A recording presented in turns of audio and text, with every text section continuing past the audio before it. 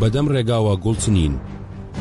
بەدەم ڕێگاوە گوڵچنین کتێبی چەند لاپەڕەیەک لە مێژووی ڕۆژنامەوانی کوردی 1898 1958.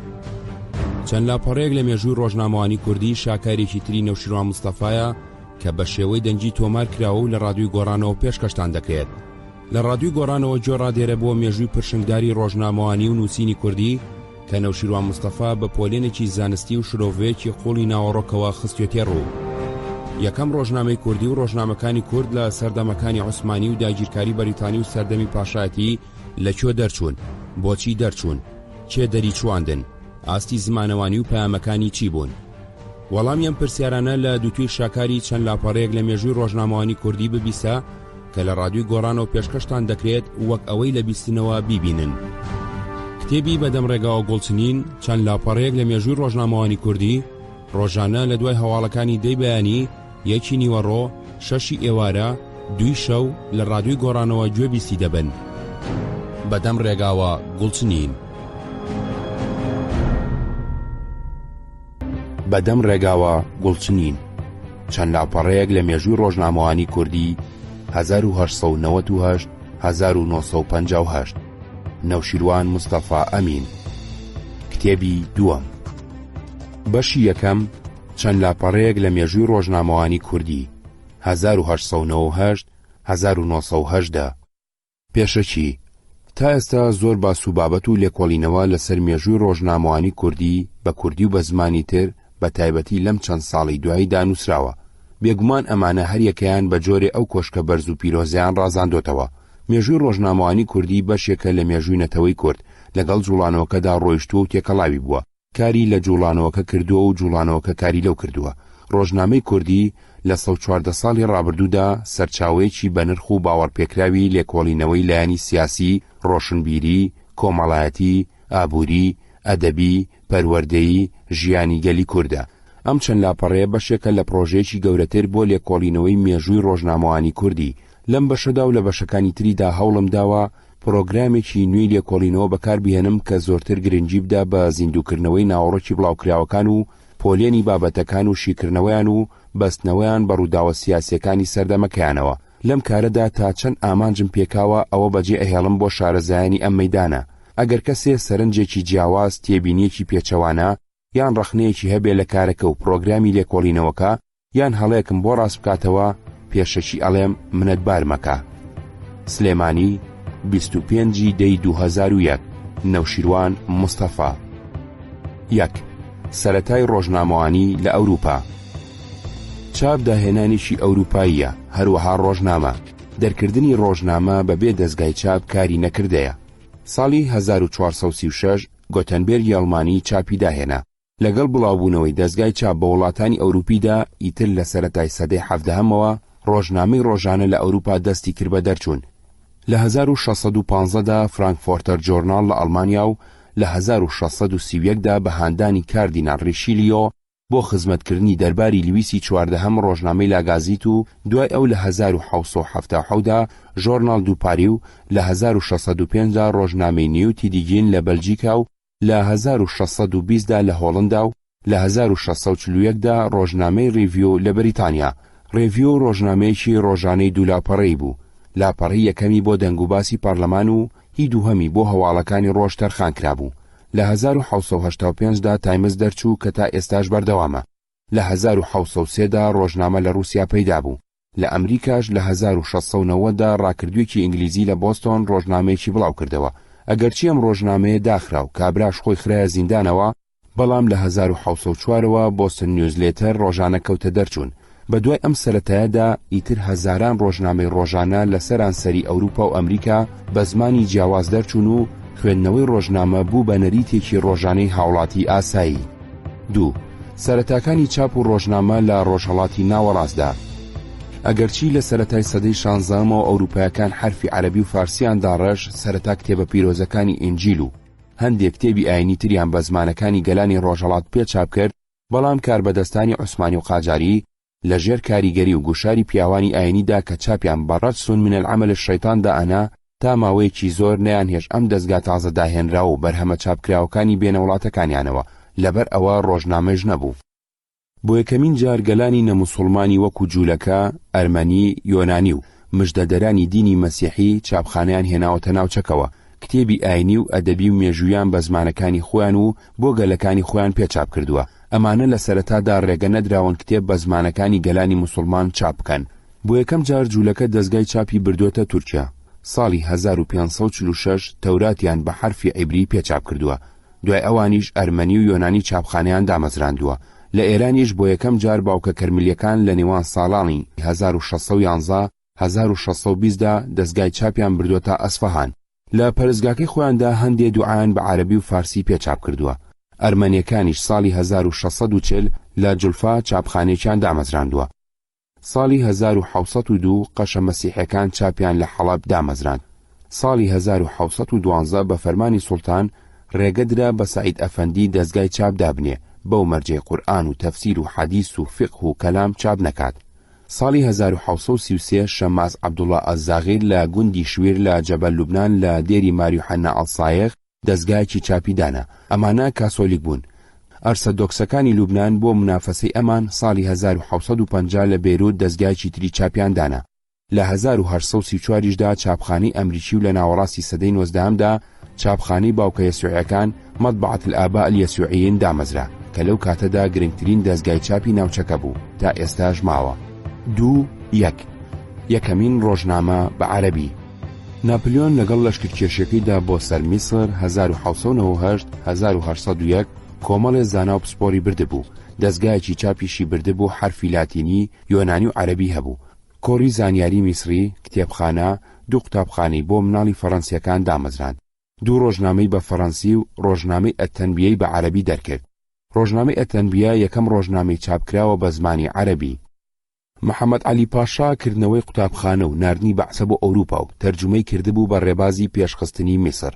لە 1821دا چاپخانە کۆنەکەی ناپلیۆنی نوێ کردەوە بە ناوی ئەلمەطبعە الئەهلیە کە پێشی ئەوترا مەطبعەت بولاق. ئەوراقی ڕسمی و حکوومەتی چابە کردو لە 1828دا کەوتە بڵاوکردنەوەی ئەلوەقائع المصریە. هونەری چاپ لە ناو موسڵماندا لە چاوگەلانی نەموسڵماندا زۆر دواکەوتووە. یەکەم چاپی حرفی عەرەبی ساڵی 1728 براوەتە ئەستەمۆڵ. ساڵی 1870 لە سەردەمی وەلیعەهد عەباس میرزادا لە تەورێز و ساڵی 1838 لە شیراز و ساڵی 1844 لە ئەسفەهان دامەزرا و ساڵی 1840 لە ورمێ مژدەدەرانی مەسیحی چاپخانەیەکی خاوەن حرفی سریانی، عەرەبی، فارسی، ئینگلیزیان دامەزراند. 2.2 یەکەمین ڕۆژنامە بە تورکی و یەکەمین ڕۆژنامە بە فارسی. یەکەمین ڕۆژنامەکە لە تورکیا بە زمانی تورکی دەرچووە تەقویمی وەقایع کە ساڵی 1831 بۆ بڵاوکردنەوەی فەرمان و هەواڵە ڕسمیەکانی بابی عالی دەرکراوە. یەکەمین ڕۆژنامە بە زمانی فارسی لە ئێران دەرنەچووە، لە هەندستان دەرچووە. ئەو سەردەمە هەندستان ژەردەستەی ئینگلیز بووە و کۆمپانیای هەندی شەرقی وڵاتەکەی بەڕێوە بردووە. هەر ئەوان چاپخانەیان بردوتە هەندستان و بۆ یەکەم جار ساڵی 1780 بە ئینگلیزی ڕۆژنامەیان لە بەنگال پێچاپ کردووە. ئەوسا زمانی فارسی لە هەندستان بەکارەهێنرا. ساڵی 1820 ڕۆژنامەی مڕاد ئەحوال بە فارسی لە کەلکەتا چاپ کراوە. بە دوای ئەویشدا چەند ڕۆژنامەیەکی فارسی دەرچوون و هەندێک ڕۆژنامەش بەشێکی بە زمانی ناوچەی خۆیان و بەشێکی بە فارسی نووسراوە. لە ئێران سەرەتای ڕۆژنامەوانی ئەگەڕێتەوە بۆ ساڵی 1837 کە میرزا ساڵحی شیرازی کاغەز ئەخباری لە تاران بۆ بڵاوکردنەوەی هەواڵی ناوخۆ و دەرەوە و هەواڵەکانی شاو، دەربار و بڕیار و ڕێنمایەکانی دەرکرد. میرزا ساڵح بۆ خوێندن نێردراوەتە لەندەن و فێری هونەری چاپ بووە. دیارە هەر ئەوێژ نیوزپەیپەی ئینگلیزی بە کاغەزی ئەخبار وەرگێڕاوە. کاغەز ئەخبار ئەگەرچی بڵاوکراوەی ڕسمی دەربار بووە بەڵام دوای چەند ساڵێ داخراوە. دەیان ساڵی پێچ و تا جارێکی تر لە سێمین ساڵی سەڵتەنەتی ناسرەدین شادا لە سەردەمی سەدارەتی مۆسلحی گەورە میرزا تەقیخانی ئەمیرکەبیردا کە دارالفنونی لە تاران دامەزراند دووەمین ڕۆژنامەی فارسی لە ئێراندا دەربچێ. هەر بە دەستپێشکەری و سەرپەرشتی ئەمیرکەبیر لە 7 شوباتی 1851دا ڕۆژنامە وەقایع ئیتیفاقیە هەفتانە وەکو ڕۆژنامەی ڕسمی حکوومەتی ئێران هەندێک جار بە 4 لاپەڕە و هەندێک جاریش بە 6 و 8 لاپەڕە بە چاپی سەنجی دەرچوو. ڕۆژنامەی وەقایع ئیتیفاقیە هەواڵی ڕووداوەکانی پایتەخت و ویلایەتەکان و هەندەران و وتاری ئەدەبی و زانستی و نرخی کەلوپەل و خۆراکی بڵاو کردوتەوە. لە پاش چەند ساڵێ ناوەکەی کراوە بە جەریدەی عیلمیەی دەوڵەتی ئێران. پێش ئەم دوو ڕۆژنامە ڕەسمیە لە قەڵەمڕەوی عوسمانی و قاجاریدا بەدەیان ڕۆژنامە بە زمانی گەلانی نەموسڵمانی ئەو وڵاتانە بە زمانەکانی ئەرمەنی، بولگاری، یۆنانی، ئاسووری، تەنانەت بە فەڕەنسی و ئینگلیزی بڵاو ئەکرانەوە. 2. یاسای ڕۆژنامەوانی. لە دەوڵەتی عوسمانیدا قانونێکی تایبەت بە ڕێخستنی ڕۆژنامەوانی نەبوو. لە هەندێک حاڵەتدا بە تایبەتی لە حاڵەتی جەنگدا وەزارەتی مەعاریف و ناوخۆ سانسۆریان نەخستە سەر ڕۆژنامەکان. ئەم وەزارەتانە بە ناوی بابی عالیەوە بڕیار و فەرمانیان دەرەکرد و مەکتوبچیان دانابوو بۆ چاودێری ڕۆژنامەکان. ئەگەر یەکی هەواڵێکی بنووسیە و بەدڵی مەکتوبچی نەبووایە لە سزای ئەوەدا فەلاقیانە کرد کە ساڵی 1858 قانونی سزادان دەرچوو. هەندێ مادەی تێدا بوو تایبەت بە ڕۆژنامەوانی.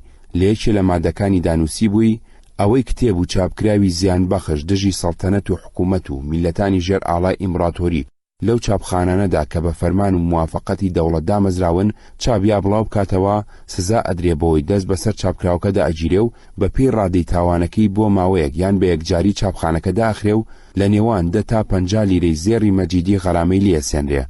ساڵی 1863 سوڵتان عەبدولعەزیز قانونێکی تایبەتی بۆ ڕێخستنی کاروباری ڕۆژنامەوانی دەرکرد کە هەندێ ئازادی سنوورداری دابوو بە ڕۆژنامەکان. بەپێی ئەم قانونە ئەبوو بۆ دەرکردنی ڕۆژنامە ئیزن لە حکوومەت وەربگیرێ.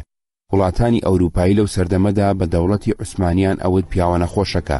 بۆ ئەوەی ئەمە بەدرۆ بخەنەوە ئەبوو ڕۆژنامەکان باسی سوڵتان و داودەزگاکانی بەچاکە بکەن و باسی کەم و کوڕی نەکەن و ڕەخنە نەگرن.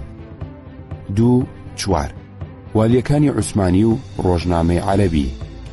دەرچوونی ڕۆژنامەی ڕەسمی حکوومەت دەرگای کردەوە بۆ دەرکردنی هەرچی زۆرتری ڕۆژنامە بە زمانەکانی تورکی و عەرەبی نەک هەر لە پایتەختدا بەڵکو لە ناوەندی ویلایەتەکانیشدا. والیەکانی تورک لە ویلایەتەکانی خۆیاندا بە تایبەتی لە ویلایەتە عەرەبیەکاندا ئەوانیش دەستگای چاپیاندا ئەمەزراند و ڕۆژنامەی ڕەسمیان بە تورکی و عەرەبی دەرەکرد.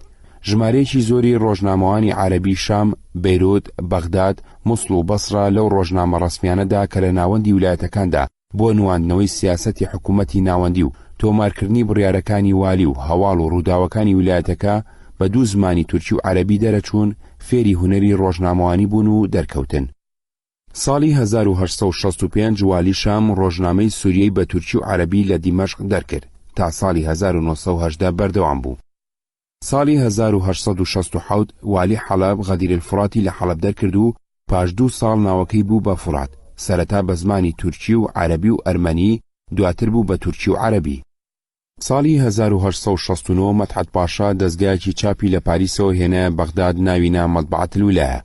لە 15 حوزەیرانی 1869 دا یەکەمین ژمارەی ئەزەورائی بە 4 لاپەڕە، 2 لاپەڕەی بە تورکی و 2 لاپەڕەی بە عەرەبی پێدەرکرد. سەرنووسەرەکەی ڕۆژنامەوانی تورک ئەحمەد مەدحەت ئەفەندی بوو. ئەزەورا یەکێکە لە ناوەکانی شاری بەغداد. ئەزەورا هەفتەی جارێک بڵاوەکرایەوە تا داگیرکردنی بەغداد لەلایەن ئینگلیزەوە 1970 لە ماوەی 49 ساڵدا 2606 ژماری لێ دەرچووە. لە هەندێک ژمارەی زەورادا هەواڵی کوردستان بڵاوکراوەتەوە. ساڵی 1885 کاربەدەستانی عوسمانی بە تورکی و عەرەبی جەریدەی ئەلموسڵیان لە موسڵ دەرکرد. ساڵی 1895 کاربەدەستانی عوسمانی بە تورکی و عەرەبی جەریدەی ئەلبەسڕایان لە بەسڕا دەرکرد. 2. ڕۆژنامەی ئەهلی. یەکەم ڕۆژنامەی عەرەبی زمان کە لە ئەستەمبوڵ دەرچوو ساڵی 1855 ڕۆژنامەی مەڕات الأحوال بوو کە ڕزقڵڵا حەسوون حەلەبی دەری کرد. بە دوای ئەوەدا لە قاهیرە لە 1857 دا ئەسکەندەر شەلهوب بۆ خۆشناوکردنی سوڵتان و بەدناوکردنی خدێوی ئەلسەڵتەنە و خەلیل خوری لوبنانی 1858 دا لە بەیروت حەدیقەت الئەخبار و کۆن ڕەشید دەحداح لە پاریس بەرجیس پاریسیان دەرکرد. ئەگەرچی ڕۆژنامە بە زمانەکانی تورکی، عەرەبی، فارسی، یۆنانی، ئەرمەنی تەنانەت بە ئینگلیزی و فەڕەنسی دەرەچوو کەچی کوردی لە ڕیزی ئەمانەدا بەشی نەبوو. نە هیچ والیەکردی بە زمانی دووەمی ڕۆژنامەی ویلایەتەکەی و نە ڕێگەشیان بە ڕۆشنبیرانی کووردا لە تورکیا ڕۆژنامە بە کوردی بڵاو بکەنەوە. 3. سوڵتان عەبدولحەمید و ڕۆژنامەوانی. کە عەبدولحەمید هاتە سەرتەختی سەڵتەنەت ئەو ئازادیە سنوورداری کە ڕۆژنامەکان هەیان بوو زیاتر کۆت و پەیوەند کرد. گرتن و ڕاونان و کوشتن و دزی و بەرتیلخۆری زۆر زیادی کرد. عەبدولحەمید کە لەبەر زۆرداری و خوێنڕێژی ناونرا بوو سوڵتانی سوور ڕەنگە یەکێ لە باشترین وەسفەکانی ئەو سەردەمە بۆی لە قەسیدە بەناوبانگەکەی حاجی قادری کۆیدا بخوێنینەوە کە لە سەرەتاکەیدا ئەڵێ: قسەیەکم هەیە دەیکەم مەڵێ بێ تەجروبەیە، باوجودی ئەوی نادانە لە لای وەک گەمەیە. اینجا ئەڵێ حاکمی ڕێگری مەعموریە قازی دزی ڕۆژ وزەرا و وکەلا گورگە ڕەعیەت گەلەیە.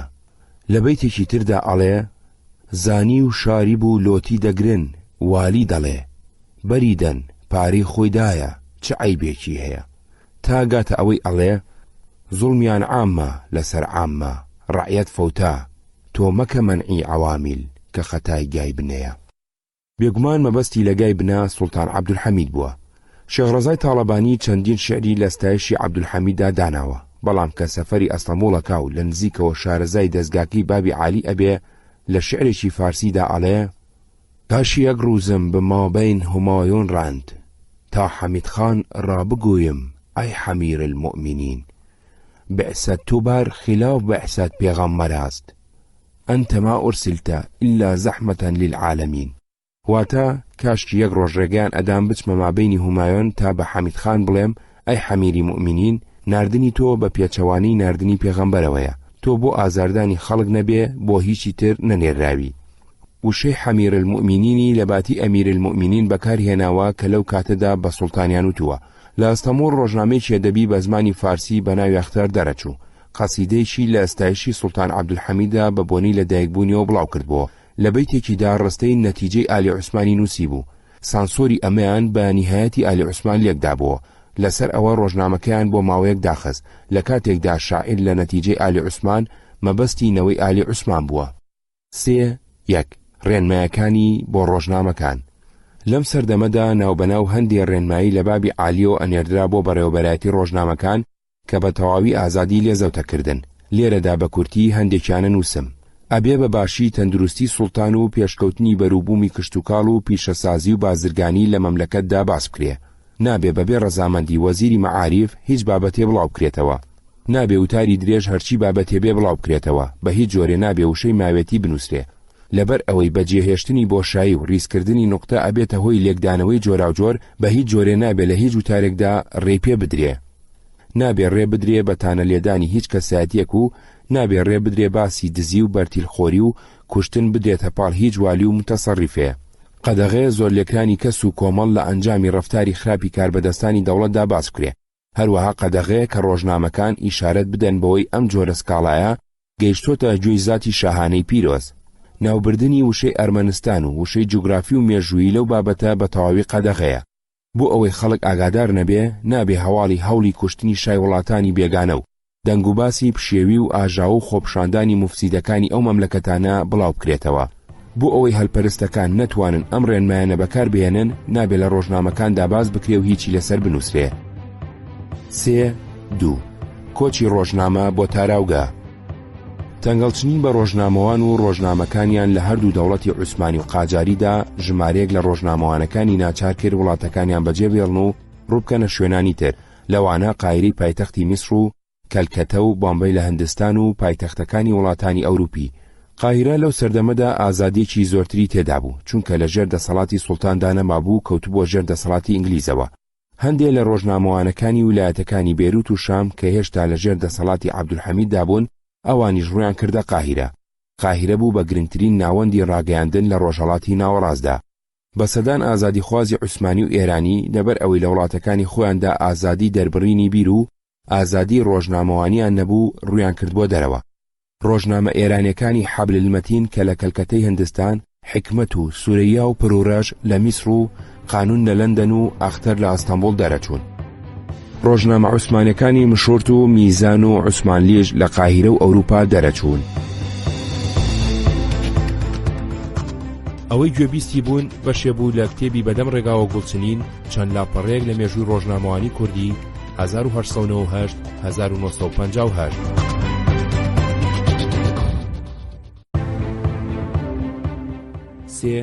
سێ کوردستان یەکەمین ڕۆژنامەی کوردی.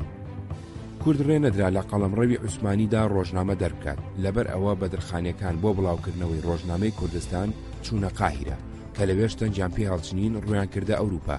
یەکەمین ڕۆژنامە بە زمانی عەرەبی ناپلیۆن لە قاهیرە و یەکەمین ڕۆژنامە بە زمانی تورکی لە ئەستەمبوڵ بابی عالی و یەکەمین ڕۆژنامە بە زمانی فارسی لە ئێران دەرباری قاجار دەریان کردووە. بەڵام یەکەمین ڕۆژنامە بە زمانی کوردی کوڕی بنەماڵەیەکی زۆر لێکراو بەڵام شۆڕژگەڕ و گەورە بە پارەی خۆی لە وڵاتێکداکەی خۆی نەبووە دەری کردووە. ژمارەی یەکەمی غەزەتەی کوردستان لە 22 نیسانی 1898دا لە قاهیرە لەلایەن میقداد مەدحەتبەجی کوڕی بەدرخان پاشاوە دەرکراوە کە ئەم بەهۆی نەخۆشیەوە دەست لە کارەکەی هەڵەگرێ. عەبدوڕەحمان بەجی برای درێژە بە دەرکردنی ئەدا و لە تاو تەنگ پێ هەڵچنینی پیاوەکانی سوڵتان عەبدولحەمید گواستوێتیەوە بۆ جنێفی سویسرا و فۆڵکستۆن لە بەریتانیا تا ساڵی 1902 بە هەمووی 31 ژمارەی لێ دەرچووە. 4. کورد و ئینقیلابی مەشروطەی ئێران 1905.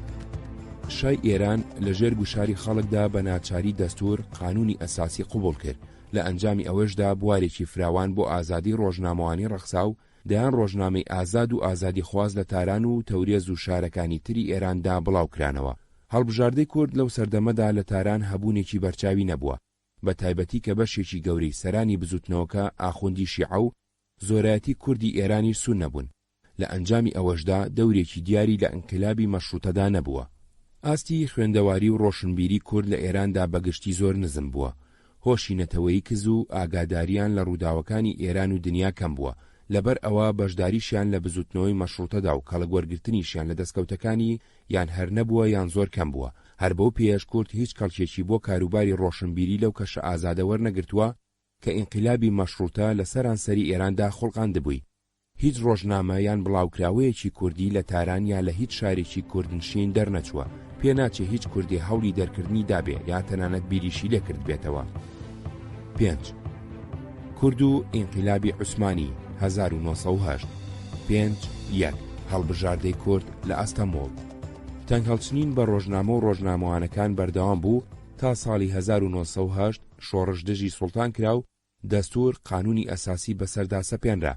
داوای هەموو ئازادی خوازانی عوسمانی سەرەڕای جیاوازی نەتەوەییان بریتی بوو لە حڕیەت، عەدالەت، ئوخوەت. ئینقیلابی عوسمانیش هەر لە ژێر ئەم دروشمانەدا ڕوویدا کە دروشمەکانی شۆڕشی فەڕەنسی بوون. سەرەتا خەڵک بە ئازادی شاد بوون، ئازادی ڕۆژنامەوانیش دابینکرا، کوردیش کەڵکی لەم ئازادیە وەرگرت. هەر لەو کاتەوە کە میرایەتیە کوردەکان ڕوخێنران، بابی عالی زۆری منداڵی میر و مەزنەکانی کوردی بە زۆر بێر لە ئەستەمبۆڵ داینیشاندن. زۆر لەمانە چوونە بەر خوێندن و پیاوی گەورەیان تێدا هەڵکەوت و پلە و پایی بەرزیان لە دەستگاکانی دەوڵەتدا وەرگرت.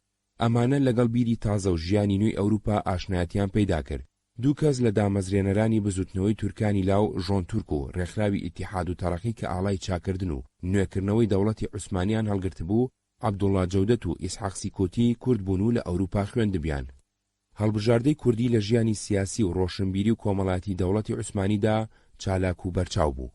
لەبەر ئەوە کە ئینقیلابی عوسمانی بوو، جگەلەوەی کورد لە مەجلیسی مەبعوسان و مەجلیسی ئەعیان و لە وەزارەتدا بەشدار بوون، هەڵبژاردەی کوردیش لە ئەستەمبۆڵ کەوتە چالاکی بۆ سەلماندنی مافی نەتەوەی کورد. ڕێکخراوی سیاسی، کۆمەڵایەتی، ڕۆشنبیری تایبەتی خۆیان دامەزران، قوتابخانەی کوردیان کردەوە، ڕۆژنامە و گۆڤاریان دەرکرد. ئەوەی جێگەی سەرنجە هەموو ئەو ڕۆژنامە و گۆڤارانی لەم ماوەیەدا دەرچوون، ناوی کوردستان یان کوردیان پێوەیە. ئەوەیش نیشانەی هەوڵدانە بۆ سەلماندنی نازنامەی نەتەوەی گەلی کورد و جیاکردنەوەی لە نەتەوەکانی تری عوسمانی. 5.2. قانونی چاپەمەنی عوسمانی. ئیتیحادیەکان دوای ڕاگەیاندنی مەشروطیەت لە 16 تەموزی 1325 ڕۆمی 29 حوتی 1909دا قانونی چاپەمەنیان دەرکرد کە تا ساڵی 1931 بە هەندێ دەستکاریەوە لە عێراق کاری پێکراوە. یاساکە لە 4 فەسڵ پێگات بوو. فەسڵی یەکەم 7 مادەیە، تەرخانە بۆ چۆنێتی بڵاوکردنەوە. فەسڵی دووەم 7 مادەیە، تەرخانە بۆ حکومەکانی سزادان. فەسڵی سێم 6 مادەیە، تەرخانە بۆ زەم و جنێو. فەسڵی چوارەم 3 مادەیە، تەرخانە بۆ بابەتی جیاجیا. لە فەسڵی یەکەمدا کە تەرخانە بۆ چۆنێتی بڵاوکردنەوە، لە مادەی یەکدا دایناوە ئەبێ هەموو ڕۆژنامەیە گۆڤارێکی ڕۆژنامە و هەموو کاتنامەیەک بەڕێوەبەرێکی بەرپرسیە بێ و لە مادەی دوودا کردوێتی بەمەرج کە بەڕێوەبەرێکی بەرپرس ئەبێ هاوڵاتی عوسمانی بێ و 21 ساڵی تەواو کردی بێ و هیچ لەکێکی ئەخلاقی و یاسایی بەدواو نەبێ و دەرچووی قوتابخانەیەکی بەرز یا خاوەن بڕوانامەی قوتابخانەی ئامادەی بێ. خاوەنی ئیمتیازی بڵاوکراوی سیاسی ڕۆژانە لە ئاستانە ئەبێ 500 لیرە و لە ویلایەتەکاندا 100 لیرە، بۆ کاتنامەی سیاسی لە ئاستانە 200 لیرە و لە ویلایەتەکاندا 50 لیرە بارمتەدا بنێ. ئەم مادەیە کۆسپێکی گەورەی لە بەردەم ڕۆشنبیرانی کووردا دروست کرد. ئەوانەی ڕۆژی کورد و بانجی کوردیان دەرکرد لەبەر ئەوەی ئەو تەئمینەیان پێدابین نەکرا نەیانتوانی ڕۆژنامەیە کاتنامەی سیاسی دەربکەن. مادەی 3 ئەڵێ ئەوی بیەوێ ڕۆژنامە و گۆڤاری ڕۆژانە یا کاتنامە دەربکات ئەبێ داواکاریەک بە ئیمزای خۆی و بەڕێوەبەری بەرپرس بداتە وەزارەتی ناوخۆ لە ئاستانە یا والی و متەسەڕیفەکان لە ویلایەتەکان، ناونیشانی بڵاوکراوەکە و شوێن و کات و زمان و بابەتەکانی و ناو و شوهرەت و تەمەن و شوێنی ژیان و جنسی داواکار و بەڕێوەبەری بەرپرسی تێدا بێ. مادەی 4 ئەڵێ ئەوی بەبێ ئەو داواکاری پێش و ڕۆژنامەیە گۆڤار بڵاو بکاتەوە دادگا 5 تا 50 لیرەی لێسەنێ و ئەگەر دووبارەی کردەوە بەدە تا 100 لیرە غەرامە یا 24 سەعات تامانجێک زیندانیکردن سزا ئەدرێ. مادەی 5 ئەڵێ جەریدە و گۆڤاری ڕۆژانە و کاتنامە موڵکی خاوەنەکەیەتی و ئەشێ مڵکایەتیەکەی بە یەکێکی تر ببەخشێ. ئەگەر خاوەنەکەی مرد ئەبێتە موڵکی میراتگرەکانی. ئەگەر خاوەن ڕۆژنامە مرد و خۆی بەڕێوەبەری بەرپرس بوو بێ میراتگرەکانی ئەتوانن درێژە بە دەرچوونی بدەن ئەگەر بەڕێوەبەرێکی بەرپرسیاندانە مەرجە قانونیەکانی تێدا بێ. مادەی 6 ئەڵێ نابێ ناوی جەریدەیە گۆڤاری کاتنامە بە جۆرێ بێ کە ببێتە هۆی سەرلێتێکدان. ئەشێ ناوی ڕۆژنامەیەکی داخرا و دوای 15 ساڵ بەکار بێنرێ ئەگەر ڕۆژنامەکە بەردەوام ساڵێک دەرچوو بێ. مادەی 7 ئەڵێ ئەگەر بەڕێوەبەری بەرپرس دەستی کێشایەوە یا مرد یا حکمی بەسەردا دراو لە بەڕێوەبەرێتی کەوت یان ئەگەر زانیاریەکانی مادەی 3 گۆڕانکاریان بەسەر داهات ئەبێ ئەو پەڕەکەی لە ماوەی 5 ڕۆژدا ئەم هەواڵە بدرێتە لایەنی بەرپرس. ئەگەر درێژەی بە دەرچووندا و پەیڕەوی ئەم مەرجانەی نەکرد مادەی 4 ئەیگرێتەوە. مادەی 7 ئەڵێ سزای قانونی بەهۆی ناوەڕۆکی بڵاوکراوەکەوە یەکەم بەڕێوەبەری بەرپرس یان نوێنەرەکەی ئەگرێتەوە و دووەم نووسەرەکەی و سێم چاپکەرەکەی و چوارەم فرۆشیار و بڵاوکەرەوەکانی. مادەی 23 ئەڵێ ئەشێ بڵاوکراوەکە بە بڕیاری ئەنجومەنی وەزیران بۆ ماوەیەکدا بخرێ ئەگەر شتێ بڵاو بکاتەوە کە ئاسایشی ناوخۆ یا هیدەرەوەی دەوڵەت تێک بدا. ئەم مادەیە بیانوێکی باشیدا بۆ دەستکار بەدەستان بۆ داخستنی هەر ڕۆژنامەیە کە لەگەڵ سیاسەتی ئەواندا نەگونجێ. دوای ئەمە یاسایەکی تر بڵاو کرایەوە لە ڕۆژنامە و گۆڤارەکاندا نووسینی لە کارمەندانی سوپا بەگشتی قەدەغە کرد. یاسای چاپەمەنی تا هەڵگیرسانی یەکەمین جەنگی جیانی 5 جار دەستکاری کراوە. 6 کاتنامە کوردیەکان 6.1 کوردستان ئەستەمۆڵ 1908 خولی دووەمی درێژە پێدانی یەکەمین جەریدەی کوردی کوردستان 1898-1902 بووە. سورەیا بەدرخان ساڵی 1908 لە ئەستەمۆڵ دەری کردووە. وەکو لە سەروتاری یەکەمین ژمارەی خولی سێمینی کوردستان دانووسراوە ئەم ڕۆژنامەیە بەردەوام بوو تا مەحموود شەوکەت پاشا لە نیسانی 1909دا بە لەشکرەوە چوە ناو شاری ئەستەمۆڵ و کودەتای کرد و ژمارەیەکی زۆر لە نایارەکانی خستە زیندانەوە، لەوانە سورەیا بەدرخان و ڕۆژنامەکەیان داخست. تا ئێستا هیچ ژمارەیەکی ئەم ڕۆژنامەیە لە بەردەستدانیە. 6.2 کورد تەعاون و تەرەقی غەزەتەسی ئەستەمۆڵ 1908 غەزەتەیەکی کوردی تورکی بووە. ساڵی 1908 جەمعیەتی تەعاون و تەرەقی کورد تەعاون و تەرەقی جەمعیەتی لە ئەستەمۆڵ دەری کردووە. جەمعیەتی تەعاون و تەرەقی کورد دوای ئینقیلابی عوسمانی ساڵی 1908 لە کۆبوونەوەی هەڵبژاردەی کوردەکانی ئەستەمۆڵ لە شەمزینی و بەدرخانی و بابانی بە سەرۆکایەتی شێخ عەبدولقادری شەمزینی دامەزرا بۆ سەلماندنی مافی نەتەوەی کورد لە ناو چوارچێوەی جامیعەی عوسمانیدا. ئیتیحادەکان کە سیاسەتی تورکاندنیان بەرامبەر نەتەوە نەتورکەکان گرتبوو ڕێکخراوەکەیان قەدەغە کرد و ڕۆژنامەکەیان داخست و چالاکەکانیان گرت و دایانن بە دادگا. دوای جەریدەی کوردستان ئەمە دووەمین غەزەتەی کوردی و یەکەمین بڵاوکراوەی کوردیە کە لە ئەستەمۆڵ دەرچوو بێ. کوردستان هەمووی بە کرمانجی سەر و نووسراوە، بەڵام ئەم بە هەردوو لاجەی سەر و خوار و نووسینی بڵاو کردوێتەوە. نووسەرەکانیشی سلێمانێی و هەولێری و دیاربەکری و هەکاری تێدا بووە. ژمارەی یەکەمی لە 11 زیلقعدەی 1326 کۆچی 22 تشرینی دووەمی 1324 ڕۆمی کە ئەکاتە 22 تشرینی دووەمی 1970دا دەرچووە. دواژماری کە نۆهەمە لە 8 محەڕەمی 1327 کۆچی حەڤەی کانونی دووەمی 1324 ڕۆمی کە ئەکاتە حەڤەی کانونی دووەمی 1909 دەرچووە و ئیتر داخراوە. بەسەر یەکەوە هەمووی 88 لاپەڕەیە. خاوەنی ئیمتیاز و بەڕێوەبەری سلێمانیەلی تەوفیق پیرەمێرد 1860-1950 و سەرنووسەرەکەی ئەحمەد جەمیل دیاربەکری 1872-1941 بووە. لەم بەشەدا لێکۆڵینەوەیەکی تایبەتی لەسەر ئەم غەزەتەیە نووسراوە. 6.3 ڕۆژی کورد ئەستەمۆڵ 1913 جەمعیەتی هێڤی کە کۆمەڵەیەکی خوێندکاری بووە ساڵی 1913 لە ئەستەمۆڵ بە کوردی تورکی دەری کردووە. خاوەنی ئیمتیاز و بەڕێوەبەری بەرپرس عەبدولکەریمی حاجی عەبدوڵای کەرکووکلیزادە عەبدولکەریم سلێمانی بووە. ژمارەیەکی لە 6 حوزەیرانی 1329 ڕۆمی، ژمارە 4 کە دوا ژمارەیەتی لە 30 ئاغۆستۆس ئابی 1329 1913دا دەرچووە. لەسەر بەرگی ژمارەیەک وێنەی سەلاحەدینی ئەیوبی و لەسەر بەرگی ژمارە 2 وێنەی کەریمخانی زەند و لەسەر بەرگی ژمارە 3 وێنەی بەدرخانی حسێن کەنعان پاشا و لەسەر بەرگی ژمارە 4 وێنەی شاری ئەرزڕومی چاپ کردووە. لە بەشی کوردیدا بە هەردوو زاراوی کرمانجی خوار و کرمانجی سەر و وتار و شعریان نووسیوە. ئیتیحادەکان پاش چەند ژمارەیەک دایان خستووە. لەم بەشەدا لێکۆڵینەوەیەکی تایبەتی لەسەر ئەم غەزەتەیە نووسراوە. 6.4 هەتاوی کورد ئەستەمۆڵ 1913 کە ڕۆژی کورد داخراوە جەمعیەتی هێوی بە ناوی هەتاوی کوردەوە دەریان کردوتەوە. ئەم جاریان عەبدولعەزیز بابان خاوەنی ئیمتیازی و بەڕێوەبەری بەرپرسی بووە. ژمارەیەکی لە 23 زیلقعدەی 1330 کۆچی 11 تشرینی یەکەمی 1329 ڕۆمی تشرینی یەکەمی 1913 زاین لە ئەستەمبوڵ دەرچووە. ژمارەدەی لە 9 شەعبانی 1332 کۆچی 20 حوزەیرانی 1330 ڕۆمی حوزەیرانی 1914 زاین دەرچووە. تا ژمارە 3 یەکی 32 لاپەڕە و مانگانە بووە. لەوە بەدووا تا ژمارەدەی 16 لاپەڕە و نیومانجی بووە. بەهۆی هەڵگیرسانی جەنگەوە داخراوە. لەم بەشەدا لێکۆڵینەوەیکی تایبەتی لەسەر ئەم غەزەتەیە نووسراوە. 6.5 بانگی کورد بەغدا 1914 بڵاوکراوەیەکی کوردی تورکی نیومانجی بووە. جەمالەدین بابان لە بەغدا دەری کردووە. ژمارەیەکی لە 26 کانونی دووەمی 1329 ڕۆمی 1914 زاین و ژمارە 4 لە 24 مارتی 1330دا دەرچووە. بە هەر چوار ژمارەکەینەوە 6 لاپەڕێ لەگەڵ هەڵگیرسانی یەکەمین جەنگی جیهانیدا ڕاوەستاوە. لەم بەشەدا لێکۆڵینەوەیەکی تایبەتی لەسەر ئەم غەزەتەیە نووسراوە. 7 هەڵگیرسانی جەنگ و ڕاوەستانی چالاکی ڕۆژنامەوانی کوردی. هەندێک لەم ڕێکخراوە ڕۆژنامانە بە پچڕپچڕی لە چالاکیدا بوون تا هەڵگیرسانی یەکەمین جەنگی جیهانی. لەبەر ئەوەی هەموو ئەوانەی لەم ڕێکخراوانەدا کاریانەکە ڕاپێچ کران بۆ مەیدانەکانی جەنگ لە چالاکی کەوتن و ئیتر لە سنووری قەڵەمڕەوی عوسمانیدا تا کۆتایی جەنگ هیچ ڕۆژنامە و گۆڤارێ بە زمانی کوردی دەرنەچووە.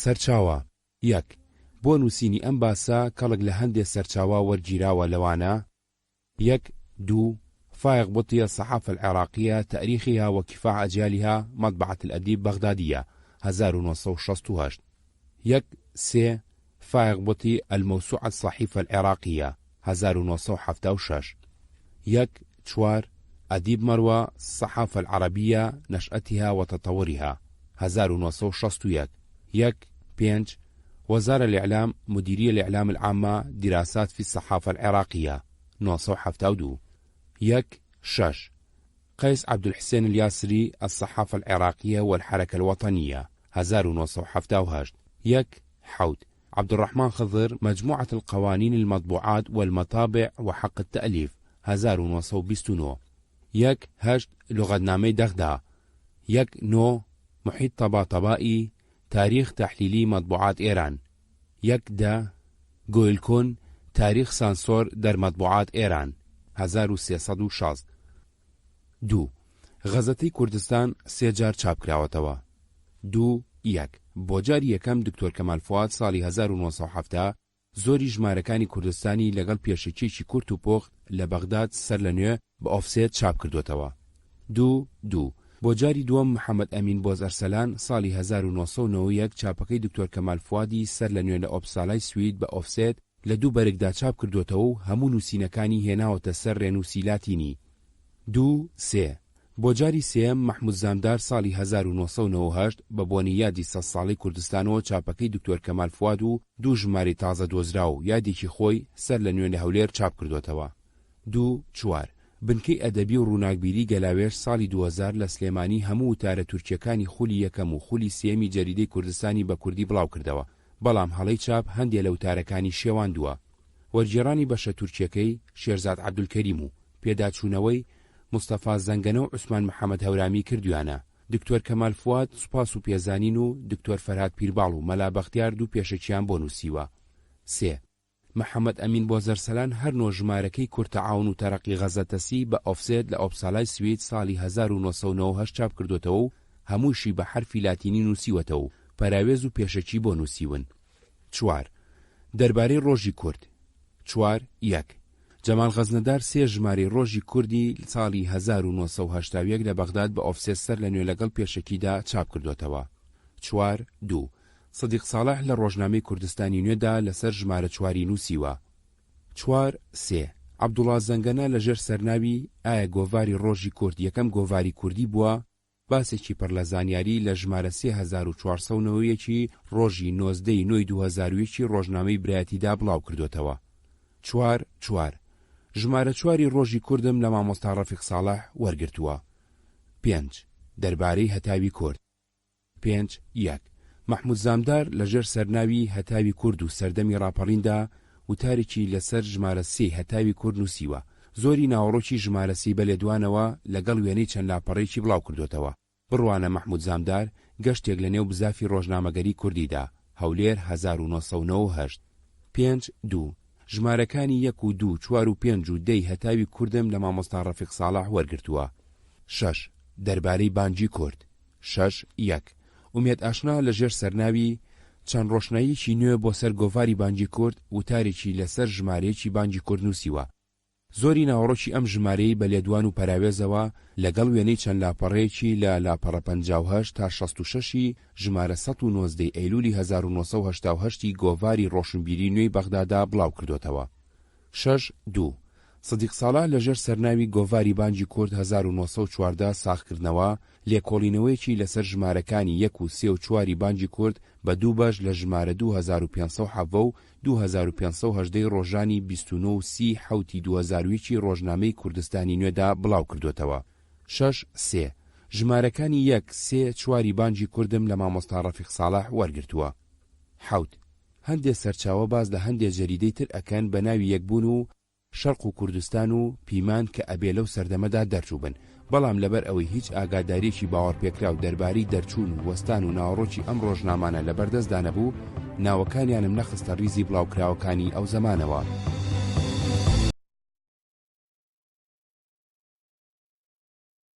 گەڕایەوە ئیستانبول. لە ئیستانبول نەیتوانی جەریدەکەی دەربکە چونکە پیاوە گەورەکانی دەوری خونکار هەموو خائین و بێ ئەسڵ و نەسەبن، نەیاری جوانمەردانن. یەکێکیان ناوی ئەبولهودایە، لە هەمویان زیاتر نەیاری ماڵی بەدرخان بەگا. ئەو نەیاری هەموو کوردانە، ناوی باش لە کورد بنێی ئەو خونکارە خەڵەتێنێ. بەڕاستی ئەو ئەبولهودانیە و ئەبوزیلالە لە فسق و حەسەددا بێهەڤاڵە. ئەو ناهێڵێ کوڕانی بەدرخانبەگ جەریدەیەکی وەها دەربکەن ببێتە مای باشی کوردان. منیش کە کوڕی بەدرخانبەگم لەبەر تەعەسسوب و حەمیەتی خۆم لە مولکی خونکار دەرچووم. هاتمە دیاری غەریبی تا ئەم خزمەتە بە وەتەن و میلەتەکەی خۆم کەم. لە کەرەمی خوا هیوادارم کە کوردیش بەهۆی ئەم جەریدەیەوە لە خەوی گرانی چەند ساڵەی هۆشیار بێتەوە. اینجا باسی ئەوەکە کە جەریدەکەی بە نامەیەکەوە ناردووە بۆ خونکار، لە نامەکەی دابۆی نووسیوە چونکە ئەو نەیهێشتووە براکەی لە مولکی ئەودا جەریدەکەی دەربکە، ئەم لە مولکی سوڵتان دەرچووە تا بەهۆی ئەم جەریدەیەوە خەبات بکە بۆ چاکەی کورد. ئەم جەریدەیە خۆی بە خاوەنی پەیامێکی سیاسی زانیوە بۆ گەلی کورد، بۆیە لە لاپەڕی یەکەمی جەریدەکەدا و لە ژێر سەرناوەکەیدا نووسیوێتی هەر جاری 2000 ڕۆژنامە بە خۆڕایی ڕەوانەی کوردستان ئەکات تا بیدەن بە خەڵک و لە وتارێکی تردا لە ژمارە 26دا ئەڵێ ئێوە ئەزانن من کوڕی ئەو پیاوەم کە بەشیر بۆ سەعادەتی ئێوە غیرەتی زۆری نواند، منیش ئەمڕۆ بە موقتەزای زەمان بە قەڵەم ئەو خزمەتە ئیفاکەم بۆ چاوترساندن و دەستەمۆکردنی ئەو ڕەحمانبەک 5 لە براکانی ئەمین، عەلی، موراد، حەسەن، کامیل لە ئەستەمۆڵ گیران سوکایەتیان پێکردون و ئەشکەنجیان داون. لە عەرز و حاڵێکی کراوەدا کە بۆ سوڵتانی نووسیوە لە ژمارە 7دا بڵاوی کردوتەوە ئەڵێ ئەگەر مەبەست لە زیندانی کردن و ئەشکەنجەدانی ئەو برایانم بەو شێوەیە بۆ بەلاوەنانی بیر و باوەڕ و عەزم و گەڕاندنەوەم بێت بۆ ئەستانبۆڵ، قەسەم بەخودا ئەو تەکبیرە لە بەهێزترکردنی عەزم و خۆڕاگرین بەولاوە هیچی تر نابێت. شێر هەرچەندە بریندار بێت چەنگی تونند و تیشتر دەبێت. 2 مەبەست لە دەرکردنی سورەیا بەدرخان لە سەروتاری یەکەمین ژمارەی سێمین خولی جەریدەی کوردستاندا 1970 کە ئەویش هەر لە قاهیرە دەرچووە، چیرۆکی دەرکردنی یەکەمین ڕۆژنامەی کوردستان بەم جۆرە ئەجێڕێتەوە. هەموو سوڵتانەکانی تورک نەتەنیا لە وڵاتی کورد هیچ کارێکی باشیان نەکرد، وڵاتی تورک یعنی وڵاتی ئێمەشیان خراپ کرد. لە زمانی میرانی کووردا لە وڵاتی کورد هەموو شتێکی باشە بوو، بەرەبەرە هەمووی خراپ بوو.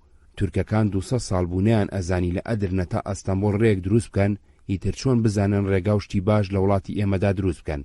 پێش 200 ساڵ حاڵی وڵاتی ئێمە لە ئێستا خراپتر نەبوو. پادشاهانی عوسمانی بینیان بە باشی ناتوانن وڵات بگرن، تۆی خراپەیان فرێدایە ناومانەوە.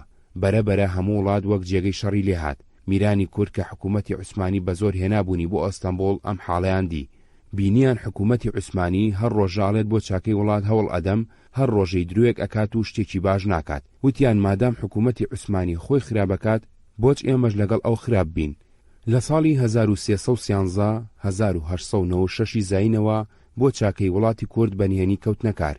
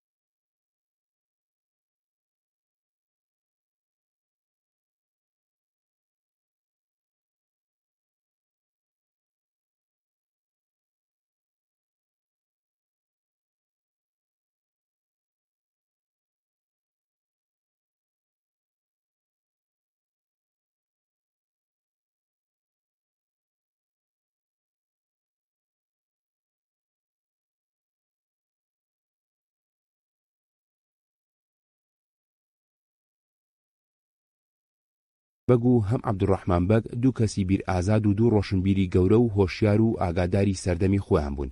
بڵاوکەرەوەکانی ئەم ڕۆژنامەیە پیان وابووە پەیامێکی پیرۆزیان بۆ نەتەوەکەیان پێیە لە ڕێگەی ئەم ڕۆژنامەیەوە پێڕاگەێنن. کاتێک کە فەرمایشتە بەناوبانگەکەی پێغەمبەر كلكم راع وكلكم مسؤول عن رعيته ئەکا بە ناونیشانی سەروتاری ژمارەسەی ڕۆژنامەکە و نووسیوێتی، ئەمەش لە حەدیسی كلكم راع بەدەردەکەوێت کە منیش بەم فەرمودەی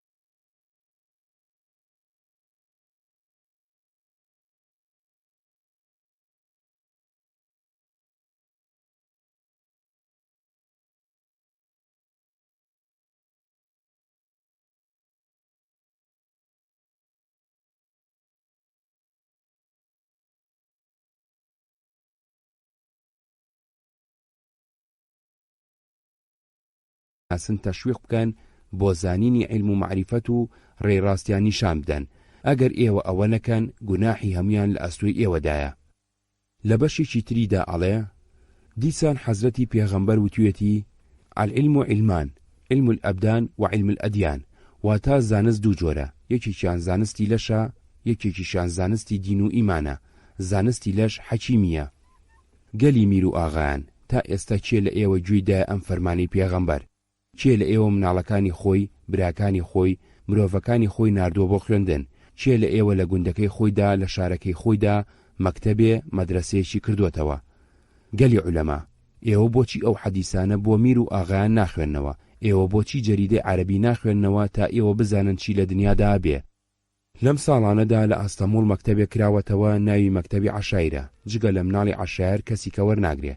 لە بەغدا و شام و لە یەمەنەوە شەممەر و عەنەزا هەمویان مناڵی خۆیان ئەنێرن بۆ ئەستەمبوڵ لە مەکتەبی عەشایردا بخوێنن. هەر ساڵ 2 مانگ ئەچنەوە ماڵی خۆیان، پاشان دێنەوە لە 6-7 ساڵاندا زانای باشیان تێدا هەڵەکەوێ و ئەچنەوە گوند و شارەکانی خۆیان. دەوڵەت هەمومان جێپارەیان ئەداتێ و ئەبن بە مەئمور، هێدی ئەبن بە متەسەریف و والی. گەلی میر و ئاغایان، گوناهی مناڵەکانتان لە ئەستوی ئێوەدایە. ئێوەش مناڵەکانتان بنێرن بۆ خوێندن دەوڵەمەند بن. لە گوندەکاندا مەکتەب بکەنەوە، لە ڕێی خوادا خێر بکەن. لە جێیشی تردا ئەنووسێ من زۆر شوێن گەڕاوم، ئێستاش لە میسرم. لە هەموو جێیەک مناڵی چەرکەس و ئەرناود و عەرەب ئەبینم کە باوک و براکانیان ئەیان نێرن بۆ مەکتەب پیانە خوێنن. لە میسر لە جامیعەی ئەزهەر تووشی هەندێک کوردی سۆران بووم، هەندێکیان کەرکووکین و هەندێکیان هیلای سلێمانین. هەموو ئەخوێنن، بەڵام من هیچ جارێک و لە هیچ کوێیەک تووشی خەڵکی بۆتان، غەرزان، شیروان، هەکاری نەبووم. لە هیچ مەکتەبێکدا تووشی مرۆڤی خێڵەکی کورد نەبووم. من چەند جار تووشی پیاوی ئەم عەشیرەتانە ئەبم، هەمویان ڕەنجبەرن، هەژارن، ڕەبەنن، سنعەتێک و هونەرێک نازانن. بۆ ئەوەی کورد هام بدا بە مناڵەکانیان بخوێنن، چەندین وتاری درێژی نووسیوە و وتارەکانی بە ئاەتی قورئان و حەدیسی پێغەمبەر و قسەی نەستەق ڕازاندۆتەوە. لەوانە سەروتاری ژمارە 2 کە 2 لاپەڕە و نیوی جەریدەکەی گرتوتەوە، سەروتاری ژمارە 3 کە ئەویش 2 لاپەڕەی گرتوتەوە، لە ژمارە 4دا فەضیلەت العلم و لە ژمارە 5دا فەضیلەت التەعەلوم و لە ژمارە 8دا هەل یەستەوی الذین یعلمون والذین لا یعلمون، لە ژمارە 9دا ڕوتبەت العلم ئەعلی الرتب. سەیری دڵسۆزی ئەم پیاوە و سەیری ئەم ئاگاداریە. لە یەکەم ژماری جەریدەکە دانووسی بووم کە من کوڕی بەدرخان پاشام. الحەمدولیلا ئێستا ئەوی لە دنیادا ماوین 17 براین، هەموو خاوەن پلەپاین، هەمووشمان ئەخوێنین و ئەنووسین. لەناو ئێمەدا پاشا و ئەفسەری عەسکەریش هەیە. سوپاس بۆ خوا علم و معریفەت فێر بووین. هەندێکمان لە شام و هەندێکمان لە ئەستەمبوڵ و هەندێکیشمان کاربەدەستن لە وڵاتان. ئێمە لە باو باپیرانمانەوە میری بۆتان و گەورەی کورد بووین، بۆیە دەینە لەسەرمان کە خەبات بۆ چاکەی کورد بکەین. ئەبێ ئێمە وەکو مناڵی خۆمان بیر لە مناڵی کورد بکەینەوە. بۆیە لە خەڵکی کوردستان کێ مناڵی خۆی بۆ خوێندن بنێرێتە ئەستەمبوڵ، بینێرن بۆ لای براکانی من لە ئەستەمبوڵ. ئەوی بیشی نێرێ بۆ میسر، ئەبێ لە پێشەوە نامەیەکم بۆ بنێرێ لەسەری بنووسێ بمەسر نەجل مەرحوم بەدرخان پاشا مقداد مدحەت باک. ئەو کاغەزە بگاتە دەستی من، ئەبێ بزانم وەڵامی ئەم نامەیە بۆ کوێ بنێرم. بۆیە لە نامەکەدا ئەبێ شوێن و ناوی خۆی بنووسێ.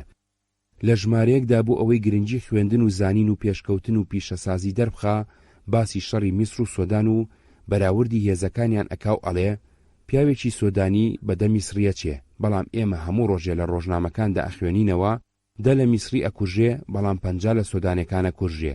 هۆی ئەمەش خەڵکی سۆدان نەخوێندەوارن، فڕوفێڵی شەڕی ئەم زەمانە نازانن، تۆپ و تفەنجی ئەم زەمانەیان نییە، هەیشیان بێ نازانن بەکاری بێنن. لە ژمارەکانی تریشدا هەمیشە کە هەواڵی شەڕ و گەلان ئەگێڕێتەوە، پێ لەسەر ئەوە داگرێ کە لەو سەردەمەدا باڵادەستی تەکنەلۆجی و پێشکەوتنی پیشەسازی و هونەر بۆ کورد پێویستە.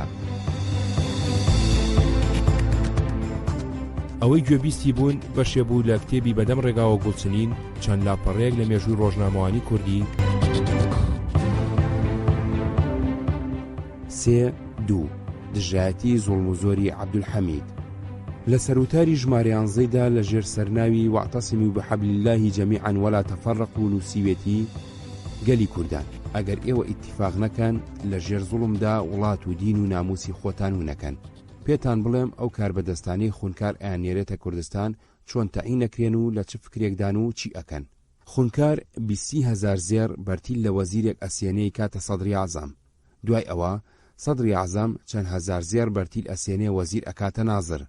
پاشان پاشایەک هەزار زێرێک بەرتیل ئەداتە سەدری عەزام ئەبێتە مەسەلەن والی دیاربەکر.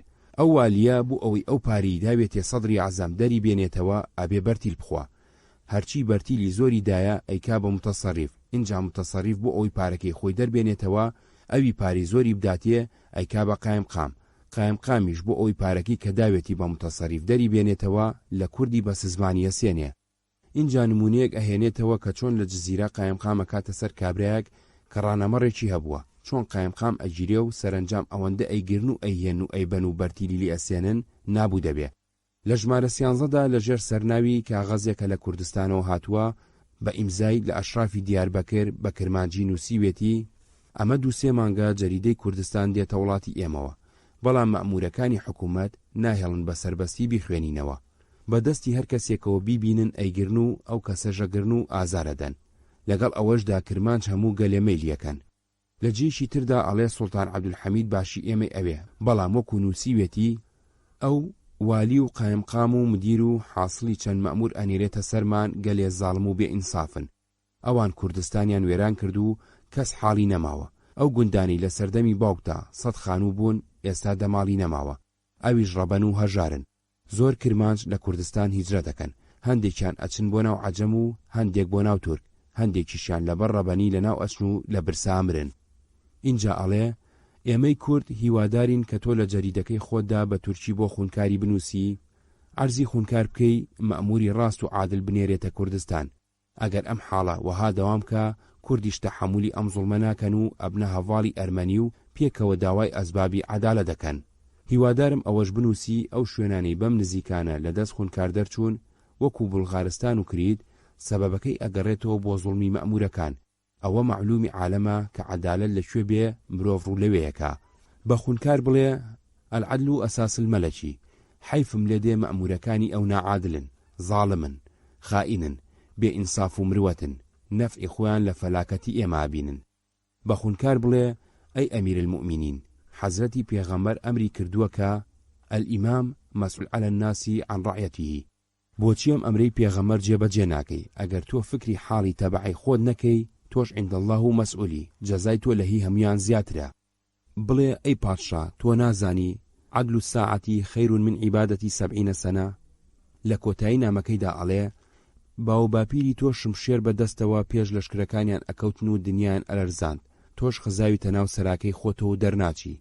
اینجا ئەڵێ سەری خۆت هەڵبڕە و نەختێ سەیری دەوروبەری خۆت بکە تا تۆ ببینی عەبدەکانی خوای تەعالا چ زوڵم و غەدرێکیان لێکرێ و چۆن ئەناڵێنن، تا تۆ ببینی چاوی هەتی و ژن چۆن باران ئەبارێنن، تا تۆ کوردستان ببینی کە وەکو جەنگیز و تەیمورپیا تێپەڕیبن یا وەکو زەلزەلە لێیدا بێ وێران بووە، لە ئاوەدانی ئەسەری نییە. ئەو ژن و مناڵ و ڕوت و برسی ماونەوە بڵێ ئەی خەلیفە، حقوقی ئەم عەبدانەی خوا بە تۆ سپێرراوە. نووسەری کوردستان سەروتاری ژمارە 13 بۆ ناوەڕۆکی ئەم نامەیە تەرخان کردووە و هەروەکو داوایان لێ کردووە بە تورکی ڕاستەوخۆ ڕووی دەمی کردوتە سوڵتان عەبدولحەمید. هەر لەم ژمارەیە داوتاریکی تری بە کرمانجی لەسەر هەمان نامە نووسیوە ڕوویدەمی ئەکاتە زانایانی کورد و داوایان لێکە خەڵک هۆشیار بکەنەوە بۆ ئەوەی زوڵم و زۆری مەئمورەکانی حکوومەت قبوڵ نەکەن و لە ڕوویاندا ڕاپەڕن. لە سەروتاری ژمارە 30دا کە بۆ باسی ئەساسی نیفاق لە کوردستاندا تەرخان کراوە ڕوونی ئەکاتەوە بەهۆی نەبوونی قانونی ئەساسی و زۆرداری خوونکار و کاربەدەستانیەوە مافی هاوڵاتیان پایەماڵ بووە و بۆتە بەهانە بۆ دەستێوەردانی دەوڵەتانی رووسیا و ئینگلیز و فەڕەنسا لە کاروباری ناوخۆی دەوڵەتی عوسمانیدا. باسی خراپیە و ئیمتیازاتە ئەکا کە بەوان و بە مسیۆنەرە مەسیحەکان دراوە، دەوری خراپی مسیۆنەرەکان ڕوونەکاتەوە. لە ژمارە 31دا 2 ریپۆرتاجی، یەکێ بە کرمانجی و یەکێ بە تورکی لەسەر کۆنگری ئازادی خوازانی عوسمانی نووسیوە. ئەم کۆنگرەیە بە سەرۆکایەتی ئەمیر سەباحەدین بەسراوە بۆ باس و لێکۆڵینەوەی دانانی ڕێوشوێنی کۆتایی هێنان بە دەسەڵاتی عەبدولحەمید. پێچی عەبدوڕەحمان بەگ چالاکانە بەشداری کۆنگرەکە بوو بێ. 3 زیندووکردنەوەی یادی مەدحەت پاشا. لە ژمارە 21دا بە زمانی تورکی بابەتێکی لەسەر مەدحەت پاشا و هەڵاتنی کوڕەکەی نووسیوە.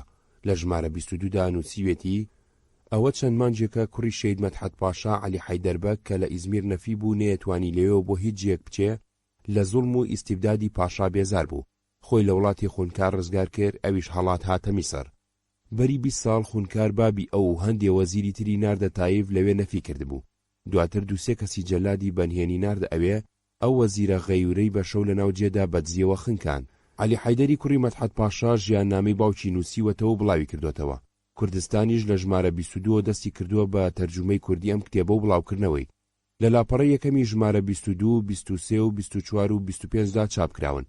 کۆتایی باسەکەی بەم جۆرە نووسیوە: خوا ڕەحمەت لەو پاشایە بکا و خوا جەزای خوندکار بدا و خوازوو لەسەر ئەم مڵک و میلەتە لای ببا تا موسڵمانان هەموو لێی ڕزگار بن. مەدحەت پاشا لە تورکیا بە باوکی ئازادی خوازان و ڕەمزی تێکۆشان لە دژی زوڵم و زۆر دانرا. عەبدولحەمید ناوبردنی مەدحەت پاشای بە تاوانێکی گەورەدا ئەنا دژی خۆی. 3-4 پەیوەندی کورد و ئەرمەن. بەدرخانەکان ئەگەرچی کوردپەروەر بوون و نەتەوەکەی خۆیان خۆشویستوە و هەوڵی بەدیهێنانی مافی نەتەوەی کوردیان داوە، بەڵام دژی گەلانی تر نەبوون. لە ئەنگری برایەتی و پێکەوە ژیانی گەلانی عوسمانی بوون سەرەڕای جیاوازی دین و نەتەوەیان. لە ڕێکەوتنامەی بەرلیندا مادەیەک دانرابوو بۆ پاراستنی ئەرمەن لە دەستدرێژی کورد. بابی عالی ئەیویست ئەم مادەیە بەکاربهێنێ بۆ ڕوژاندنی کورد لە دژی ئەرمەن. تەنانەت ڕۆشنبیری گەورە و تێگەیشتووی وەکو حاجی قادری کۆیش کەوتوو بۆ ژێر کارتێکردنی ئەم جۆرە پرۆپاگەندانە. لە یەکێ لە شیعرە نەتەوەیە بەناوبانگەکانیدا ئەڵێ: خاچی جزیر و بۆتان یعنی وڵاتی کوردان، 100 حەیف و 100 مەخابن دەیکەن بە ئەرمەنستان. وا ڕێگەتان دەبەسرێ ئێلاتی جاف و بڵباس، گەرمردون لە گەرمێن مەمنوعە بچنە کوێستان. کامی کچوو هەتیوی شیرین بێ ڕای دەکێشن، هاوار دەبەنە بەرکێ پەشمە دەخیل و ئامان. مەسجد دەبێتە دێرە، ناقوسیان موئەزین، مەتران دەبێتە قازی، مفتی دەبێتە ڕەهبان. ئەو ڕەحمانبەگ لە ژمارە 26 دا وتارێکی بە کرمانجی لە ژێر ناوی بۆ کوردان لەو بارەیەوە نووسیوە ئەڵێ: من لەسەر مەسەلەی ئەرمەن معروزی سەرزەنش بووم. واقعان من ئەزانم کە هەندێک ئەرمەنی ئەیانەوێ کوردستان بۆ خۆیان بکەن بە ویلایەتێک و جای بکەنەوە. لە جێشی تردا ئەڵێ: بەڵێ لەناو ئەرمەنیدا هەندێک هەن نەیارەی ئێوەن، لاکین ئەم مقدارە گەلێک قەلیلە. ئەرمەنیەکانیش لەوان ناڕازین، بەڵام باش بزانن کە نەیاری ئەسڵی ئێوە خوونکاری ئێوەیە، ئەو خوونکاری کە ئەوە 25 ساڵە بە پارەی خۆی و بە جاسووسەکانی خۆیەوە ئەتان خاتە خراپیەوە. لە هەمان ژمارەدا بە تورکی وتارێکی لەژێر سەردێڕی کورد و ئەرمەنیدا نووسیوە. ئەو ڕەحمانبەگ لە وتارەکانیدا هەردوو گەلی ئەرمەنی و کوردی بان کردووە بۆ برایەتی و هاوکاری دژی زوڵم و زۆری سوڵتان و بۆ ئەوەی عەبدولحەمید نەتوانێت کورد بۆ کوشتنی ئەرمەن بەکاربێنێ. باسی ئەوە ئەکا کە لەناو هەردوو گەلدا هەن حەز بە هەڵگیرسانی شەڕ و کوشتنی یەکتری ئەکەن و داوا لە کورد و ئەرمەن ئەکا کە هۆشیار بن و ئەم فێڵیان بەسەردا تێنەپەڕێ. لە هەمان کاتدا سەرنجی کورد ڕائەکێشێ بۆ ئەوەی کە دژایەتی کورد بۆ ئەرمەن ئەبێتە هۆی ئەوەی ڕایگشتی ئەوروپا و دەوڵەتەکانی دژی خواستەڕەواکانی کورد ڕابوەستن. لە ژمارە 13دا لە وتارێکدا کە بۆ بەدرخانبەگ تەرخانکراوە لە کۆتایەکەی دانووسیوێتی: لەبەرەوەی ئەرمەنی ئاگاداری ئەم حاڵە بوون کار ئەکەن بۆ ئەوەی خۆیان لە ژێر زوڵمی مەئموور دەربێنن، هەندێکیان لێ کوژرا، هەندێکیشیان لە ناوچوون، بەڵام دیسان بە غیرەتەوە درێژەی پێدەن. ئەبێ کوردیش لەگەڵ ئەوان ڕێک بکەون، چونکە ئەرمەنیش و کوردیش مەزلومی عەبدولحەمیدن، بەڵام کورد جاهیلن، ئەم ڕاستیە نازانن بۆیە ئەرمەنیە کوژن. بەڵام ئەم حاڵی کووردە بە پێی دین عەقڵ و عادەت ناجایزە. ئەگەر کورد و ئەرمەنی ڕێک بکەون کاربەدەستان ناتوانن زوڵم لە کوردستان ئیجرا بکەن. 100 حەیف کە خێڵەکانی کورد نەیاری یەکترین، کاربەدەستانیش بە لاوازی نیفاقی ئەوان بوون بە بەڵا بەسەریانەوە. لە سەروتاری ژمارە 27دا کە بە کرمانجی نووسیوێتی ئەڵێ: تورک و خوونکار چ ناو عینوانێک بە خۆیان ئەدەن بابیدەن، لاچین خوا کوردی بۆ خزمەتی ئەوان خەڵق نەکردووە. من مەوسوق بیستومە کەوا عەبدولحەمید وعدی ئێوە یعنی وڵاتی کوردستانی بە رووسیا داوە. جا ئەگەر لە ئێستاوە نەکەونە خۆ، پاش چەند ساڵێکی تر ئەکەونە بنلنجی عەسکەری مسقۆف. لە باتیەوەی خەبات بکەن بۆ تەئمینی حەیات و ناموسی خۆتان، یەکتری ئەکوژن و ژن و مناڵی بێتاوانی ئەرمەنیە کوژن. پێغەمبەر وتوێتی: بەشیر القاتل بالقتل. دەوامی ئەم حاڵە و نیهایەتەکەی ئەبێ بە موجیبی کوشتاری هەمووتان. ئێوە ئیتاعەتی ئەمری عەبدولحەمید دەکەن ئەرمەنیە کوژن.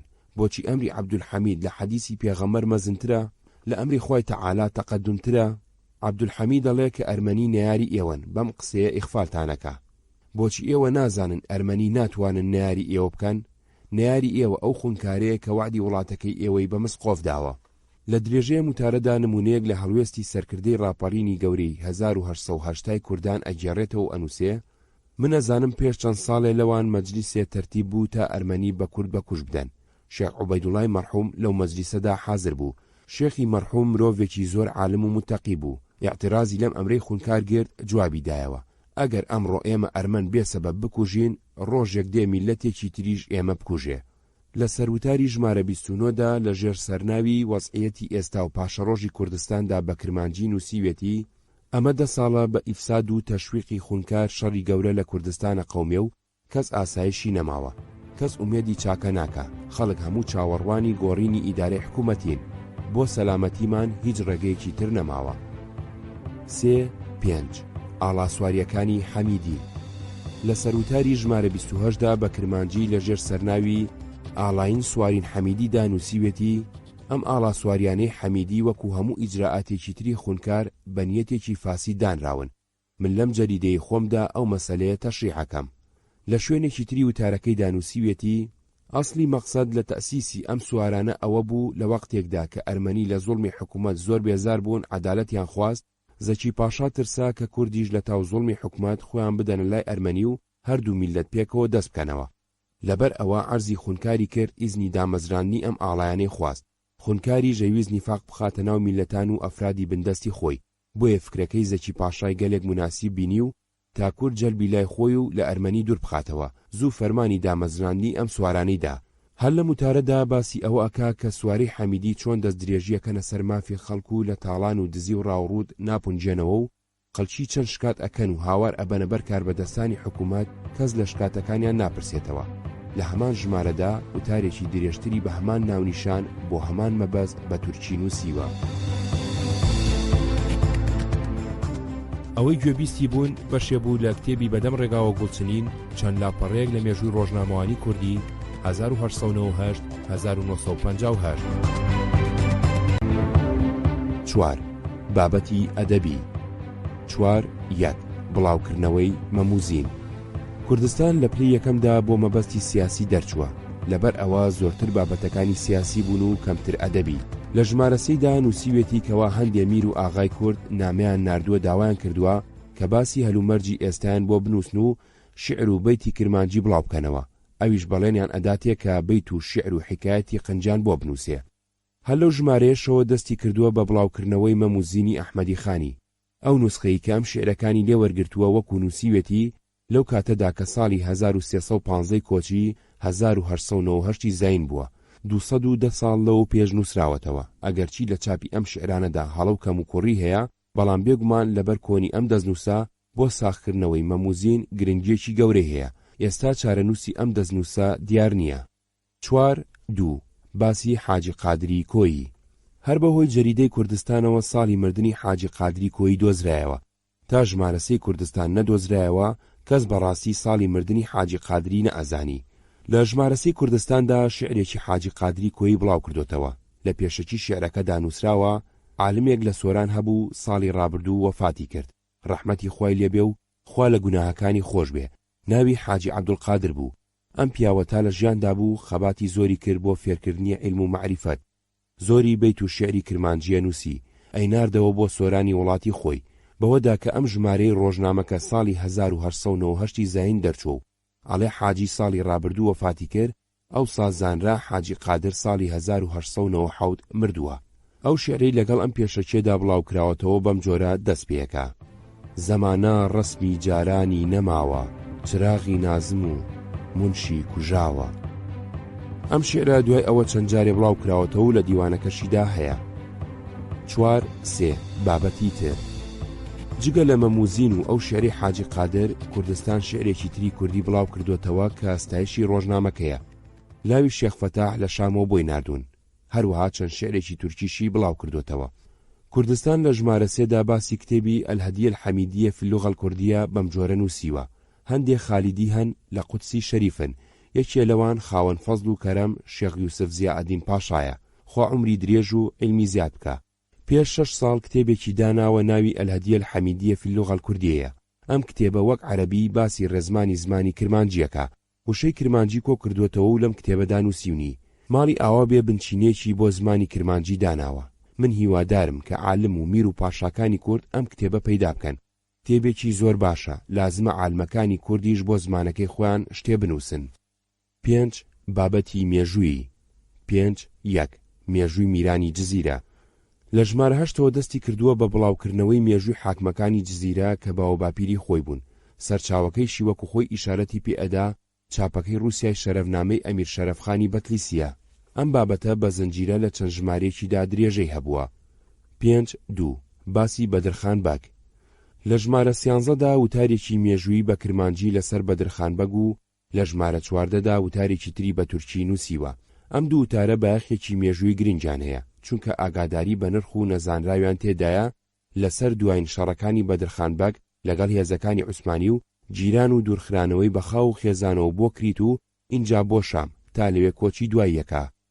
5.3 هەواڵی تر. لەسەر کوردستان و شەڕی نێوان سۆدان و میسر و لە دەستدانی کریت و ئەلبانیا و بڵغارستان چەند هەواڵ و لێدوانی تێدایە کە ئەکرێ کەڵکیان لێوەربگیرێ.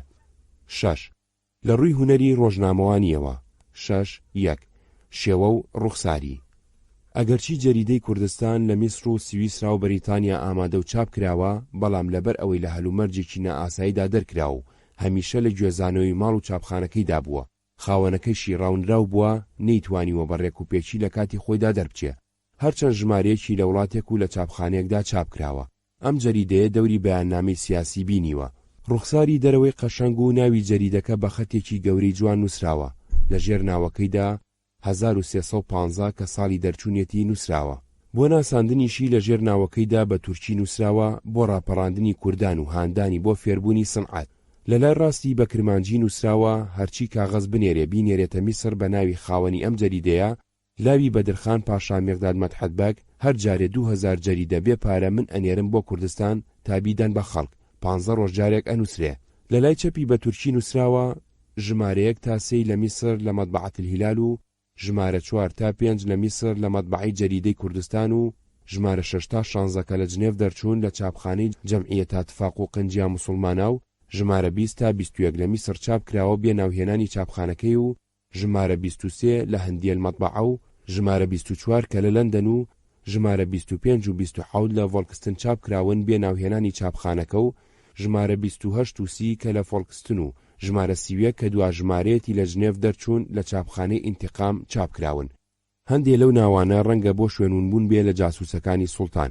ئەم هەموو گوێزانە و ڕاونران و جێگۆڕینە بەڵام نەبەزین و کۆڵنەدانی ئەم کەڵە پیاوەی کورد دەریەخەن کە ئەو ڕەحمان بەگ تا چ ئەندازێک عاشقی کورد و کوردستان و باوەڕی قوڵی بە پرسی گەلەکەی و ڕەوایی خواستەکانی هەبووە. خاوەنی جەریدە بەتەما بووە هەر 15 ڕۆژ جارێک ژمارەیەکی لێ دەربکە بەڵام لەبەر ئەو هۆیانە لە ماوەی 4 ساڵدا تەنیا 31 ژمارەی لێ دەرچووە. هەموو ژمارەکانی 4 لاپەڕەن و قەواری ژمارەکانی بەگشتی 50 سانتیم بە 32 بە 25 بە 50 سانتیمن.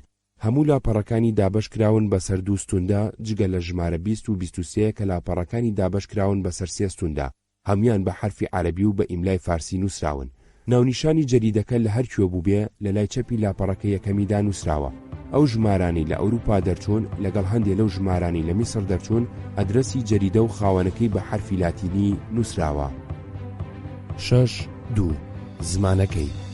تا بڵاوکردنەوەی کوردستان زمانی کوردی تەنیا بۆ ئاخافتن و هۆنینەوەی شێعر بەکارهێنرا جگە لە عەقیدەنامەکەی مەولانە خالیدی نەقەشبەندی 1779 1827 و مەولودنامەکەی شێخ حوسێنی قازی 1791 1870 بە کرمانجی خوار و چەند نووسینێکی مێژووی و فۆلکلۆری مەلا مەحموودی بایازیدی 1799 1867 بە کرمانجی سەر و بەرهەمێکی تر نییە بەم زمانە نووسرابێ و ئێستا لەبەردەستدابێ. کوردی هێشتا نەبوو بە زمانی نووسینی نامە و پەخشان. خوێندەوارانی کورد لە ناوخۆیاندا بۆ نامەنووسین زمانی فارسییان تورکیان بەکارهێنا. جەریدەی کوردستان سەرەتای دەستپێکردنی نووسینی بابەتی سیاسی و ئەدەبی و کۆمەڵایەتی و مێژوویە بە زمانی کوردی. سێ ژمارەی یەکەمی هەمویان بە کرمانجی زاراوی جزیرە و بۆتان نووسراون بەڵام لە ژمارە 4ەوە هەم بە کرمانجی و هەم بە تورکی باس و بابەتی بڵاو کردوێتەوە. کوردیەکەی ڕەوان و پاراوە و هەڵبژاردننی وشەکانی و داڕشتنی ڕستەکانی بەڵگەی شارەزایی و زانایی هەردوو بران لە زمانی کوردیدا. سیر ئەوەیە ئەم دوو برایە کە هەردووکیان لەگەڵ بەدرخانبەجی باوکیان بوون لە کوردستان و لەناو کۆمەڵی کوردەواریدا نەژیاون بەڵکو هەموو تەمەنیان بەدەست بەسەری و دوورخراوەیی لە کریت و شام و ئەستەموڵ بەسەر بردووە کەچی ئەو کوردیە جوانیان زانیوە.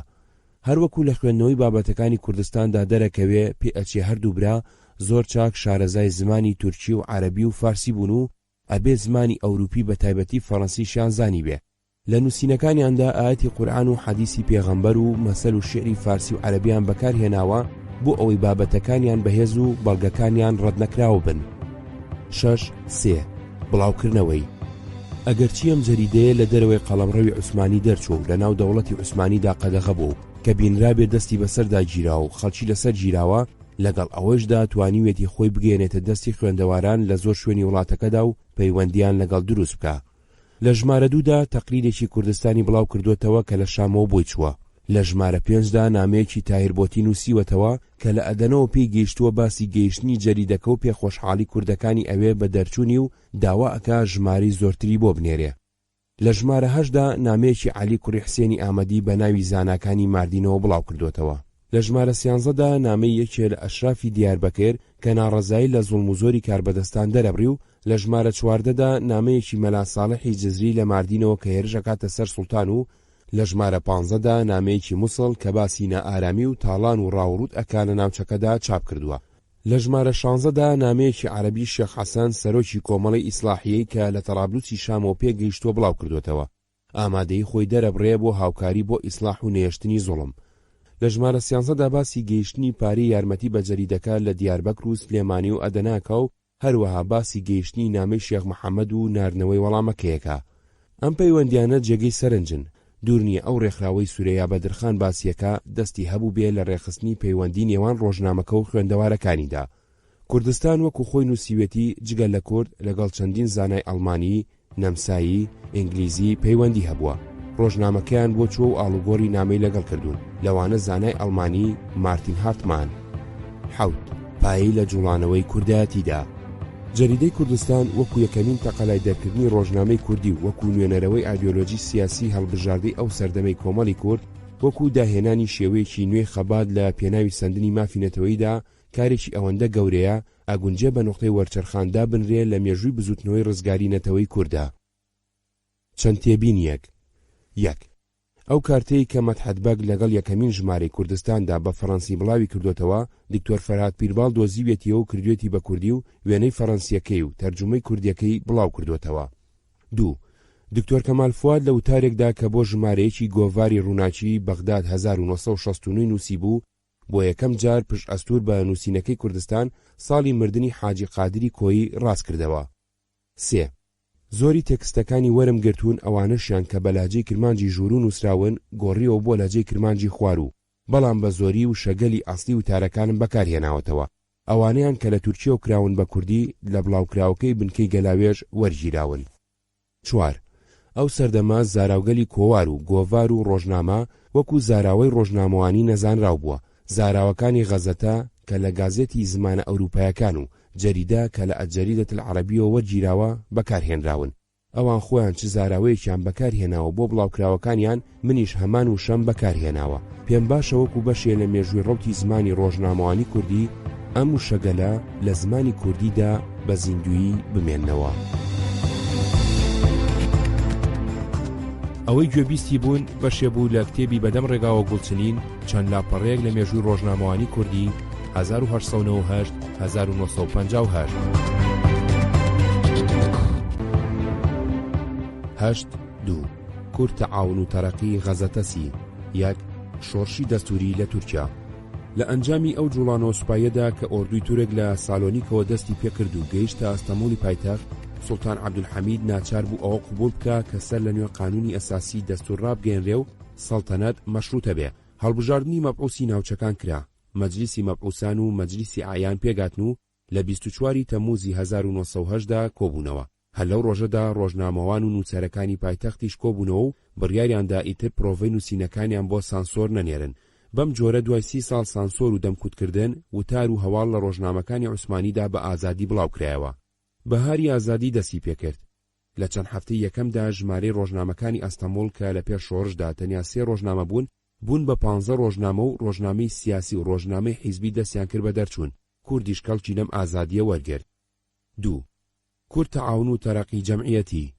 هەڵبژاردەی کوردەکانی ئەستەمبوڵ لە شەمزینی و بەدرخانی و بابانی بە سەرۆکایەتی شێخ عەبدولقادری شەمزینی ساڵی 1980 زاینی ڕێکخراوێکیان دامەزراند بە ناوی کورد تەعاون و تەرەقی جەمعیەتی، واتە جەمعیەتی تەعاون و تەرەقی کورد بۆ هەوڵدان بۆ سەلماندنی مافی نەتەوەی کورد لە ناو چوارچێوەی جامیعەی عوسمانیدا. ئەم ڕێکخراوە بۆ بڵاوکردنەوەی بیر و باوەڕەکانی خۆی بڕیاریدا غەزەتەیەکی هەفتانە بە تورکی و کوردی لە ئەستەمبوڵ دەربکا و لە ویلایەتەکاندا لەقدا بمەزرێنێ. خوێندنگایەکی بۆ مناڵانی کورد لە ئەستەمبوڵ کردەوە. ئەم کۆمەڵەیە بەتەما بووە ببێتە حیزب، فرقەی سیاسی. بەڵام ئیتیحادیەکان لە باتی ئەوەی ڕێگەیان بدەن ببن بە حیزبی سیاسی، کۆمەڵەکەیان و غەزەتەکەیان و خوێندنگاکەیان پێداخستن. شێخ عەبدولقادری سەرۆکی کۆمەڵە کوڕی شێخ عوبەیدوڵڵای شەمزینی لە ڕاپەڕینی ساڵی 1880دا سەرکردەی قۆڵی موکریان بوو. دوای تێکشکانی ڕاپەڕینەکە لەگەڵ باوکی دوور خرایەوە بۆ تائیف لە حیجاز. چەندین ساڵی بە دەربەدەری و دەستبەسەری لە حیجاز و ئەستەمبوڵ بەسەر بردبوو. یەکێ بوو لە ئازادی خوازە ناودارەکانی دەوڵەتی عوسمانی و یەکێ بوو لە تێکۆشەرە گەورەکانی ڕێگەی ڕزگاری کوردستان. لە 1970دا کە مەجلیسی ئاعیان لە ئەستەمبوڵ پێگەێنرا، ئەم کرا بە ئەندامی. لە 1925دا لەگەڵ شێخ سەعیدی پیران و هاوڕێکانی لە سێدارە درا. 3. کورد تەعاون و تەرەقی غەزەتە سی.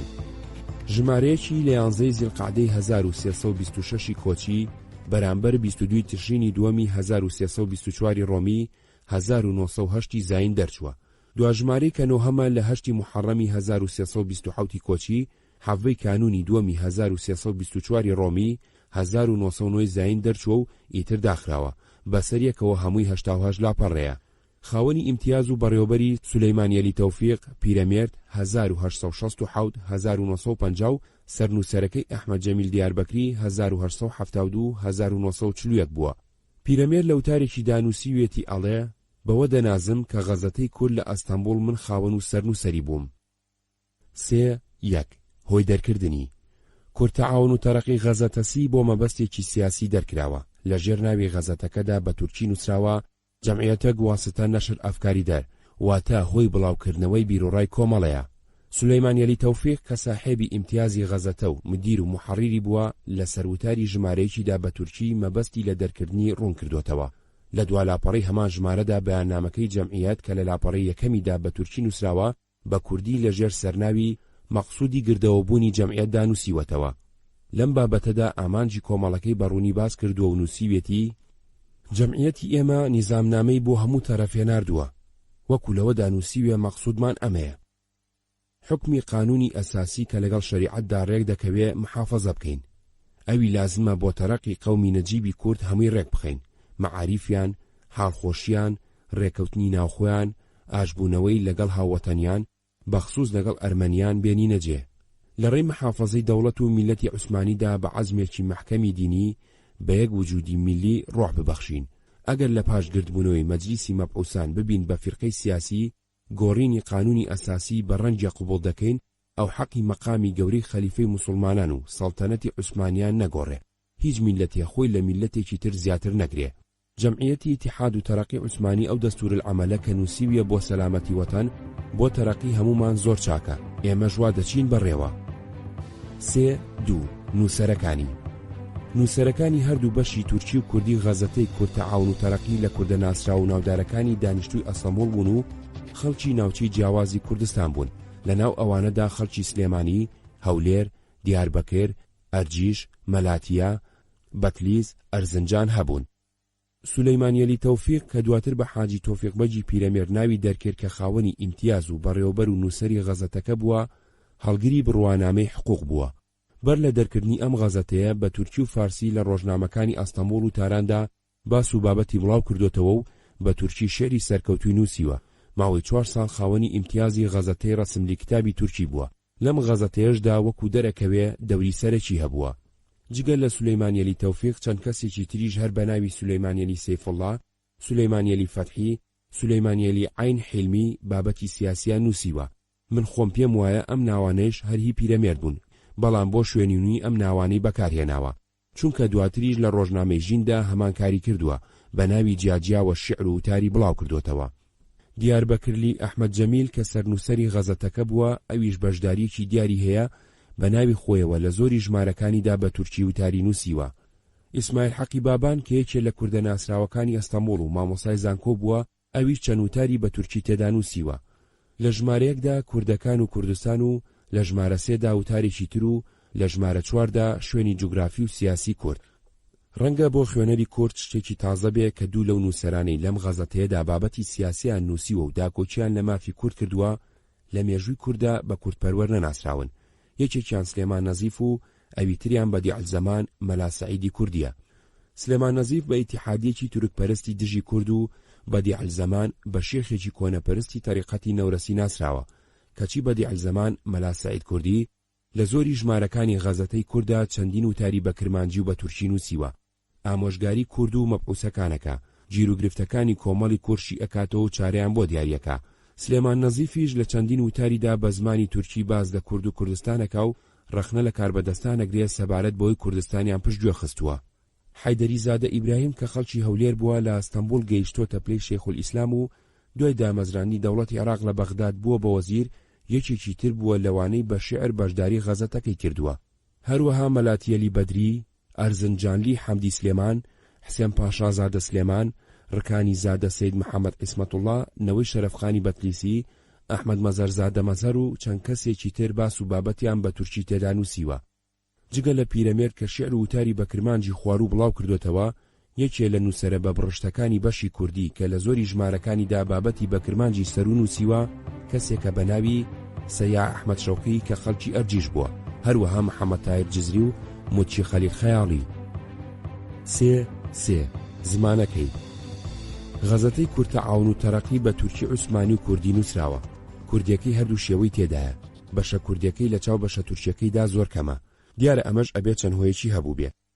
یەکەم، هەڵبژاردی سیاسی کورد لە ئەستەمبوڵ لە ڕێگەی ئەم غەزەتەیەوە ویستویانە کار لە هەڵبژاردی سیاسی عوسمانی بکەن و هەر بەم زمانش ئەیانتوانی بیرۆڕاو بۆچوون و خواستەکانی خۆیان دەرببڕن.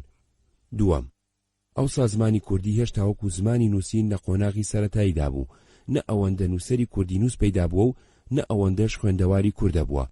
دوای غەزەتەی کوردستان 1898-1902 ئەمە دووەمین غەزەتە بووە بە کوردیشتی تێدا بنووسرێ. کوردیەکەی هەردوو زاراوی کرمانجی سەر و خواروی بەکارهێناوە. دیارە نووسەری کرمانجی خوار و سولەیمانیەلی تەوفیق پیرەمێرد بووە کە هەم وتار و هەم شێعری بەم شێوەیە نووسیوە.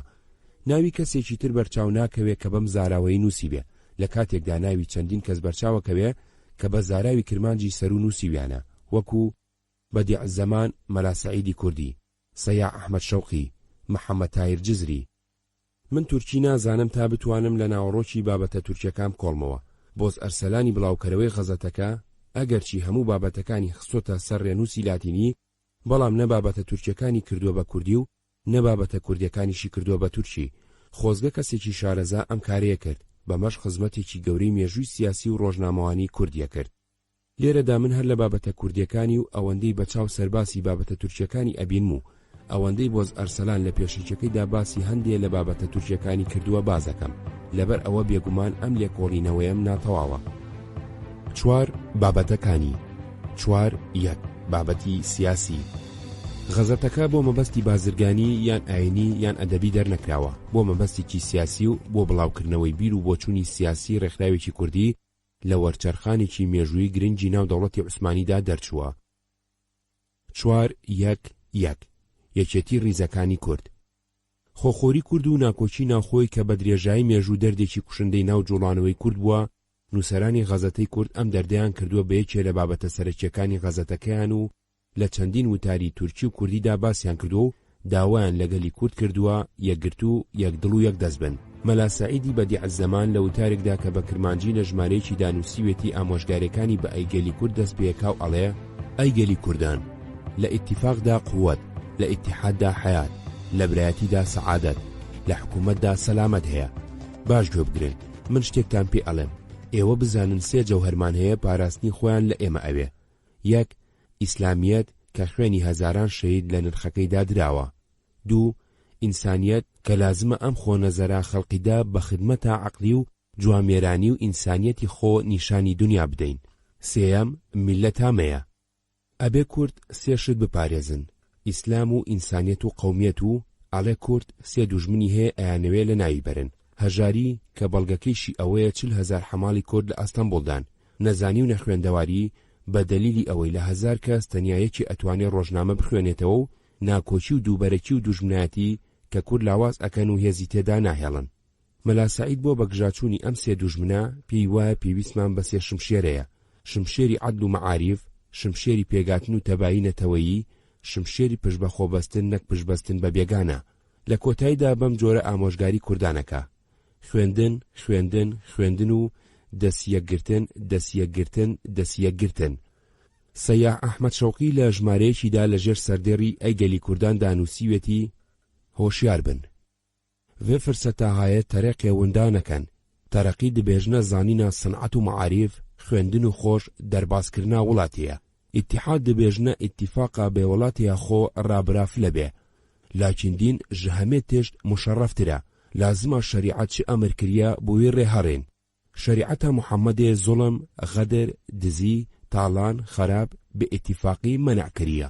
هەتانوها وان زوڵمێ مەئمورە هەموو شۆڵ بمەکردن، بمەدانەکردنێ ژێ. خودێ کەرەم کرد حۆریەت دەرکەوت. حۆریەت مینە چیایە قاف کەتیە پێشیە هەموو خراپیە. بەوی شەرتی ئەم دینێ مبینی ئەحمەدی محافەزە بکەن. دایرا دیندا هەموو شۆڵێن قەنج وڵاتیە خۆیە فلە ڕاخۆش دەربازکردن. خودێ لەمە ئەمر کریە لەورا خەراج ددەنە حکوومەتێ. هەرچی کەسێ ئەمری حکوومەتێ نەگرێ دینێوی زەعیفە. خودێ ئەمر کریە ئەطیعوا الله والرسول وأولی الأمر منکم. دیندارێ کوردستانێ لە هەموو جیاتەنە، دزی، تاڵان بە ئیتیفاقی شەریعەتێدا حرامە، حکوومەتێژێ مەنع کریە. مسلمانێ دایما لە حرامیە بخەبتێ ئیفلاع نابێ. ئیستیبداد ژوەڕا فەستانەیەکە. زمانی ئیستیبداد چ قاس خراپێ دەبوو لەورا مەئمورێدمە ئەکسەر دینیوان زەعیف بوو. ئەوەی گوێبیستی بوون بەشێ بوو لە کتێبی بەدەم ڕێگاوە گوڵچنین چەند لاپەڕەیەک لە مێژووی ڕۆژنامەوانی کوردی 1898 1958. 4.1.2 پشتیوانی لە شۆڕشی مەشروتە. پێچێ ڕۆشنبیرانی کورد و تێکۆشەرەکانی بە شۆڕشەکە و دانانی قانونی ئەساسی زۆر خۆشحاڵ بوون و ومێدی گەوریان لەسەر هەڵچنی بێ. بە هیوا بوون زوڵم و زۆر و ئیستیبداد نەمێنێ. حکمی قانون و ئازادی و یەکسانی لە نێوان هاوڵاتیان و لە نێوان نەتەوە و ئاینە جیاوازەکاندا بچەسپێ. هیوایەکی زۆریان بە مەجلیسی مەبعوسان هەبووە، بە خۆشیەوە باسییان کردووە و پشتیوانیان لێ کردووە. لەبەرەوە غەزەتەکە هەوڵی ناساندنی کورد و خواستەکانی بەکاربەدەستانی سەردەمی شۆڕش و ناساندنی شۆڕشی دەستوری بە کورداوە. لە چەند وتارێکی تورکی و کوردیدا باسی زوڵم و زۆر و ئیستیبداد و بەرتیلخۆری و خراپی مەئمورەکانی سەردەمی پێش ئیعلانی دەستوری کردووە و باسی ئازادی و خۆشی سەردەمی نوێ کردووە. وێنەی ساڵۆنی مەجلیسی ئاعیان و مەبعوسان و پێشوازی خەڵک لە نوێنەرەکانی بڵاو کردوێتەوە. بە خۆشیەوە هەواڵی دانانی سەرۆکی کۆمەڵا شێخ عەبدولقادری شەمزینی بە ئەندامی مەجلیسی ئاعیان و هەواڵی هەڵبژاردنی ئەندامی کۆمەڵا ئیسماعیل حەقی بابان بە نوێنەری بەغداد لە مەجلیسی مەبعوساندا نووسیوە. لە بەشی کوردی ژمارە 6دا لە دیاربەکرەوە تەلغرافچی محەممەد تایر جزری نامەیەکی تایبەتی بۆ پیرۆزبایی لەژێر سەرناوی 100,000 سڵاو و مەرحەبا لە جەمعیەتە تەعاون و تەرەقیە کرمانجا بە شیعر و پەخشان بۆ ناردوون. هەر ئەم زاتە و تاریکی بە کرمانجی گەلی براکێن عەزیز و گەلێ کرمانجا نووسیوە ئەڵێ ئێوە هەمووتان ئەزانن حکوومەتەکەی ئێمە پێشێستا حکوومەتێکی مستەبید بوو. لە 5 مانگی ڕابردوودا حکوومەتێکی مەشروع و مەشروتەیە. بەڵام بێگومان هەندێ لە ئێوە چونکە حکوومەتی کۆن وەکو ماڵ و گیانی ئێوە ئەقڵ و چاو و گوێی ئێوەشی تاڵان کردبوو، ئێوە نازانن لە مابینی ئەم دوو حکوومەتەدا فەرق چیە و معنای زۆرداری و ئازادی چییە. غەزەتەی کورد کردنەوەی مەجلیسی مەبعوسانی لە سەروتاری ژمارە 3دا بە جەژنی گەورەی ئازادی گەلداناوە و دوانەکەی سوڵتان عەبدولحەمیدی جگەلەوەی بە تورکی بڵاو کردوتەوە لە ژمارە 4دا لەژێر سەرناوی سوورەتی نوتقی هومایوندا بە کوردی نووسیوەتەوە. لێرەدا وەکو بەڵگەیەکی مێژووی و وەکو نمونەیەک لە وەرجێڕانی کوردی و نمونەیەک لە پەخشانی ئەو سەردەما وەکو خۆی ئەنووسمەوە. ئەعیان مەبعوسان وەختێک کە هاتمە سەرتەخت قانونی ئەساسی وەزع کردبوو، لە پاشا لە خصوص تەطبیقاتیەوە تووشی زەحمەت بووبووین. لەبەر ئەوە پیاو گەوری ئەو زەمانەوەیان لازم بینی کەوا بوەستێ تا مەعاریف تەرەقی دەکا و تا قابلیەتی خەڵک دێتە جێ. ئێمەش تعلیقی وەختی خۆیمان کرد و خەریکی تەرەقی مەعاریف بووین. شکورە و مەقسەدە هاتە جێ، هەموو سنفی ئەهالی لە ڕیزدا سەرکەوت، ئارەزوی قانونی ئەساسیان کرد. مطمئین بووم کە ئەم ئارەزووە باعیسی سەعادەتی مڵک و میلەتە. بەڕەغمی زۆر کەس کە دەیانگوت قانونی ئەساس چاک نییە، هیچ سێودوم نەکرد، دڵم لە دڵ نەدا. قانونی ئەساسی میعلان کرد و ئیرادەم کرد کە سەر لە نوێ پیاو هەڵبژێرن مەجلیسی مەبعوسان گرت بنەوە. کە ئەحوالی ئیدارە گۆڕا کامیل پاشام کرد بە سەدر. ئیرادەم کرد مەشغوڵی ڕێخستنی مەجلیسی مەبعوسان بێ. لە وەختەدا پرەنسی بولغار و والی ڕۆم ئێلی شەرقی پرەنس فێردیناند هەرچۆنێ بوو ڕووی لە سەداقەتی دەوڵەتی عالیەمان وەرجێرا، ئیعلانی سەر بە خۆی کرد. ئاوستریا و مەجارستان کە بە موافقی ئاهدنامەی بەرلین بە ئەمانەتی بۆسنە و هەرسکی بەدەستەوە بوو بە تەواوی خستیە سەر مەملەکەتی خۆی. لەم دوو مەسئلەیە زۆرم خەفەت خوارد، تەئەسوفم کرد. مدافعی ئەم تەجاوزە و محافەزەی حقوقی دەوڵەتمان حواڵەی ڕەئی هەیئەتی وکەلایە، معاونەتی عمومی ئێوەش ئارەزوو دەکەم. دەوڵەتی عەلیەی ئێمە لەگەڵ هەموو دەوڵەتەکان ڕێکە. ئومێدم هەیە ئەوان معاونەت بکەن ئەم مەسئلەیە بەرتەرەف ببێ. ئیشی مهم ڕێخستنی مالیە، ئاوەدانکردنی مەملەکەت، ڕەفاهیەت و ڕاحەتی ئەهالی شاهانەم، زۆرکردنی مەکتەب و عیلم و معاریف، فەلاحی و سنعەت و معریفەتە. بەتەمەنای ئەوە کە خوددا لە دەوڵەت و میلەتی مبارەک بکە، ئەمڕۆ مەجلیسی مەبعوسانم کردەوە. بە چاوپێکەوتنی ئێوە لە حزورمدا بەختیارم. عەزمم قەتعیە ناگۆڕێ. ئینشاءالله مەجلیسی مەبعوسان ئیشی چاک بۆ مڵک و میلەت دەبینێ. خوددا تۆفیقی هەمومان بدا. سلێمان نەزیف کە لە ناو کووردا بە تووڕوخوا و دژی کورد لە قەڵەم دراوە لەبەر ئەوەی لە سەردەمێکدا کە والی مووسڵ بوو، شێخ عەبدولسەلام بارزانی و هاوڕێکانی هەڵواسی چەند وتارێکی سیاسی پڕبایەخی بە تورکی لەم غەزەتەیەدا نووسیوە. لە ژمارە 2دا لەژێر سەردێڕی کورد و کوردستاندا و لە ژمارە 7دا لەژێر سەردێڕی ئیزمیر کوردستان نییە، ڕەخنە لە نوێنەری ئیزمیر ئەگرێ لەسەر ئەوەی لە دوانەکەیدا لە مەجلیسی مەبعوساندا کە باسی پشتگوێخرانی ئیزمیرەکە ئەڵێ ئیزمیر کوردستان نییە. بۆچی پشتگوێ خراوە؟ واتا کوردستان لەبەر ئەوەی کووردە ئەگەر پشتگوێش بخرێ جێگەی ڕەخنە نییە، بەڵام ئیزمیر چونکە تورکە نابێ پشتگوێ بخرێ. 4.1.3 بایەغدان بە خوێندەواری و پەروەردە. مەلا سەعید لە وتارێکدا کە لە ژمارە 2دا بڵاوی کردوتەوە ئەپرسێ کورد پێویستی بەچی هەیە، خۆی وەڵامی ئەم پرسیارە ئەداتەوە و ئەڵێ 15 ساڵە من بیر لەم پرسیارە ئەکەمەوە، هیچی کەم نەدۆزیوەتەوە جگە لەم دوو ڕێگایە. یەکەم یەکگرتن، دووەم عیلم و معریفەت، بە تایبەتی زانستە ئاینیەکان و ئەو زانین و هونەرانەی بۆ شارستانیەتی ئەم سەردەما پێویستن. 4.1.4 یەکێتی گەلانی عوسمانی. یەکێتی گەلانی عوسمانی و پتەوکردنی پەیوەندی کورد لەگەڵ گەلانی وڵات و ئاشبوونەوە لەگەڵ ئەرمەن یەکێ بۆ لە ئامانجەکانی کۆمەڵە. غەزەتەکەش کە زمانی کۆمەڵە بووە بۆ ئەو مەبەستە چەندین وتاری بڵاو کردوتەوە. لە ژمارە 4دا بەبێ ئیمزا لەژێر سەردێڕی گەلۆبران و سیوێتی ناوێ میلەتەمە کرمانجە، کرمانج هەموو یەکن، بازارێمە مقەدەسە، مەملەکەتەمە تابعی حکوومەت و دەوڵەتی عالی عوسمانیە، ئەمژێ تابعی عوسمانلینە، تورک، کرمانج، یەهودی، ئێزیدی، نەستوری، ژوان غەیرێ یەکونێ میلەتە کە مولکی عوسمانلیدا ڕوودنە، گشت ئەم بە هەڤڕا بەرامبەر یەکن، مابەینەمەدا فەرقتنە، ناوێمە و ناوێ میلەتە غەیر توجار عوسمانلیە و مەملەکەتەمە مەملەکەتی عوسمانلیە. ئەمە وقە کرمان صادقن کە بە هەڤڕا سیلاح کشاندن و نەکوشتن، بەدەلی ئەو خۆ دەوڵەتی عوسمانی ڕا تەسلیم بوون. مەملەکەتێ مەتەرەکردن حکوومەتی عوسمانی ڕا متێک کە بۆ دەورێ زەمانی ئیستیبدادا ماڵێمە خەراب، جانێمە سەراب، دڵێمە کەباب بوو. 4.1.5 داکۆچی لە ئاڵای حەمیدی. ئەگەرچی لە ناو ڕۆشنبیرانی کووردا ئاڵا حەمیدەکان ناویان بە خراپی ڕۆیشتووە، بە تایبەتی لەبەر ئەو دەورە خراپەی لە کوشتاری ئەرمەنیەکاندا جێڕاویانە، کەچی غەزەتەی کورد داکۆچیان لێ ئەکا و داوا ئەکا بایەخیان پێ بدرێ لە ڕووی مەشق و فێرکردن و پێخوێندن و چەکدارکردنەوە چاودێری بکرێن. سولەیمان یەلی فەتحی لە ژمارە 1 و 2 بەدی عەزەمان لە ژمارە 2دا کە ئەپرسێ کورد پێویستی بە چییە، هەردوو بە گەرمی لە سەریانەکەنەوە. 4.2 بابەتی ئەدەبی. غەزەتەی کورد لە چەند ژمارەیەکیدا بابەتی ئەدەبی بە تورکی و بە کوردی بە تایبەتی شعری بڵاو کردوتەوە. پیرەمێرد بە ناوی سولەیمان یەلی تەوفیق و مامۆستا تەوفیق لە ژمارەکانی 3 و 8دا 2 شعری تورکی و ئیبراهیم حەیدەری شعرێکی لامارتینی فەڕەنسی کردوتە تورکی و لە ژمارەکانی 2، 3 و 6 و محەممەد زیا لە ژمارە 3دا شعرێک و لە ژمارە 9دا شعرێکی درێژی تورکی بێ ئیمزا بڵاو کردوتەوە. پیرەمێرد بە ئیمزای سولەیمان یەلی تەوفیق لە ژمارە 1 و 2دا 2 شعری کوردی خۆی بڵاو کردوتەوە. شعری یەکەمی وەکو بزانم تا ئێستا لە دیوانە چاپکراوەکانیدا بڵاو نەکراوەتەوە. لە سەرەتاکەیدا ئەڵێ: ئەمڕۆ کە ڕۆژی هەمومانە سەر بەسەر، کوردیش لەگەڵ گەلان لە چلەخانە هاتنە دەر. 30 ساڵ بوو ڕۆژ و ڕۆژووی بە ساڵێ لەبەر دەرچوو، ڕۆژووی حەرام بوو، خێری لەبەر شەڕ دەبوو بە شەڕ. مەتبوع و تابیع وەک مەموزین بوون لە ڕێگەدا، گورگ و چەقەڵ لە چقلی بەکر مەرگەوەڕ بەتەر. میلەت نەدەنگ و ڕەنجی خەلیفەی دەدی و دەبیست، مەزلوم نەحەدی بوو بەشکات دەنجی بێتە دەر. عالەم کە بووبووە خزمی خەزووری سەپانی شێخ، کورد دەستی گرت بوون بە بێنۆبەی نەکەوتە بەر. هەرچی کە بیگوتایە ئەمن کوردم ئەو دەما، ڕێگەی تەرابلوسی بە پێخواسی دەگرتە بەر. لە ژمارە دوودا شعرێکی تری بڵاو کردوتەوە کە گرنگێکی ئەدەبی هەیە، چونکە لەوانەیە ئەمە یەکەمین هەوڵدانی نوێکردنەوەی شێوە و ناوەڕۆکی شعری کوردی بێ.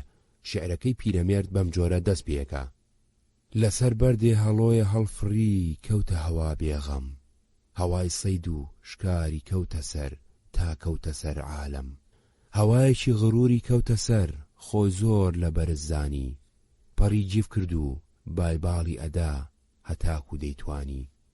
ئەم شعرەی چەند جارێ بڵاو بۆتەوە و لە دیوانەکەیدا هەیە. هەندێک لە شعرە تورکیەکانی و شعرە کوردیەکانی پیرەمێرد ئەچنە خانەی شعری سیاسیەوە. لە ژمارە حەوتیدا غەزەلێکی نالی بڵاو کراوەتەوە کە بەم بەیتە دەست پێیەکە: ئەی جلیوە دەری حوزن و جلیوە بەخشی تەماشا، سەرڕشتەی دین بێمەدەدی تۆ نییە حاشا. مەتنە کوردیەکەی بیت بە بیت نووسراوە و لە ژێریدا تەرجومەی تورکی کراوە. لە ژمارە هەشتیدا خەلیل خەیاڵی موچی پەخشانێکی سیاسی و کرمانجی لە ژێر سەردێڕی وەتەن و ئیتیفاقا کرمانجا بە چەند پارچەیەک نووسیوە و لە ژێر هەر پارچەیەکیدا تەرجومەی تورکیەکەی نووسراوە. ئەم پەخشانە نرخێکی ئەدەبی بەرزیەیە. لە سەرەتاکەیدا ئەڵێ: وەتەن تۆ چەقا ئەزیزی، تۆ چەقا لەتیفی، لالەزارێتە ژەخونا شەهیدانە، سونبولی وە ڕێحانێتە ژڕەندیە چاوێ عەگیدانە، وەختێکی هەر تەرەفێتە ئاوا بوو، هەر گۆشەیتە مەجمەعی سواران بوو. ئەوەی گوێبیستی بوون بەشێ بوو لە کتێبی بەدەم ڕێگاوە گوڵچنین، چەند لاپەڕەیەک لە مێژووی ڕۆژنامەوانی کوردی. 4 هەواڵ و دەنگ و باز. غەزەتەی کورد زۆر هەواڵی ئەو سەردەمەی کوردستان دەوڵەتی عوسمانی ناوچەکە و جیهانی نووسیوە. لە ناو هەواڵەکانیدا ئەوەی گرنگ بێ بۆ مێژووی کورد ڕەنگە بریتی بێ لەو هەواڵانەی پەیوەندیان هەیە بە 4 کردنەوەی لقەکانی کۆمەڵا لە ویلایەتە کوردیەکاندا. 4 عەشیرەتەکانی کورد و دەوریان لە داوای مافی نەتەوەییدا. 4 نەفیکردن و کوژرانی شێخ سەعیدی حەفید. لە ژمارە 5دا ڕۆژی 4 کانونی ئەوەلی 1324 لە مووسڵەوە ڕئیسی سادات حەفید ئەلسەید سەعید بروسکەی پیرۆزبایی بە بۆنەی کردنەوەی مەجلیسی مەبعوسانەوە ناردووە. بەڵام لە ژمارە 6دا هەواڵی کوژرانی شێخ سەعیدی لە ژێر سەردێڕی شئونات تەئەسوف عەزیم بەداخێکی زۆر و پەژارەیەکی قوڵەوە نووسراوە. هەواڵەکە تورکیە، بەڵام بەم بەیتە فارسێ کۆتایی هاتووە کە ڕوویدەمی کردوتە خەڵکی مووسڵ. سەهل کاری نەسید خونا لەحمەد ڕێختەن، خاغەم بەرفەرێک ڤەرزەندە محەممەد ڕێختەن. لە ژمارە حەوتیدا لە دوو کورتە لێدواندا بە تورکی باسی کوژرانی شێخ سەعید نووسرا و بروسکەیەکی لقی مووسڵی جەمعیەتی تەعاون و تەرەقی کورد لەم بابەتەوە بڵاو کراوەتەوە. هەروەها ئەرجیشلی سەیاح ئەحمەد شەوقی لە ژێر سەردێڕی گەلی کورد نووسیوێتی: ژێ سادەتە کیرەم، ئەولادی ئەحمەدی کاگ ئەحمەدی شێخ مەرحوم شێخ سەعیدی ئەفەندی وقوعا وەفاتاوی جەمعیەتە مەبێست ژە دڵێوان ئاگربەر بوو، تەمامی جەمعیەت ji بۆ وێ حاڵی تەئەسوف مەزن دەکەن. لەورا ji ڕووی غەرەزی خانەدانەکە وەها بێچارە کە مەحووب بوو، ئەلبەت کەسێ موسڵمان بێ بەخصوص ئەهلی تەریق بێ چەوا متەئەسیر و مەحزون نابێ. جەمعیەت هەمە ji بۆ مەرحوم شێخ سەعید ئەفەندی حوزنەخۆ ئیزهار دەکە. ئەزوە دەزانم کوردستان تەمام بوی حاڵی دڵتەنگ بوونە. تەنێ خودێ و مەرحومە مەغفور مستەغرەقی بەحری ڕەحمەتە خۆ بکە. ئامین. حکومەت ji بووی سەبەبا وەفاتە شێخ سەعید ئەفەندی ئیزهارە حەقیقەتێ دەکە. وێ حەقی ئیجرا ji بکە کورد لازمە خۆتەڤ نەدێت، حاکمی حەقیقی خودیە. 5 لە ڕووی هونەری ڕۆژنامەوانیەوە. 5 شێوە و ڕوخساری. ئەگەرچی تا ئێستاوا باوە کورد تەعاون و تەرەقی غەزەتە 30 ڕۆژنامە بوو، خۆیشی نووسیوێتی غەزەتە، بەڵام دوای دۆزینەوەی 9 ژمارەی دەرکەوت کە لە شێوەی گۆڤاردا دەرچووە نەک ڕۆژنامە.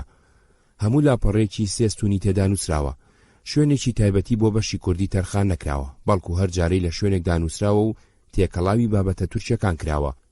ژمارەیەک و 2 لە سەلانیک مەطبەعەسی چاپخانەی سەلانیک و ژمارە 3 و 9 لە مەرکەز مەطبەعەسی چاپخانەی مەرکەز چاپ کراوە. ئەدرەسی هەردوو چاپخانە نووسراوە دەرسەعادەت دەرگای بەختیاری کە مەبەست پایتەختی دەوڵەتی عوسمانی شاری ئەستەمبوڵ بووە. سەربەرجی هەموو ژمارەکانی بە وێنەی جوان کە بە زنگۆگراف کراوە ڕازێنراوەتەوە. سەربەرجی یەکەمین ژمارەی بە وێنەی دیمەنێکی جوانی ئەستەمبوڵ و هی سێمین ژمارەی بە وێنەی مەبعوسان دائیرەسی کە مەبەستی بینای پارلەمانە و هی چوارەمین ژمارەی بە وێنەی سوڵتان عەبدولحەمید لەسەر دیوی پێشەوەی و وێنەی ساڵۆنی مەجلیسی ئەعیان لەسەر دیوی پشتەوەی و هی پێنجەمین ژمارەی بە وێنەی ساڵۆنی تایبەتی زاتی شاهانی ناو مەجلیسی مەبعوسان و لە لاپەڕەیەکی ناوەوەیدا وێنەی دیوی ناوەوەی مەسجد الئەقسای قودس و هی شەشەمین ژمارەی بە وێنەی پردی مووسڵ لەسەر ڕووباری دیجلە و لە لاپەڕەی ناوەوەیدا بە وێنەی کریت و هی هەشتەمین ژمارەی بە وێنەی ئەندامانی مەجلیسی مەبعوسان کە بە کۆمەڵ لە چاوەڕوانی زاتی شاهانەدان و هی نۆهەمین ژمارەی بە وێنەی پێشوازی هەندێک لە مەبعوسەکان کە وەکو خۆی نووسیوەتی گەیشتونەتە دەری سەعادەت و لە لاپەڕە هەشتاویەکیدا وێنەی هەڵبژاردنی مەکتەبی سوڵتانی و لە لاپەڕی ئەم ژمارەیەدا کە دوا ژمارەیەتی بە وێنەی خلیجی دەری سەعادەت ڕازێنراوەتەوە. ژمارەکانی 2-7 وێنەیان لەگەڵ نییە، جا هەر لە ئەسڵدا وێنەیان لەگەڵ چاپ نەکردووە یان ئەو نوسخەی دەستکەوتووە لی دراوە نازانرێ. 5.2 ناوەڕۆکی نووسەرەکانی غەزەتەی کورد پیاوی شارەزای دنیای ڕۆژنامەوانی و سیاسی و ئەدەبی و زانا و بەتوانا بوون. ناوەڕۆکی غەزەتەکە بە پێی پیاوانەکانی ئەو زەمانە لە ئاستێکی بەرزدا بووە. چەندین لێدوانی سیاسی تێدایە و چەندین هەواڵی ویلایەتە کوردەکان، هەواڵی ئەستەمۆڵ و مەجلیسی عەیان، هەواڵی هەندێک لە کەسایەتیە ناسراوەکانی کورد، هەندێک لە هەواڵە گرنگەکانی دنیای بڵاو کردوێتەوە. 6. داخرانی لەبەرەوەی بەڵگەکانی ئارشیفی تورکیامان لە بەردەستدانیە وردەکاری داخستنی غەزەتەی کورد نازانین، هەروەها نازانین هەر ئەو نۆژمارەی لێ دەرچووە و ئیتر داخراوە یان زیاتری لێ دەرچووە. بەڵام ئەوە دیارە کە سەرانی ئیتیحاد و تەرەقی زۆر زوو لەو بەڵێنانە پاشگەز بوونەوە کە بە گەلانی نەتورکیاندا بوو. سیاسەتی تورکاندنیان گرتەبەر و ئەو نەختە ئازادیە گەلانی نەتورک بەدەستیان هێنابوو لیان سەندنەوە. لە ئەنجامی ئەم سیاسەتەدا بارەگاکانی کۆمەڵی تەعاون و تەرەقی کورد لە ئەستەمۆڵ و لقەکانی لە ویلایەتەکاندا داخران و غەزەتەکەیان و ئەو خوێندنگایش کە بۆ مناڵانی کوردیان کردبووە داخرا. پیرەمێر چەند جارێ باسی جیرانی خۆی لە ئەستەمۆڵ جێڕاوەتەوە و لێکێ لە شعرەکانیدا ئەڵێ: کاگە ئەحمەدەکەی خۆشەویستی خوا، زۆر کەس لە سایەی تۆوە نانەخوا، لەوانە زیاتر من تۆم خۆشەوێ، هەرتووی سەربەرزی قەومەکەت ئەوێ، کە لە زیندانیان تێک خزاندبووین، سێدارەیان بۆ داچەقاندبووین، تۆ چوو بوویتە لای بەدیعول زەمان، مژدەت دابوویە بە ژیانومان، فەرموو بۆت ئێوە نامرن ئەمێنن، تا سەر ئازادی گەلتانە بینن. ئەبێ لەگەڵ داخستنی غەزەتەکەیاندا پیرەمێرد و بەدیعول زەمان مەلا سەعید کوردی کە ئەویش لە نووسەرە بە بڕشتەکانی بووە گیرابن. 7.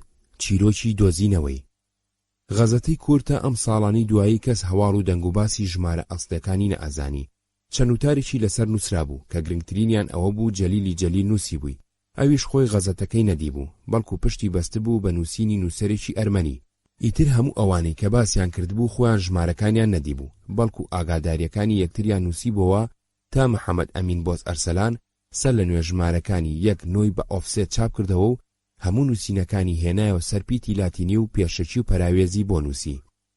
بۆز ئەرسەلان لە پێشەکی کتێبەکەی دانووسیوێتی دوای تاوکردنی بەرگی یەکەمی ژین دانەیەکی بە دیاری لێ ناردووە بۆ کوردناسی هۆڵندی مارتن ڤان براونسن، ئەویش ئاگاداری ئەکا کە نۆ ژمارەی کورد تەعاون و تەرەقی غەزەتەسی و ژمارەی یەکەمی هەتاوی کورد لە ئینستیتیوتی ڕۆژهەڵاتناسی زانکۆی میونخدا هەڵگیراون. ئاخۆ ئەم پێ ئەزانێ یان نا. وەکو بۆز ئەرسەلان خۆی نووسیوێتی ئاگای لەبوونی ئەم غەزەتەیە نەبووە، بۆیە هەواڵەکە بە خۆشیەوە وەرەگرێ و داوای لێ ئەکا کۆپیەکی بۆ بنێرێ و پاشان دەست لە کارەکانی تری هەڵەگرێ و ساختکردنەوەی ئەم غەزەتەیە ئەخاتە پێش کارەکانی ترەوە و ئەم کتێبە هێژایی لێبەرەمەهێنێ. بۆز ئەرسەلان جگە لەم غەزەتەیە پێشتر غەزەتەی کوردستان 1898 1902 بە 2 بەرگو، گۆڤاری ژین 1918 1990 بە 5 بەرگ ساخت کردوتەوە و هێناو نییە سەر ڕێنووسی لاتینی و پێشەکی و پەراوێزی بۆ نووسیون. لەگەڵ کۆپی نوسخەی ئەسڵیدا سەر لە نوێ لە ئۆپسالای سوید چاپی کردوونەتەوە. بۆز ئەرسەلان لەم بوارەدا خزمەتێکی گەورەی بە مێژووی کورد کردووە جێگەی سوپاس و ستایشە. 8. جێگەی لە ڕۆژنامەوانی کوردیدا غەزەتەی کورد بێگومان جێگەیەکی تایبەتی هەیە نەک هەر لە مێژووی ڕۆژنامەوانیدا بەڵکو لە مێژووی سیاسی کوردە. ئەوەی تا ئێستا زانراوە ئەمە یەکەمین غەزەتەی کوردیە لە تورکیای عوسمانیدا دەرچوو بێ بیر و باوەڕی ڕێکخراوی تەعاون و تەرەقی دەربڕیوە. لە ڕێگەی ئەم غەزەتەیەوە ئەتوانین بیر و بۆچوونی ڕۆشنبیران و تێکۆشەرانی ئەو سەردەمەی کورد بخوێنینەوە دەربارەی جۆری چارەسەرکردنی کێشەی نەتەوەی کورد و دواکەوتووی و بەجێمانی کوردستان لە شارستانێتی. ڕێکخراوی تەعاون و تەرەقی خەباتی ئەکرد بۆ سەلماندنی مافی نەتەوەی کورد لە چوارچێوەی دەوڵەتی عوسمانیدا. 8. ڕۆژی کورد. 1. ڕۆژی کورد. 1 دەرچوونی ساڵی 1912 خوێندکارانی کورد لە ئەستەمبۆڵ ڕێکخراوێکی خوێندکاریان پێگەینا بە ناوی جڤاتە هێڤێ فەقێ کوردانەوە. ئەم ڕێکخراوە دەستی کرد بە بڵاوکردنەوەی غەزەتەی تورکی کوردی ڕۆژ کورد، ڕۆژی کورد. ساحێبی امتیاز و مدیری مەسئولی سلێمانی عەبدولکەریم حاجی عەبدوڵڵا کەرکووکلی زادە بووە کە دواتر لە سەردەمی دامەزرانی دەوڵەتی عێراقدا بووە بە حاکمی منفەرید لە کەرکووک و سلێمانی. ژمارەیەکی ڕۆژی کورد لە 14 ڕەجەبی 1330 کۆچی 6 حوزەیرانی 1329 ڕۆمی بەرامبەر 19 حوزەیرانی 1913 زاینی لە چاپخانەی حقوق و ژمارە 2 لە 14 شەعبانی 1330 کۆچی 6 تەموزی 1329 ڕۆمی بەرامبەر 19 تەموزی 1913 زاینی لە چاپخانەی ئیجتیهاد و ژمارە 3 لە 11 ڕەمەزانی 1330 کۆچی 1 ئاغۆستۆسی 1329 ڕۆمی بەرامبەر 14 ئابی 1913 زاینی لە چاپخانەی مەحموود بەگ و ژمارە 4 کە دوا ژمارەتی لە دەی شەوالی 1330 کۆچی 30 ئاغۆستۆسی 1329 ڕۆمی بەرامبەر 12 ئەیلولی 1913 زاینی لە چاپخانەی ڕەسملی کتاب لە ئەستەمبۆڵ چاپکراوە. 1-2 ئامانجی سەروتاری ژمارەیەکی بە تورکی بە ئیمزای ڕۆژکورد لە ژێر سەرناوی غایە مەسلەک واتە مەبەست ڕێباز بۆ ڕوونکردنەوەی ئامانجی گۆڤارەکە تەرخانکراوە. لەبەر ئەوەی بە تورکیە و کوردەکەی لە بەردەستدانیا نەمتوانی کەڵکی لێوەربگرم، بەڵام لە وتارێکی کوردیدا کە خاوەنی ئیمتیاز سلێمانی عەبدولکەریم لە ژێر سەرناوی عیبرەت دانووسی وێتی ئەڵێ لە داری دنیادا بەختیارم چونکە نیسبەتم بە قەومی کووردە. خۆم بە بەدبەخت دەزانم چونکە ئەو قەومە نەجیبە لە ساحەی تەکامولە دوو هەنگاو نەچۆتە پێشەوە. بۆ دەفعی ئەم تەزادە بۆ چارەی نەجاتی ئەم قەومە دوو ڕێگە ئینتیخاب کراوە. یەکێ جەمعیەتی کووردە کە مەقسەد و غایەی منحەسیرە لەسەر خدمەتی کورد. دووەم ڕۆژی کووردە کە ئەویش دووبارە بۆ خدمەتی کورد هاتوۆتە ساحەی نەشرەوە. فەوائیدی ئەم جەمعیەتە ئەوەندە زۆرە کە لە ژماردنی زبان عاجزە. ئەوەلەن ئەم جەمعیەتە قەتعیەن لە ئوموری سیاسەتا بێدەخلە، بۆ نەشر و تەعمیمی مەعارف، بۆ جەمع و تەدوینی ئەدەبیات، ئەشعار، بۆ ئیجادی قەواعیدی لیسانی کوردی تەشەکولی کردووە. فکری، مالی، جانی حەسر کردوتە سەر خدمەتی کورد. ڕۆژی کورد وەزیفەی زیاترە، معلومە کە ئەوروپا دەڵێن کورد زبانی نییە، بێ ئەدەبیاتە، و لەناو جیانە عامفام بووە کە کورد ئەشقیایە، و معلومی هەموو کەسە کە کورد چەند پیاوی عالم، چەند شاعیر، چەند سیاسی، چەند عابیدی هەیە.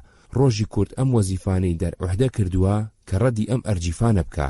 وەکو لەو تاریکی ساڵح بەدرخاندا دەرەکەوێ پێ ئەچێ ویستی بێتیان ڕۆژنامەیەکی سیاسی دەرکەن، بەڵام دەرکردنی ڕۆژنامەیەکی لەو بابەتە بە پێی یاسای چاپەمەنی عوسمانی پێویستی بە دانانی 500 لیرەی زێر بارمتە هەبووە. لەبەر ئەوەی ئەمان ئەو پارە زۆریان پێدابین نەکراوە بەم جەریدەیە ئیکتیفایان کردووە.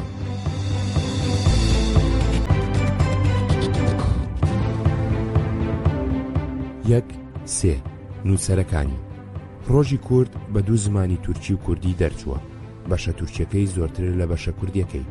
ئەگەرچی بەناو جڤاتە هێڤێ فەقێ کوردان دەری کردووە، بەڵام پێ ناچێ هیچ کام لە نووسەرەکانی فەقێیان خوێندکار بووبن، بگرە زۆریان نووسەری شارەزا و ناسراو بوون.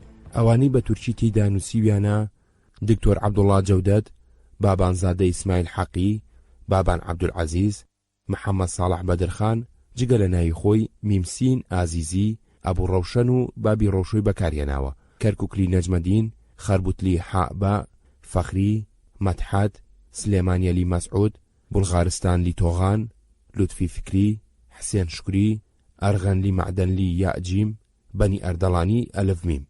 هەندێک لەم نووسەرانە لە ناو کۆڕ و کۆمەڵە سیاسی و ڕۆشنبیری و ڕۆژنامەوانیەکانی ئەو سەردەمەی عوسمانیدا کەسایەتی ناسراو بوون، بە تایبەتی دکتۆر عەبدوڵڵا جەودەد، ئیسماعیل حەقی بابان، عەبدولعەزیز بابان، ساڵح بەدرخان. ئەوانەی بە کوردی تێیدا نووسیویانە سلێمانی عەبدولکەریم، دیاربەکری فکری نەجدەد، فوئاد تەمۆ، محەممەد ساڵح بەدرخان، خەلیل خەیاڵی لە ژێر ناوی مودانی خا، بەنی ئەردەڵانی ئەحمەد موحسین، زێوەر، فازیل مخلیز لە عەشیرەتی ملی، سەری زەر. نووسەرانی بەشی کوردی وەکو نووسەرانی بەشی تورکی تێکەڵاون لە کوردی ناوچە جیاجیەکانی کوردستان، وتار و شعری بە هەردوو لاجەی کرمانجی سەر و خوار و تێدا بڵاو کراوەتەوە. ئەم باسە تەرخانە بۆ بەشە کوردیەکەی، لێکۆڵینەوەی بەشە تورکیەکەی بەجێ هێڵراوە بۆ یەکێکی تورکیزان یان بۆ کاتێک کە ئەو بەشەش بە کوردی تەرجومە ئەکرێ. 1-4 سەرچاوەی دارایی ئابوونەی ڕۆژی کورد وەکو لەسەر دیوی دوالاپەڕی بەرگەکەی نووسراوە ساڵی 17 قڕوشە، 6 مانگ بە 9 قڕوشە، قیمەتی یەکێ بە 40 پارەیە. گرنگترین سەرچاوی دارایی ڕۆژی کورد ئابوونەکانی بووە. لە دوالاپەڕی ژمارە 2دا لەژێر سەرناوی ئیعلاندا نووسیوێتی سەرمایەی ڕیسالەی ڕۆژی کورد با لە هەموو کەس معلوم بێ کە زۆر بێبیزاع و کەمە. لە موشتەریەکانی خۆمان ڕجامان وهایە کە بەدەلی ڕۆژی کورد لەگەڵ پۆستەدا زوو بە زوو بۆمان ڕەوانە بفەرمونون. هەندێ ئەعلانی بڵاو کردوێتەوە پێ ئەچێ بە خۆڕایی بڵاوی کردبنەوە. بۆ نمونە لە دوالاپەڕی بەرگی ژمارەیەک و 2دا ئیعلان حەکیم حەیدەری زادە ئەحمەدبەگ هەموو ڕۆژ یەکشەنبە بە خۆڕایی لە ئەجزاخانە لە وەزنە چیلەر کوردە نەخۆشەکان موعاینە دەکا و عیلاجیژەکە. لە دیوی ناوەوەی بەرگی ژمارە 34دا ئیعلان لە منتەسیبینی حقوق بابانزادە عەبدولعەزیز بەگ بە ناوی عوسمان لیتەسیل مەساڵح ئیدارەخانەیەکی کردوتەوە. هەرچەند ئیش و دەعوا ببێ بە زۆر هەرزاندەی بینێ. نەجمەدین ئەفەندی کەرکووکیشی لەگەڵایە. هەموو کوردەکان لازمە ئیشیان بدەنە ئەم کوردە نەجیبە.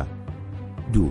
بابەتە کوردیەکانی 2.1 بڵاوکردنەوەی هۆشیاری نەتەوەیی.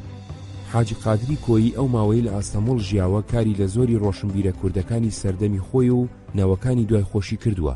لە دیوانی شعرەکانی حاجی قادردا ئەتوانین بەرنامەیەکی سیاسی گشتلایەنە بۆ ڕزگاری کوردستان بخوێنینەوە.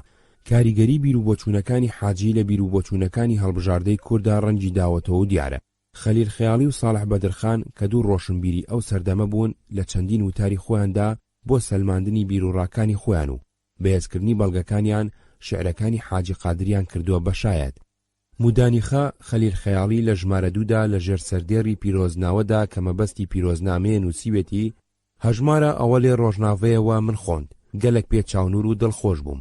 سەدا فەرین بێ غیرەت و هیممەتاوە خودێ تەعالا عومرێوە درێژ هیممەتاوە زێدە بکە. هون دزانن وەکو هیممەتا میران چیان دەبنتێن حاجەت قسەکرێن نییە. ئەدی بێمەزنێمە بەنەرچی گوتیە. اینجا یەکێ لە شعرە نەتەوەیەکانی حاجی قادری کۆیی ئەنووسێ کە بەما دەست پێیەکە. تا ڕێک نەکەون قەبیلی ئەکرات هەروە دەبنە خەرابە ئاباد ئەنواعی میلەل لە گەورە تا چووک خەمڵی وە مەمالیشی وەکوو بووک هەر کوردن ئەگەرچی پاشی مردن پاماڵی زەمانە میسلی کوردن هەرمانەوە بێنەوە و مەزلوم وەکوو بوومی خەرابەزاری مەشئوم گەر باعیسی ئەم دەپرسی کامە شەرتێکە کە بۆ هەموو تەمامە ئەو شەرتە بە کولی تیفاقە گەر مەرعەجوانە گەر عێراقە. لە جێکی تری وتارەکەیدا نووسیوێتی ڕۆژناوەیەوە پیرۆز بێ پیرۆزکردن لە سەر من فەرزە ئەس فەرزە خۆ بە چەند خەبەرێ بێسەروبن ئەدا دەکەم ژ من عەرز ژوە قبول غایەتە هێڤیە من ئەوە کو vê وەسیلە خیتابەیە جەنابی حاجی بنووسیم ڕەحمەتە خودێ لێبێ بفکرن چڕیتیە ڕۆحیوی بە فاتیحە شاکان. اینجا شعرەکەی حاجی ئەنووسێ کە ئەڵێ کێ دەڵێ کوردەکان بە ئیدراکن بەسە ئەم نەقسە گوێ لە من ناکەن لە ڕۆژی ئەوەل لە بەندە و ئازاد خزمەتی خەڵقە قسمەتی ئەکرات. اینجا ئەنووسێ خودان فەزل و کەمال قەدر و قیمەتە حاجی دزانە حاجی عالی جەنابەکە کوچاوی زەمانە ئەمسالی نەدیتیە مە درێژ کرد ئەم بێنە سەر مەقسەدا خۆ ئەڤا خیتابەیە حاجی لەژێر ڕیز دەکەم.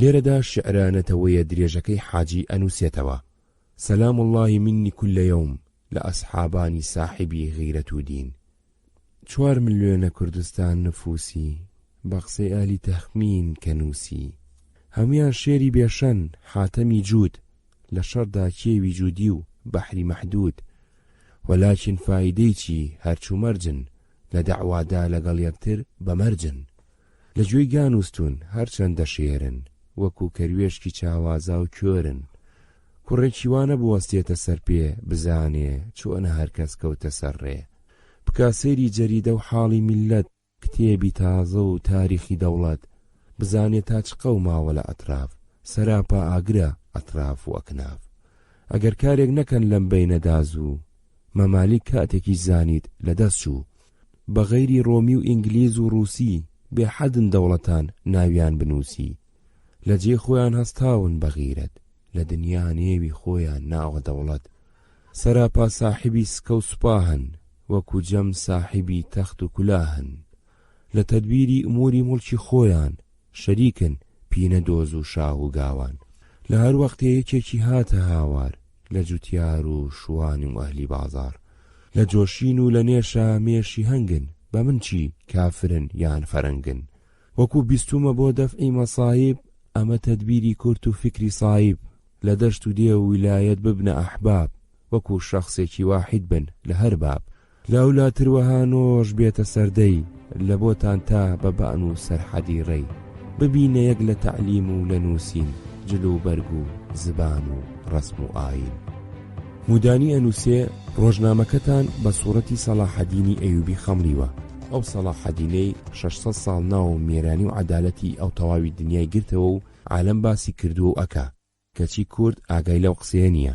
هۆی ئەوەش نەزانی و نەخوێندەواریە ئەگەر ئێمە خوێندەوار بووینایە زانا بووینایە شارەزای حاڵ و ئەحواڵی باو باپیرانمان بووینایە وەکو گای باش لە ناو عالەمدا لە هەموو شت مەحروم نەئەبووین ناوی باو و باپیر و شێخ و مەلا و موئەلیفی ئێمە ون نەئەبوو لە هەموو لایەکەوە لە ژێرتانەی دۆست و دوژمندا نەئەبوون وەکو خەڵک ئەمانیش جەوهەری خۆیان پیشانەدا لێرەدا دیسان شعرێکی تری حاجی قادر بە نمونە ئەهێنێتەوە کە ئەڵێ ئەگەر کوردێک قسەی بابی نەزانی معەیەن دایکی حیزە و بابی زانی میمخا خەلیل خەیاڵی لە ژمارە سێدا بە ناونیشانی زمان وتارێکی نووسیوە پرۆژەیەکی ڕۆشنبیری نەتەوەی پێشنیار کردووە ئەڵێ ئەمڕۆ 300 میلیۆن مسلمان هەیە هەمویان بە زمانی خۆیان ئەخوێن و ئەنووسن هیچ زیانێکیش بۆ دینی خۆیان فەرز و تەسەور ناکەن بۆ پێشکەوتنیان چی لازمە ئەوە ئیجراکەن ئێمەش لازمە وەکو ئەوام بکەین لێرە بە دواوە بە زمانی خۆمان بخوێنین و بنووسین چەند فەقەی کوردان غیرەتی کوردی بەواندا پەیدا بوو هەستان جواتە هێڤیان دامەزران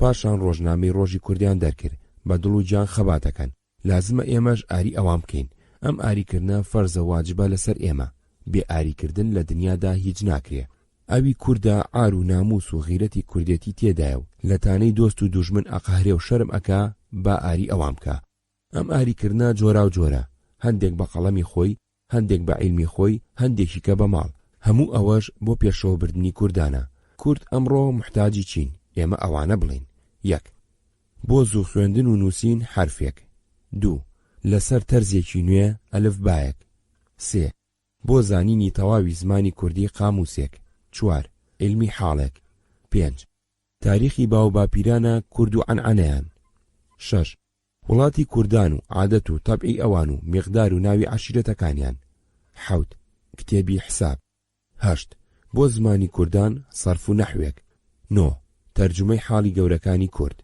10 ئەدەبیاتی کوردان و ناوی شاعیرەکانیان داوا لە خەڵک ئەکا کتێبی کوردی چیان لەلایە و مەلاو فەقەکان بەیت و چیرۆکی کوردی کۆبکەنەوە و بۆیان بنێرن تا چاپی بکەن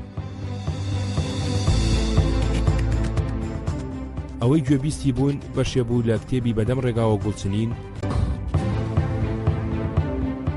خەلیل خەیاڵی لە ژمارە 34دا لە بەخدڕەشی و مەحرومیا کورداندا ئەڵێ شێخ مەلا فەقێ میر سەرۆک و ڕیسپیەکانمان ئەمڕۆ ئەزان و هەستی پێەکەن کە چواردەوری ئێمە ئاگری گرتووە چاک و خراپمانە سووتێنێ کەس بە هاوارمانەوە نایە ڕزگارمان بکە با ئەوان ڕابن دەست بدەنە دەستی یەک خاوەنی لە ئێمە بەخدڕەشان دەربەدەران و مەحروممان بکەن و لەو ئاگرەبێ ئامانە خەڵاسمان بکەن ڕێگەی ڕزگاریمان نیشان بدەن حکمی ئاەتی کەریم ئەحسان کەما ئەحسن الله ئیلەیک دەرحەقمان ئیجرا بکەن من گومان ناکەم کە گەورەکانی ئێمە غیرەت و هیممەتی خۆیان و ڕەحم و کەرەمی خۆیان لە ئێمە درێخ بکەن ئێمە لەم زەلیلێدا جێبێڵن باوەڕ ناکەم کە گەورەکانمان بۆ پێشەوەچوونی ئێمە و بۆ بە مرۆڤبوونی ئێمە هەرچیان لە دەست بێ بیدەنە دواوە بەڵام بەگلەییەوە ئەڵێ دڵی پڕدەردی من ئەڵێ ئەگەر ئەوە ڕاست بووە یەکێکیان بۆ خاتری خوا و نەبی ڕائەپەڕێ خۆی لێ کرد بە خاوەن و کوردی ئەخستە سەرڕێک هەتا مەحشەر ناوی لەسەر نامەی تاریخدا ئەمە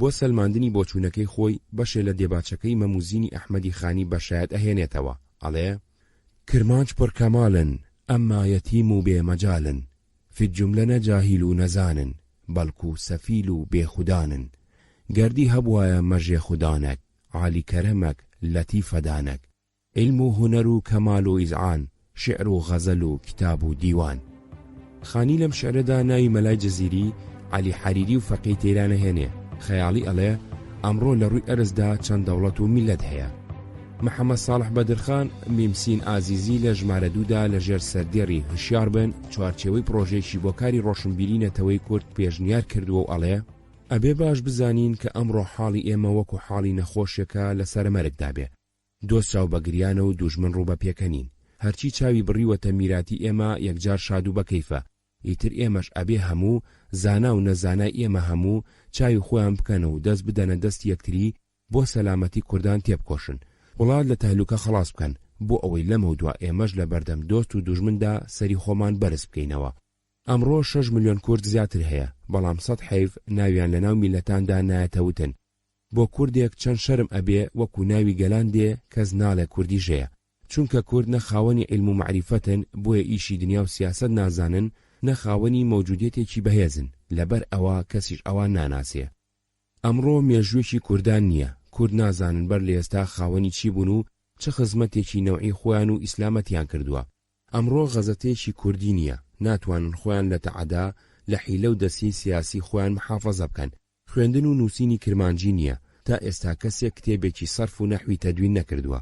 ئەمڕۆ هیچ قەومێ نەماوە کە خاوەنی 15-20 جەریدە نەبێ، بەم جەریدانە حاڵی خۆیان بەیانەکەن، دەردی خۆیان تەشریحەکەن، مەطلەبێکیان هەبێ داوایەکەن. جەریدە بۆ هەر قەومێ ئەبێتە زمان، هەر قەومێ بێ جەریدە بێ وەکو مرۆڤێکی لاڵە، نە ئەتوانێ دەردی خۆی بڵێ و نە ئەزانێ کە حاڵ و موقعی خۆی چییە. لێرە گەنجانی کورد کۆبوونەوە و جەمعێتێکی کوردانیاندا مەزراندووە و ئێستا دەستیان کردووە بە دەرکردنی جەریدە. ئەم جەریدەیە باسی عیلم و معریفەتەکە، ناتوانێ باسی شتی تر بکە، چونکە لە قانونی دەوڵەتدا مادەیەک هەیە ئەڵێ هەر کەسێ جەریدەی سیاسی دەربکە ئەبێ 500 زیار ئەمانەت دابنێ. هەرچی کووردا عاجزە لە تەداروکی ئەو پارەیە، لەبەر ئەوە ئێستا بەم جەریدەی ڕۆژی کووردا ئیکتیفایان کردووە. مامۆستا ساڵح بەدرخان لە ژمارە 3دا لە وتارێکدا بە ناونیشانی بەری شیر قەڵام باسی گرنگی عیلم و معریفەت و خراپی نەزانی ئەکا کە چۆن کورد مێژووی خۆیان نازانن، زانا و گەورە پیاوان و مێژوونووس و شاعیرەکانی خۆیان ناناسن و بە درێژی باسی گرنگی ڕۆژنامە بۆ کوردەکە. وتارەکەی بە دێباچەکەی مەموزینی ئەحمەدی خانی کۆتایی پێهێنێ کە یەکێکە لە شاکارەکانی ئەدەبی کوردایەتی. لە ژمارە 4دا کوردیە لە وتاری ئەسڵ و نەسلی کوردان و سیوێتی کوربەر لە نبووەت هەبوون و مەوجود بوون، کورد لە ئەقوامی ئاریان. لە پاش بەحسەت قیسمێ لە ئەوان وەکو ئێمە، وەکو ئەفغان، وەکو ئێران دینی ئیسلامیان قبول کرد، والحەمدولله بووینە ئیسلام. قیسمێ لە ئەوان وەکو ڕۆم، وەکو ئەرمەن، وەکو ئەڵمان لەسەر ڕێگەی جەهالەت ئامانەوە. چ ڕۆم، چ ئەرمەن، چ ئەڵمان، چ پۆرتوگیز، ئەمانە هەموو لە عێرقی کوردن. دیقەت فەرمونون، خواردنمان، لیباسمان، عنعناتمان وەکو عەجەمە. لەبەر اختیلال لەگەڵ بەغدا جوزئێ فەرقمان هەیە، فقط بەدیقەت ئەگەر تەعمیق بکرێت عینی عەجەم حائیزی حرەکات و سەکەناتین. عەجەم لە وەقتی خۆیە مەزەبی سونی بوو، فقط شاه ئیسماعیلی سەفەوی بە فکری خۆی ئەم مەزەبی شیعەی ئیحداز کرد و مەقسەدی تەوحیدی قەومی عەجەم بووە، و ئیلا ئەساسەن مەزهەبمان یەک بوو. ئەڵمان و زبانی ئەڵمان زۆر مشابەهەتی بە کوردی هەیە. ئەمڕۆ ئەگەر کوردیە بچێ بۆ ئەڵمان لە زەرفی 2 مانگدا فێری زبانی ئەڵمانە بێ، فقط ئەگەر تورکیە یا عەرەبێ بچێ بۆ فێربوونی زبانی ئەڵمان متەوەقیفە سەر ساڵێک، چونکە زبانی ئەڵمان وەک زبانی کوردی گرانە. حتا لە ئەڵمانیا دائیر بە عنعنە و تاریخی کورد زۆر کتاب تەلیف کراوە. ئینشاءالله گەر قلوبی کورد بە واسیتەی معاونەتی ئەربابی حەمیەت نەختیە ببێ بە ساحێبی پارە، طبیعی ئەم کتابانە تەرجمە ئەکا بە کوردی و ڕەوانەی کوردستانیەکە. ئەو وەختە تحقیق ئەکا کە کورد چەند زەکی و چەند ئازان. ئێستا کە مادام ئیدعا ئەکەین و دەڵێن ئەڵمان لە عێرقی کووردا، ئەسبابی چیە ئەو ئەوەندە تەرەقی کرد و ئێمە بە جاهیلی ماینەوە؟ ئەسبابی معلومە، چونکە ئەوان بەر لە هەموو چەشت نیفاقیان ڕەفع کرد، دەستیاندا دەستی یەکتری، معاونەتی یەکتریان کرد، مەکتەبیان گوشاد کرد، معاریفیان تەعمیم کرد، لە پاشانە مەیلیاندا بە سنعەت کە ئمڕۆ ئەڵمان لە سنعەتە ئەوەندە متەرەقیە کە ئینسان حەیرانی ئەفعالی ئەوە بێ. مەسەلەن تەیارە، باڵۆن دروست ئەکا بەقەدەر مەسافەی نیوەی ئاسمان بڵند ئەبێ و کەشفی هەموو کاینادەکا. عملی ئەو فابریقا مانجی بە 100 لیرە ئیژەکەن، چونکە چشتی وەک تیارە دروست دەکەن. ئەلبەتە ئەگەر ئەو عملە فعالە 200 لیرە تەڵەب بکە کەمە. ئێمە حەقل ئینساف ئیقرار بکەین بە غەیری نیفاق، بە غەیری یەک لە عەلەیهی یەک چ خدمەتێکی میلەتی کوردمان کرد کە ئێمڕۆ چاومان لەمە بێ کە ئێمە ببین بە مومەسیل، ئەوان ببن بە مومەسیل، چ ویزدانی قبوڵەکە بە خولیای مەبعوسی هەموو شەو لە ناو جێگەی خۆمان بتلینەوە. کەی 4 کەسمان جەمع بوون و تەدبیری لە ئیسلاحی ئەم قەومە بەدبەختە کرد، کەی پارەدار بۆ تەعمیمی مەعاریف ئیعانەیدا. ئەمانە هەموو دەلالە لەسەر ئەوە ئەکەن کە ئێمە بە خلافی قسەی پێغەمبەرەکەین، چونکە ئەو ئەفەرمێ حب الوطن من الإيمان. ئەگەر ئێمە حبی وەتەنمان بووە بۆچی ئەوەندە سەرگەردانە بووین؟ یەکێ لە کوردان کە ئیمڕۆ بە واسیتەی کوردەوە بۆتە ساحێبی مڵک و ئەقار لەبەر خاتری ئەمە کە 40 پارە نەدا بە نوسخەی ڕۆژی کورد خیتاب بە یەکێ لە عەزای جەمعیەتی فەرموو بووی ڕۆڵە من کورد نیم. دیقەت فەرمون چەند پیاوی منەوەرمان هەیە شێخ ئەوا گۆی هونەری بردەوە کەشکەک سڵاوات. براگەن حاڵی ئێمە وەهایە ئەبێ ئێمە کە ئەم نەوعە چشتانەمان هاتە گوێ دەرحاڵ ئانان ئیبا لەم نەوعە کەسانەکەین تا قامی قیامەت ئێمەش ئەو لە خۆمان عەد نەکەین و متەنەبیه بی خۆمان سەعی بۆ خۆمانکەین ڕێگە نەدەین کە ئەم نان کوڕانە لە ماڵ و حاڵی ئێمە ئیستیفادەکە. بە خودا قەسەمە خۆم ئەم زاتە کە فەرموو بووی ڕۆڵە من کوردی نازانم ئمڕۆ بە غەیری کوردی زوبانی تر نازانێ چونکە لە هەموو علم و عرفان مەحروم و بێبەهرەیە. خدا ئیسلاحی حاڵمانکە.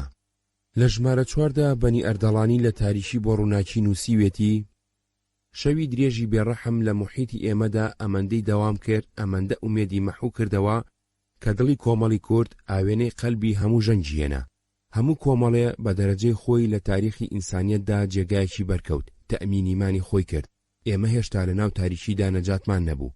شاخ و داخی موحیتی کورد هێشتا وەکو مژی زەمانی سریانە و کلدانی لەسەر ماوە. داروبەردی کوردستان هێشتا خەریکی سوزدەبردنە بۆ ڕابردوو. لە شوێنێکی تردا ئەڵێ کە خەبەری بووە مەبەستی کوردە دەوراودەوری بە نووری علم و معریفەت ڕوون بۆتەوە.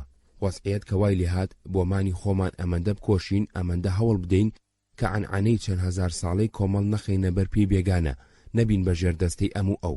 شوبهەیتیان نییە کە هیچ کوردی ئەم زیلەتە قوبوڵ ناکات. اینجا ئەڵێ ئینسان بە سای قسەکردنیەوە لە حەیوان گوێکرێتەوە ئەگەر قسەی نەبێت لە حەیوان گوێ نابێتەوە. زمانی کوردی بەم شیرینی و نازکیە کە هەیە نەقەواعیدێکی هەیە و نەکتێبێ. کۆمەڵی کورد بەم زۆریە و بەم کۆنیەوە کە هەیە تاریخێکی چاچی نییە. بەم سەبەبەوە کورد مەجبورە بێ وەقتی خۆی حەسر بکات بۆ فارسی تورکی زمانی کە و لە زمانی خۆی مەحرومە بێ. ئەگەر هەوڵ بدرێت قەواعیدێک بهێنرێتە ناو نەمەجبوریەتی فێربوونی زمانێکی کە ئەبێت و نە کوردیەکەشی لە ناوەچێت. بە زمانی جوزئی منداڵ فێری خوێندن و نووسی نەبێت.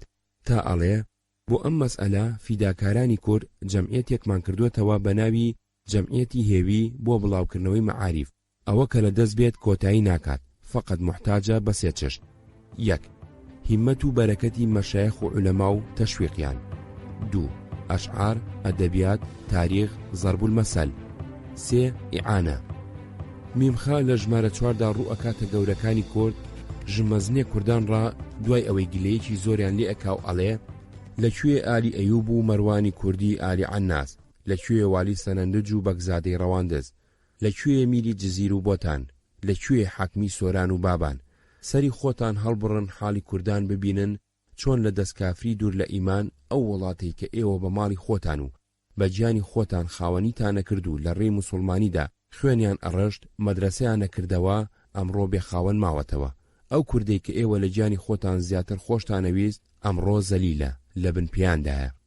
لەوتارێکی تردا مێخێ بە ناونیشانی گلی و گازن بە زمانی گوندنشینەکانەوە گلەی لە دانیشتوانی شارەکە کە خۆیان بەزلتر ئەزان و یارمەتیان نادەن لە نەزانی دەرچن. لە ژمارە 3دا هەر مێخێ لە تەفسیری شەریفدا باز لێگرتنەکە. لە ژمارە 3دا سلێمانی عەبدولکەریم لە بەفریاکەوین معاوەنەتدا باسی یاریدەدانی یەکتریەکە. ئەوەی گوێبیستی بوون بەشێ بوو لە کتێبی بەدەم ڕێگاوە گوڵچنین چەند لاپەڕەیەک لە مێژووی ڕۆژنامەوانی کوردی 1898 1958.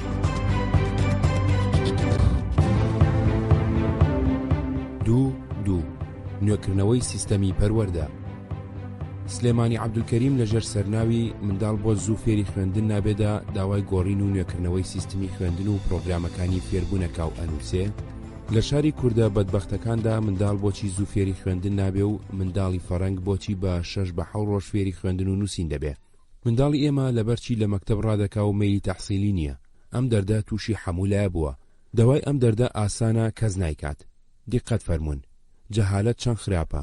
ئینسان بە مەحزی ئەمە کە داغلی مەکتەب بێ و یا نیسبەت بە مزگەوت پەیداکە نابێ بە عالم. بەدبەخت فەقێ لە هەورامانەوە شەردی ڕحاڵ دەکات دێت بۆ تەحسیلی علوم. مەلای ئەو مزگەوتە ئەوەڵ ئەمر دەکا جامی بخوێنە. فەقێ چەند ساڵ لەگەڵ ڕەد و بەدەلی عیسامەدین و عەبدولغەفور و عەبدولحەکیم و محەرەم ئەفەندیدا مەشغوڵ دەبێ. نیهایەت ئەوەندە فێر دەبێت کە دالی زید بەچی بۆرە و ڕائی عومەر بەچی مەنسووبە و غوڵام بەکر بەچی مەکسورە. فەقێ دەبێ بەمەلا. فقط محرومە لە حەدیث، بێبەهرەیە لە تەفسیر، معنای شعری عەرەبی نازانێ، لە علمی تەبابەت بێگانەیە، لە ئیدارەی مەعیشەت عاجزە، یعنی بەغەیری ئیمامی ئەمەلێکی نییە.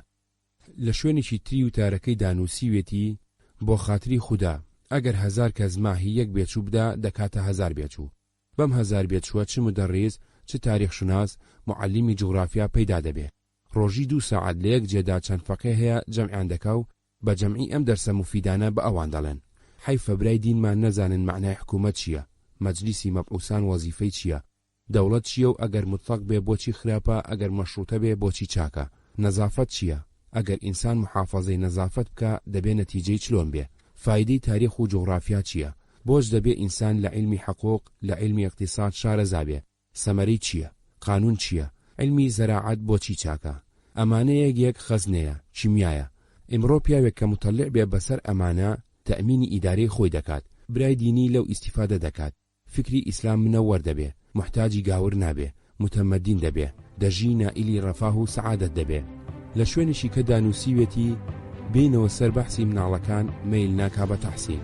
حەقی هەیە چونکە لە مەکتەب و لە حوجرە فەلاقە هەیە، لێدان هەیە، شەق و زلە هەیە. مودانیخێ خەلیل خەیاڵی لە ژمارە 2دا لە وتارێکدا کە بە کرمانجی لەژێر سەرناوی زمان و نەزانیە کوردان نووسیوێتی ئەڵێ چەندی ورد ئەبمەوە لەوە تێناگەم مەلاکانی ئێمە، خوێندەوارەکانی ئێمە بۆچی قسەی خۆیان بە کوردی ئەکەن و لە مەدرسەکاندا دەرس کە ئەخوێنن بە کوردی معنای لێ ئەدەنەوە، وەختێک کە پێویست بێ کاغەزەکانی خۆیان و بەڵگەکانیان بە عەرەبی یا بە فارسی یا بە تورکی ئەنووسن و بە کوردی ناینووسن. مطلق ئەبێ لەمەدا حکمتێک سڕێک هەبێ کە ئێمە پێی نازانین. ئەگەر مرۆڤێ بەخێری دایک و باوکی خۆی ئەو حکمەتە ئەو سڕە بە ئێمە بڵێ، ئێمەش بە منەتێکی گەوری ئەزانین و لەسەر سەری خۆمانیدا ئەنین و لە وردبوونەوەیەش ڕزگارە بین. دەربارەی ئەمە هەرچی بڵێن و هەرهۆیەک نیشان بدەن بەرەداییە، بەرگەی هیچ تێ ناگرێ، چونکە ئەمڕۆ لە دنیادا ئەوەندە میلەت و قەوم هەیە کە ئێمە هیچ کامێکیان بەباشی ناناسین، حەد و حسابی نییە، بە زمانی خۆیان ئەخوێن و ئەنووسن، کتێبدا ئەنێن و لە مەکتەب و مەدرسەی خۆیاندا تەعلیمی زارۆکی خۆیانەکەن. ئەمڕۆ ئینگلیز، فرانس، ئەڵمان، مەسقۆف، ئیتالیا بۆ هەرکوێ بچن مەکتەبەکەنەوە، زمانی خۆیانیان فێرەکەن. سەبەبی ئەوە هەرچیەک بێت لەوەدا فائیدەیەکیان بۆ میلەتی خۆیان بینیوە. ئەگەر فائیدەیان تێدا نەبینایە بۆچی ئەوەندە مەسرەفیان ئەکرد و ئەوەندە خۆیان زەحمە دەدا. اینجا ئەپرسێ ئەوان ئاقڵن یان ئێمە؟ لە وەڵامدا ئەڵێ ئەوە محەققە کە ئەوان لە ئێمە ئاقڵترن و لە ئێمە شارەزاترن. 100 پیاوی ناوداری ئێمە لە بەردەم زارۆیەکی 7 ساڵەی ئەواندا ناوێرێ دەمی خۆی بکاتەوە و قسێک بکە. سەبەبی ئەوەش وەکو ڕۆژی ڕوون ئاشکرایە، ئەوان زانان و ئێمە نەزانین. دیسان ئەپرسێ ئاخۆ ئەوان مرۆڤن و ئێمە مرۆڤ نین؟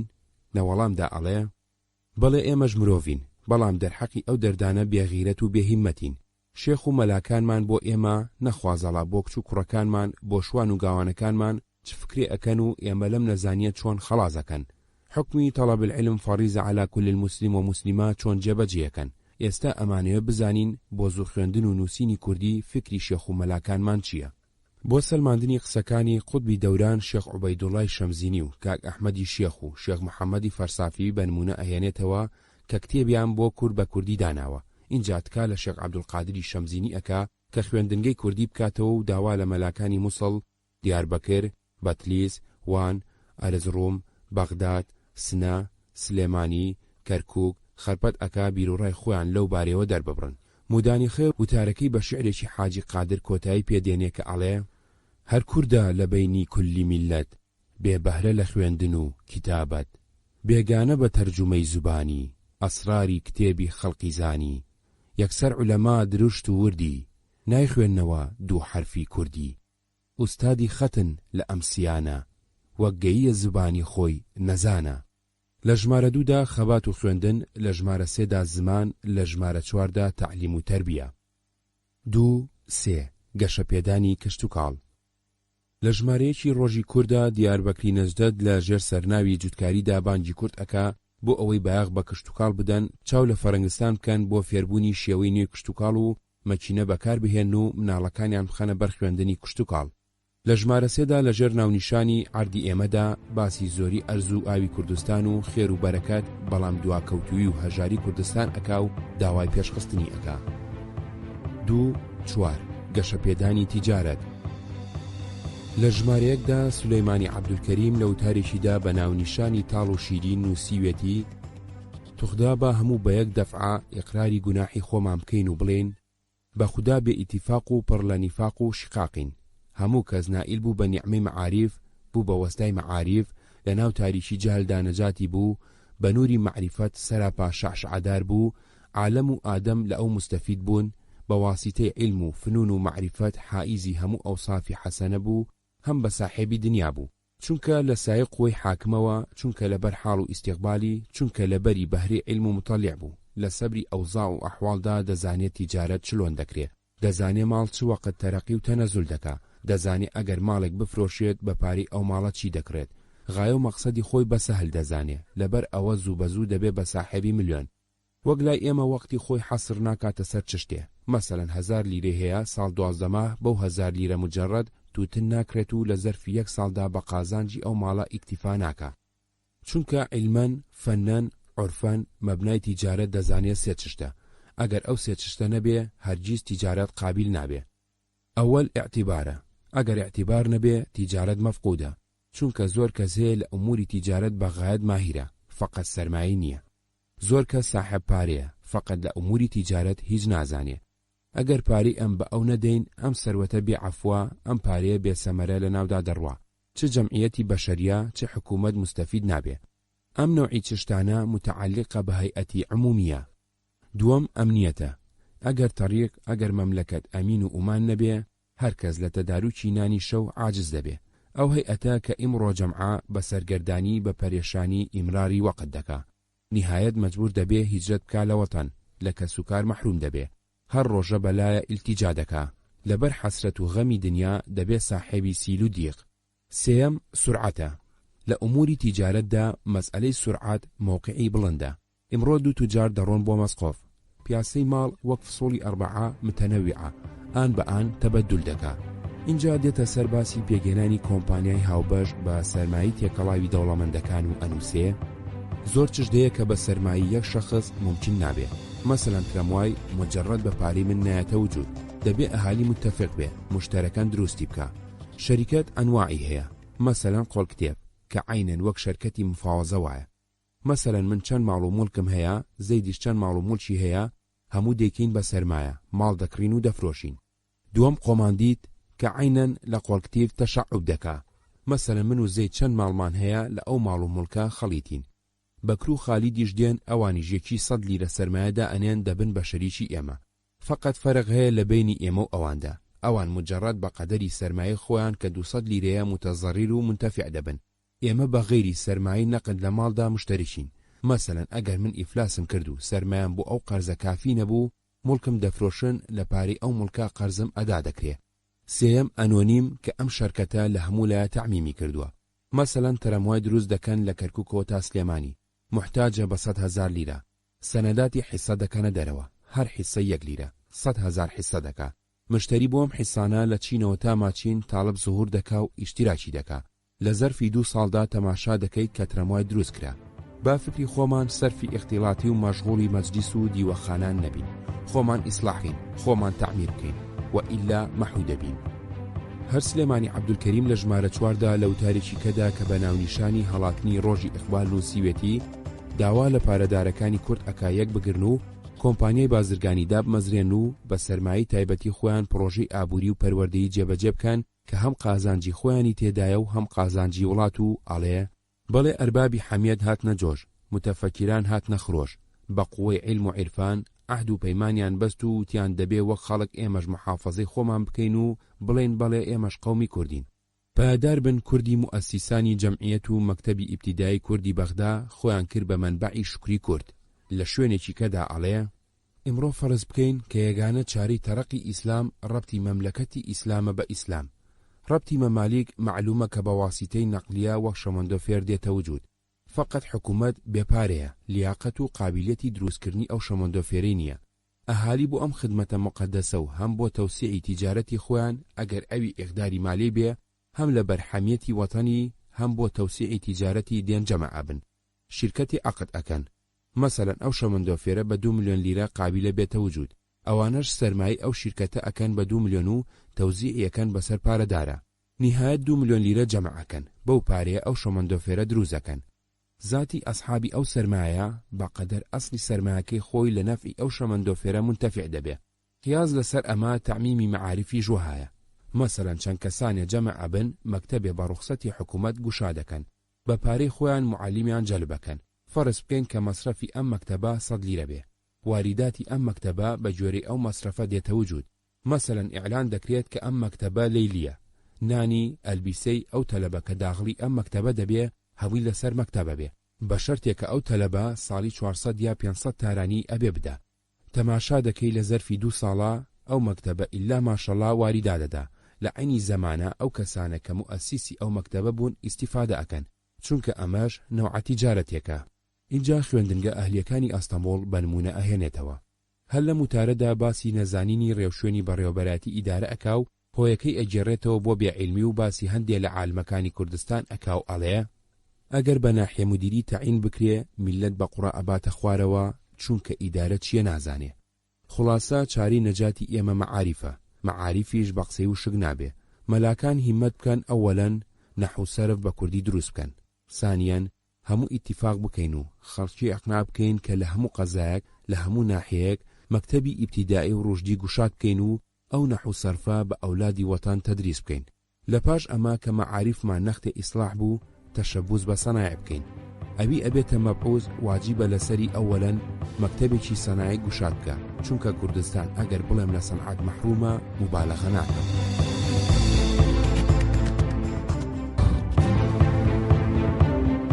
2.5 بابەتی ئەدەبی 2.5.1 چیرۆک.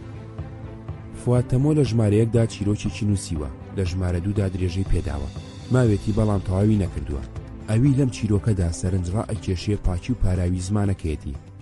لە ژمارە 4دا بابی ڕەشۆ ساڵح بەدرخانیش چیرۆکێکی بڵاو کردوتەوە. ئەم چیرۆکانە بە کرمانجی نووسراون، وەکو سەرەتای چیرۆکنووسی لە ئەدەبی کوردیدا نرخی مێژوویان هەیە. 2.5.2 شعر. لە ژمارەیەکدا چەند شعرێکی نالی لە ژێر ناونیشانی دیوانی شاعیری شەهیر حەزرەتی نالی و شعرێکی سیاسی فازڵ مخلیز لە عەشیرەتی ملی لە ژێر سەردێڕی خوێندن و خەباتدا و لە ژمارە 2دا شعرێکی شێخ ڕەزا لە ستایشی کاگ ئەحمەدی شێخدا و لە ژمارە 4دا زێوەر لە سلێمانیەوە شعرێکی بۆ ناردوون کە ستایشی ڕۆژی کووردە. هەر لە ژمارە 4دا ئەکرم ناوێکیش بە کرمانجی سەر و شعرێکی بە ناونیشانی بەری و نها بڵاو کردوتەوە. عەبدوڵڵا زەنگەنە لە ڕۆژی کورد ئامادەکردن و لێکۆڵینەوەی عەبدوڵڵا زەنگەنە بنکەی ژین سلێمانی 2005 لاپەڕەنەوەیەکدا گومان ئەکا ئەم ئەکرەم ناوە ئەکرەم جەمیل پاشا بێ. خەلیل خەیاڵی لە ناو نووسینەکانی خۆیدا چەردەیەکی باشی لە شێعرە نەتەوەیەکانی حاجی قادر و ساڵح بەدرخانیش بەشێکی باشی لە دێباچەکەی مەموزین بڵاو کردوتەوە. 3 لە ڕووی هونەری ڕۆژنامەوانیەوە. 3.1 زمانەکەی. بەشە کوردیەکەی ڕۆژی کورد وتار و شێعری بە هەردوو لەهجەی کرمانجی سەر و کرمانجی خوارو تێدایە. پێ ئەچێ زۆری وتارەکانی کە بە لەهجەی خوارو نووسراون سلێمانی عەبدولکەریم نووسیبنی، بەڵام چەندین نووسەر بەشدار بوون لە نووسینی وتارەکانی کە بە کرمانجی سەر و نووسراون. سەرڕای ئەوەی وشەی بێگانەیان زۆر تێکەڵاوە بە گشتی زمانەکەیان ڕەوانە، بەڵام ئەوانەی بە کرمانجی سەر و نووسراون زمانەکەیان پاراوتر و کەمتر وشەی بێگانەیان تێدایە. هەڵەی چاپ هەندێکیانی شێوان دووە. 3.2 ڕوخسارەکەی. ڕۆژی کورد بە پیتی عەرەبی و بە ڕێنووسی فارسی نووسراوە، ئەگەرچی خۆی جۆرێ لە ڕێنووسی تازەی داهێنا و لە ژمارە 2.3دا بڵاوی کردوتەوە بۆ ئەوەی خەڵک بەکاری بهێنن، بەڵام خۆیان کاریان پێ نەکردووە و بڵاویش نەبووتەوە. هەر چوار ژمارە قەواریان وەکو یەکە و 23.5 بە 7.3 سانتیمە. هەر ژمارەیەکی جگە لە بەرگەکەی 32 لاپەڕەیە. هەموو لاپەڕەکانی دووستونی تێدا نووسراوە.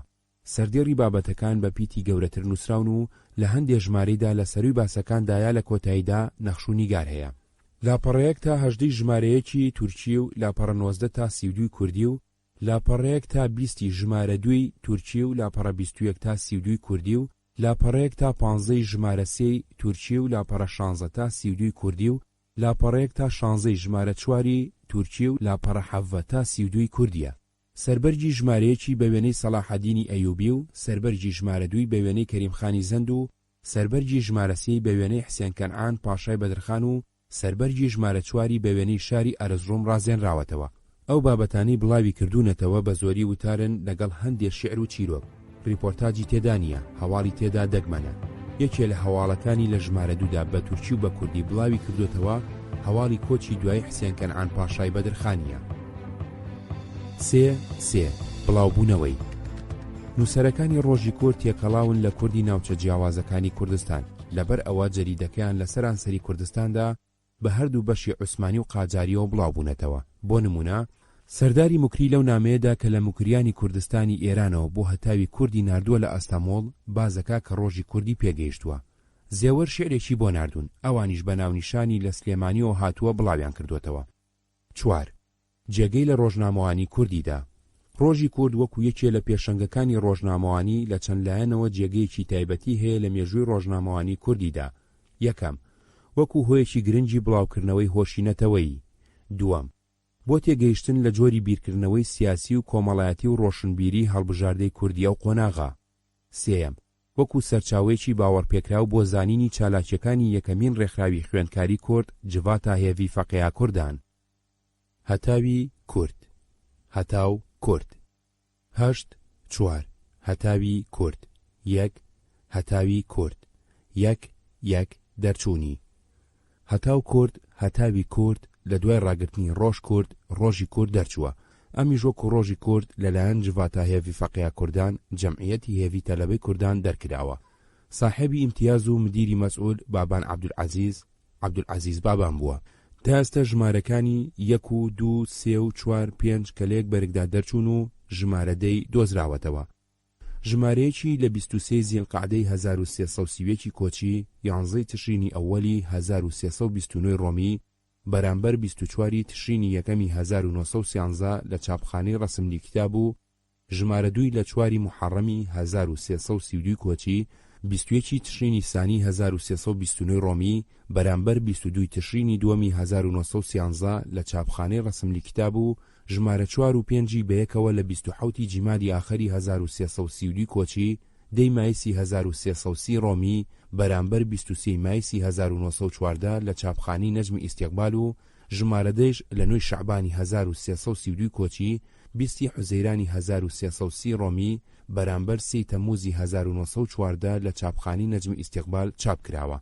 لە ژمارە دەدا کە هەتاوی کورد یەکەم ساڵی تەمەنی تەواو کردووە بەم جۆرە نووسیوێتی. ڕۆژنامەکەمان ساڵی یەکەمی تێپەڕێنێ. باش دەرچوونی ساڵی دێ لەسەر هیممەت و غیرەتی کوردان ماوە. لە ڕووی دنیا کورد تەنیا ڕۆژنامەیەکی هەیە. برەوپێدان و ئابوونەبوونی لەسەر هەموو کوردان فەرزە. ئابوونەی ساڵی ڕابردوو پێویست ئەکا کۆبوونی بنێرن. ساڵی دێ لە پێشەوە نرخەکەی بنێرن. بەجێهێنان لە خودا برەوپێدان لە حەمیەتی کوردان خەبات لە ئێمەی لاوانی کورد. هەر لە هەمان ژمارەدا لە ژێر سەردێڕی ئاعتیزاردا بە کرمانجی نووسیوێتی لەبەر هەنێک سەبەب ڕۆژنامەکەمان دواکەوت. هیوای عەفو لە خوێنەرەکانمانەکەین و لە ساڵی دووەمیەوە باش دەرکردنی. تا ئێستا ئاگاداریەک لە بەردەست دانیە کە ئاخۆ دوای ئەم ژمارەیەی دەیەمین ژمارەی هەتاوی کورد ڕاوەستاوەیان بەردەوام بووە. 1 2 ئامانجی. هەتاوی کورد هەمان ئامانجی ڕۆژی کوردی هەبووە. بڵاوکراوەیەکی بازرگانی نەبووە بۆ دەستکەوتی دارایی و بۆ قازانجی مادی دەرکرابێ. بەڵکو خاوەنی پەیامینەتەوەی بووە.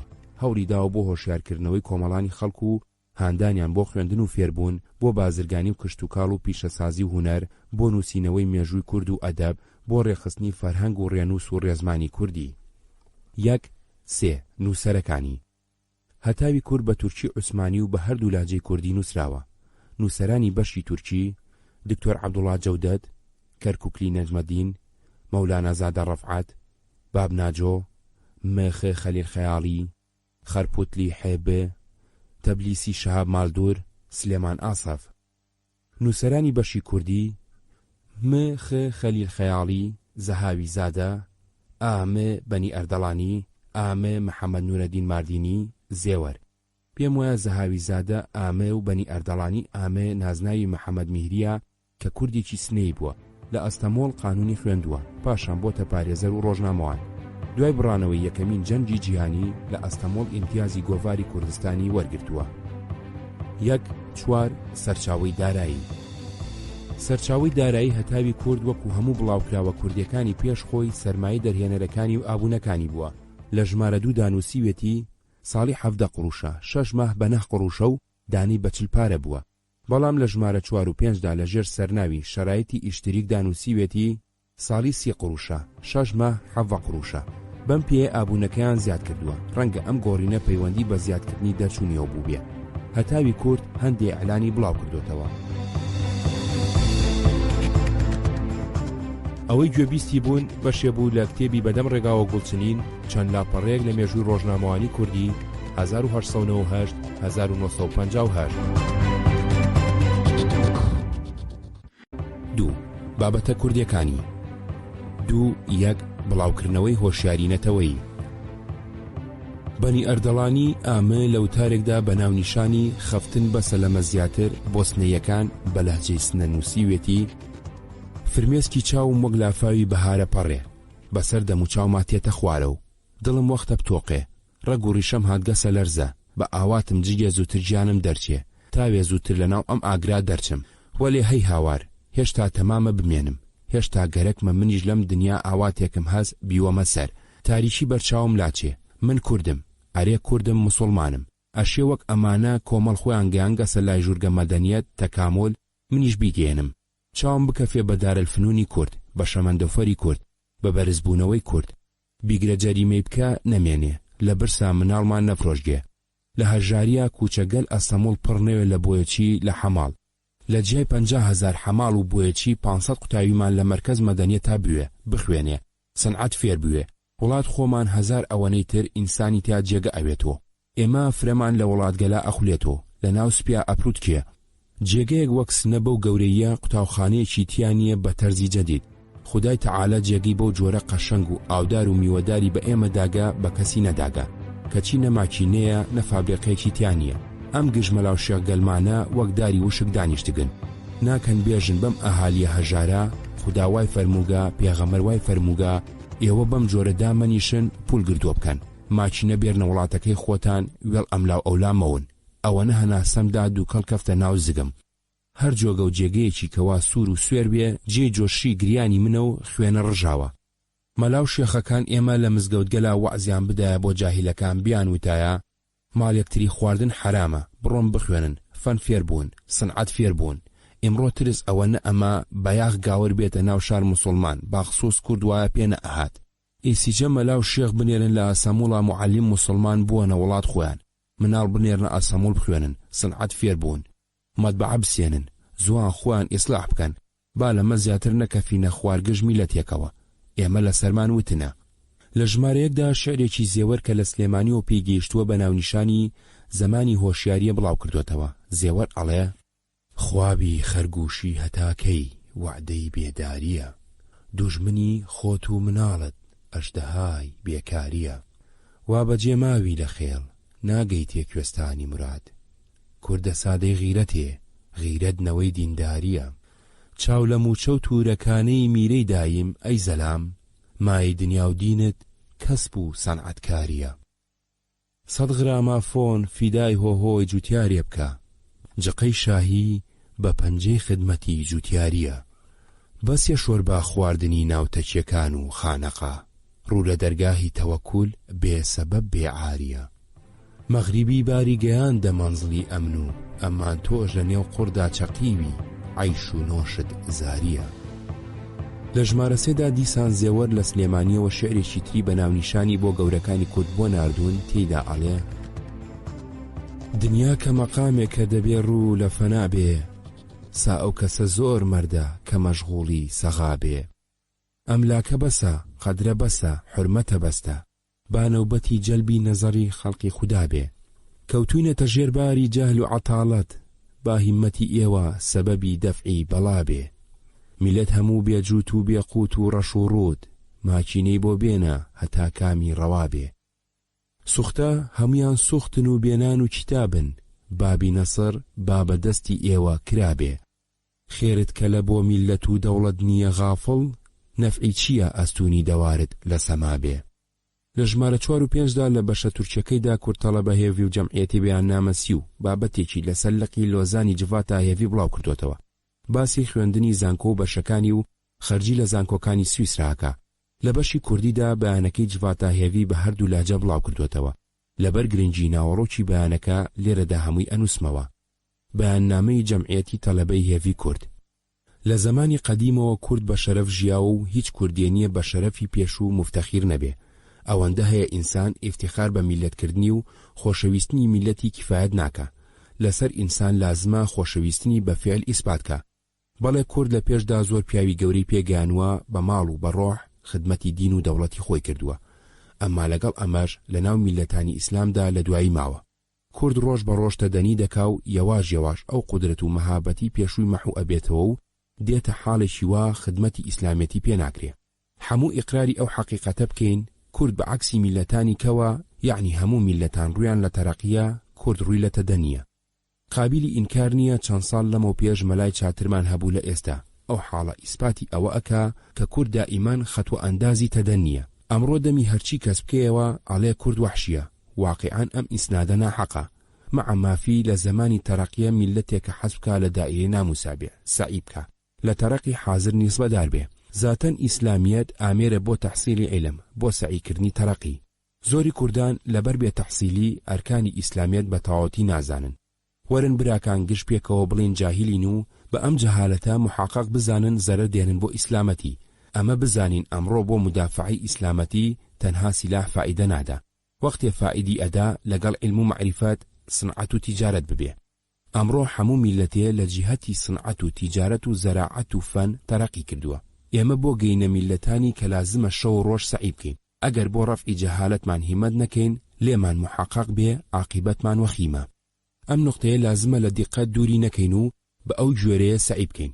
شەبابی کورد ئەم نقطەی دەرکرد و بە ئەو جوێرەیە دەستی کردە سعیکردن. هەموو میلەتێ لە پێشدا بۆ تەرەقی میلەتیان جەمعیەتیان کردووە و بە ئەو سایەوە تەرەقیان کردووە. ئێمەش بە موساعەدەی حکوومەت بە ناوی جەمعیەتی تەلەبەی هێڤی کورد جەمعیەتێکمان تەشکیل کرد. 2 ساڵە زۆر بە زەحمەت ئەم جەمعیەتەمان ئیدامە کرد و مەقسەدی ئەم جەمعیەتە ئەوەیە کە عارستانەکەم سعیکردن بۆ تەدوینکردنی لیسان و ئەدەبیاتی کورد. لە کوردستان مەکتەب و مەدرسەکردنەوە، بە مناڵی فەقیری کورد تەحسیلی علم و سنعەت و بیان خاتە مەکتەب. لە کوردستان جامیا، تەکیە، مەدرسە، مەکتەب، ئیتامخانە، خەستەخانە تەئسیسکردن. خلاصە سعیکردن بۆ علم و سنعەتی کوردان. سعی لە ئێمە، تۆفیق لەخوا. براکانم، مندەرەجاتی مادەکان زۆر بە ئەهمیەتن، چونکو هەموو ساڵ تەلەبێکی زۆر دێت بۆ ئەستانبوڵ، ئەو بێچارانە ئیسراحەتیان چاک نابێت. لە ئەستانبوڵ لە مەملەکەتەکانی کەش تەلەبەی کورد زۆرە، چونکو یەکتری ناناسن، معاونەتی یەکتری ناکەن. لەبەر ئەوە زۆر دووچاری مەشەقە دەبن. بینا لەسەر ئەمە تەحسیلیان چاک نابێ. لەبەر ئەوە جەمعیەت مەشغوڵی یەکتری ناسینی تەلەبەی کورد دەبێ. هەموو میلەتێ لیسانێکی هەیە، بەو لیسانە قسە ئەکا ئەنووسێ. کورد لە پێشدا بۆ نووسین و بۆ قسەکردن لیسانی هەبوو. مع التەئەسف ئێستا ئەو لیسانی لە فکر چووە، مەگەر لە خاریجی مەملەکەت چەندێ ماوە بە لیسانی کوردی قسە بکە. ئەو قسانش لە دایرەی قەواعید نییە. لەم عەسرا بە لیسانێکی غەڵەت هیچ نایەتە وجود. لەبەر ئەوە جەمعیەت سعی بۆ جەمع و تەبعی لیسانی کوردی ئەکا. لە ئەوەڵەوە گوتوبوومان سەبەبی سەفالەتی کورد جەهلە، لەبەر ئەوە جەمعیەت مەکتەب بۆ مناڵی کورد دەکاتەوە. خلاصە جەمعیەتمان بە تەمایە کورد لە جەهالەت قورتار بکە، لە زوڵمەتەوە بۆ نوریان ببە. غای ئێمە ئەمەیە تەرەقیکردن بە کورد. واصیلبوون بەو غایە زۆر زەحمەت نییە، ئەمما تەوەقوفی بەستووە سەر فیداکاری کوردان. حتا ئێستا نەبینراوە خیتابی میلەتی خۆیان بکەن، ئێمە ئەوە خیتابی ئێوە ئەکەین. ئەی عولەما و مەشایەخ و ئومەرای کورد، معروزاتمان ئێوە لە ئێمە چاتری ئەزانن. بینا لەسەر ئەمە ئێمە جورئەت ناکەین ڕێگە پیشانی ئێوە بدەین. عولەمای کورد ئەمڕۆ وەزیفەیەکی دینی و میلیان هەیە کە ئەو نیفاق و شقاقە لەناو کوردایە هەڵی بگرن. سید القوم خادمهم، ڕئیسی قوم ئەوەیە کە خدمەتی میلەتی خۆی بکە. گوسفند ئازبرای چوبان نیست، بەڵکە چوبان ئازبرای خزمەتەوەست. عولەما بە مەزمونی ئەمە عەمەل بکە. کوردی مەزلوم لەم حاڵە قورتارە بێ. ئەی عولەما و ئومەرا دۆغری بڵێن، مقدراتی میلەتی کورد لەدەست ئێوەیە. معاونەتکردنی کورد لە مقتەزای نەجابەت و فەزیلەتتانە. ئەگەر ئێوە حەز بکەن کورد قوتارەکەن. ئەوە ساحەیەکی واسع هەیە بۆ سعیکردن بۆ کورد. ئەوە جەمعیەتێکی حازرەیە کە ناوی جەمعیەتی تەلەبەی هێڤی کوردە. ئەیکا خەڵاسی کورد تەوەقوفی بەستووە سەر حەمیەتی ئێوە. ئەگەر تەنەزولی مەکتوب نووسین ئەکەن، سەری زەرفەکە بەم نەوعا بنووسن. ئیستانبولدا شازادە باشەندە کورد تەڵەبە و هێڤی جەمعیەتی.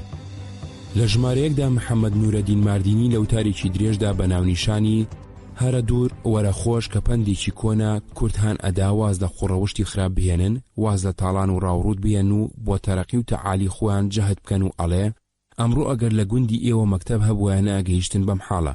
دووەم ئێوە پێویستیتان بە زەراعەت و جووت و تەوسیعی ئەمارەت و ئاوەدانکردنەوەی ئەرازی و سێم ئاویتنی عیناد و تەعەسوب و نیفاق و هجوم و غارەت و تاڵانکردنی یەکتری داوا ئەکا هەم بۆ دنیای خۆیان و هەم بۆ ئاخرەتیان سعی بکەن و هێرش ئەکاتە سەر سۆفی غەیرە سافی کە بۆ ساختەکاری و حیلەبازی خۆیان کردوتە سۆفی.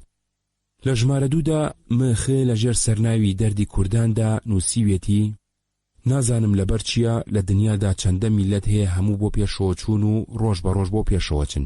لەناو ئەوانەدا کوردی ڕەبەنی بەلەنگاز بە تەنیا سەرڕای مێرانی و جوامێری و غیرەت بە پاشکەوتوی ماونەوە و ڕۆژ بە ڕۆژ بۆ پاشەوە ئەچن. پێم وایە کە هەر میلەتە لە وەختی خۆیدا هۆشیار بۆتەوە، محتاجی قەومەکەی خۆی بینیوە، زوو بە زوو لە چارەی گەڕاوە، هەرچی لە دەستی هاتبێ کردوێتی و ئەیکا. کورد ماوە کە هیچ جارێ هۆشیاربوون و پێشکەوتنی نەهێناوە بە بیری خۆیدا. ئەگەر هۆشیاری و پێشکەوتنی بە بیری خۆیدا بهێنایە تا ئێستا وەکو میلەتانی تر خاوەنی زمانی خۆیە بوو، لە سەرەتاوە بە زمانی خۆی کتێبی داعەنا، بە زمانی خۆی ئەیخوێند و ئەینووسی. هەموو دنیا ئەزانێت کە قەومی بێزمان وەکو مرۆڤێکی کەڕوڵاڵ ناتوانێت هیچ بڵێ. ئەگەر مەلاوفەقەی کوردان ئەو غیرەتەی کە لە زمانی غەریباندا کردویانە و ئەیکەن سەدیەکی ئەویان دەرحەقی زمانی کوردی بکردایە، ئەمڕۆ لە ناو خەڵقیدا بێزمان و بێمەعاریف نەئەبووین، هەموو کەستانی لێ نەئەداین. کورد لەبەر بێزمان و خوێندن و نووسین ئەوەندە بە نەزانی ماوەتەوە کە میلەتی خۆی، باوباپیری خۆی، جنسی خۆی، وڵاتی خۆی نازانێ. مەلاکانیان شیرەتان لەوان ناکەن، دائیمەن بە دوای خراپی یەکتریدا گەڕێن، چاویان دنیا و حاڵی دنیا نابینێ. نەزان ئەوە خۆی نەزانە، زاناکانیشان لە زمانی خۆیان بێخەبەرن. لایەن وایە کە زمانی هەموو میلەتانی عالەم لە ئاسمانەوە هاتووە، هی ئێمە بەتەنیا لە ئەرز دەرهاتووە. لە کاتێکدا زمانەکەی ئێمە لە گشت زمانی عالەم چاکترە و بەڕەحەتی دێتە نووسین و خوێندن.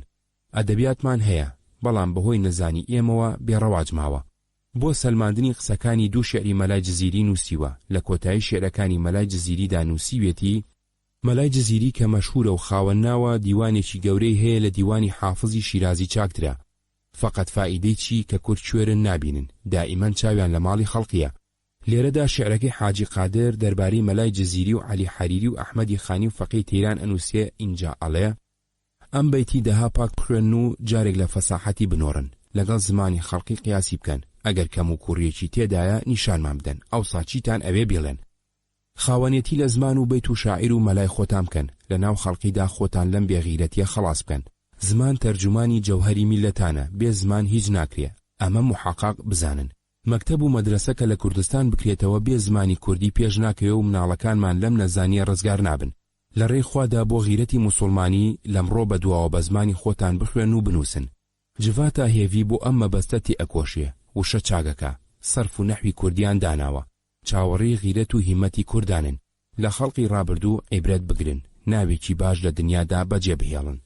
دیسان شعرێکی درێژی نەتەوەی حاجی قادر کە سەرەتاکەی بە مەدەست پێ ئەکا، خەسرە و کەیقوباد و ئەسکەندەر وەکو کیسرا و کاووس و قەیسەر ئەنووسێتەوە و داوا ئەکا گوێی لێ بگرن.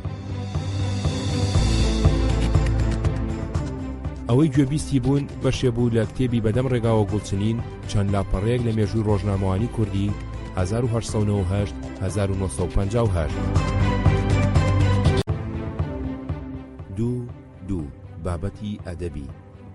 لە ڕۆژی کورد و هەتاوی کووردا ژمارەیەکی زۆر لە شێعرە سیاسیەکانی حاجی قادری کۆیی بڵاو کراوەتەوە. ئەشێ ئەم دوو غەزەتەیە بە کۆنترین و باشترین سەرچاوەدا بنرێ بۆ ساختکردنەوەی شێعرە سیاسیەکانی حاجی قادری کۆیی. لە ژمارەیەکیدا مێخێ لە کۆتایی وتاری ژمەزنی کوردان ڕایە ئەم قەسیدەی حاجی نووسیوە. وا دیارە ڕسم و قانونێکی دەوران دادەنێ، کوردی ئێمەش گەردشی گەرمێن و کوێستان دادەنێ. هەروەها شێعرە درێژەکەی حاجی بە ناونیشانی شاعیری بابان و سۆران کە سەرەتاکەی بەم جۆرە دەست پێ ئەکا، شاعیری کۆن و تازەی کوردان کە لە تێعدادی عاجزە ئینسان، ئەوی خۆم دیومە یا نەخۆ ئەسەری، ئەمەیە بۆت دەڵێم بە مختصری. ئەم شێعری ناو هەتاوی کورد لەگەڵ ئەوەی کە تا ئێستا لە دیوانەکانیدا بڵاو کراوەتەوە لە چەند ڕوویەکەوە جیاوازی هەیە. یەکەم، لە پاش و پێشخستنی هەندێک لە بەیتەکانیدا ئەوەی هەتاوی کورد لە ڕیزکردنی بەیتەکانیدا مەنتیقیترە لە هی دیوانەکەی. دووەم، هەندێک لە وشەکانی جیاوازن. لە کۆتایی ئەم شێعرەدا مێخێ نووسیوێتی ئەڤا شاعیری بابان و سۆران ئەوەکو حاجی قادر ئانیە نەزمی شاعیری کوردی دژێ گەلک هەیە، یەک بە یەک تحقیق بکەن و بنووسین. ji bo tercumey halî wan kitêbek çêkirin lazim e. Xîret û mîraniya Kurdêtê nahêle ku meziniya me bê nav û nîşan bimênin. خەڵک تەعنا لەمە بدا ژنزنیامە باس بکە. هەتاوی کوردیش لەژێر سەردێڕی پاڕانەوە لە حەمێتمەندانی کورد لە بن هەمان بابەتدان و سیوێتی شاعیری گەورەی کوردان حاجی قادر ناوی هەموو شاعیری کوردانی لەم قەسیدەیەدا دەرج کردووە. ئێمەش بە ناوی خوداسوێن ئەدەین کە ئاساری ئەم زاتانە بەلای هەر کەسێکەوە هەیە بینێرێت بۆمان تاوەکو گردی بکەینەوە و هەموو کوردێکیش لێ ئیستیفادە بکات و کوردیش بەم سایەوە شیعر و شاعیری خۆی بناسێت. لە ژمارە دوودا بە ناونیشانی قەسیدەی کوردیە ئەسەری مەحوی ئەفەندی سلێمانی لە وەسفی ڕۆژە و لە وەسفی شەودا لەگەڵ غەزەلی بەنووری بادە کەشفی زوڵمەتی تەقوانەکەم چی بکەم بڵاو کردوتەوە. هەر لە هەمان ژمارەدا مخە بە ناونیشانی دەردی کوردان بە هەندێک لێدوانەوە دوو قەسیدەی مەلای جزیری و چەند شعرێکی حاجی قادری بڵاو کردوتەوە. لەوانە شعرە درێژەکەی کە بەم جۆرە دەست پێیەکە. خەسرە و کەیقوباد و ئەسکەندەر وەکو چیسرا و کاوس و قەیسەر، هەروەها ئەو شعرەی تری کە بەم جۆرە دەست پێیەکە خۆ دەزانن سولالەی ئەکرات لێرەوە بگرە تا دەگاتە قوباد. لە ژمارە سێدا لە ئەشعاری مەرحوم نالی سێ غەزەلی بڵاو کردوتەوە کە سەرەتا یەکێکیان بەم بەیتە دەست پێیەکە: دڵسیا سەنگ نەبێ مایلی خاکی وەتەنە، خاڵی لەعلی حەبەشە ساکینی بوردی یەمەنە. لە ژمارەدەدا شعرێکی مەلا ئەحمەدی جزیری کە بۆ پێغەمبەری وتووە: مەرسیەک بە کرمانجی، بابناجۆ مێخێ تەرجمەی شعرێکی تورکی بە کرمانجی. لە کەرکووکەوە لە ساداتی بەرزنجا تاهیر فواد شعرێکی لە ستایشی هەتاوی کووردا بۆ ناردوون. دیار بەکری فکری نەجدەد دڵماین. 2 3 بابەتی دینی. ئەو سەردەما بەهۆی ئەو شەڕ و شۆڕانەی کە تووشی دەوڵەتی عوسمانی بوو، بابی عالی بەشێکی قەڵەمڕەوی عوسمانی لەدەستدا. دەوڵەتانی مەسیحی چاویان بڕی بۆ میراتی پیاوە نەخۆشەکە.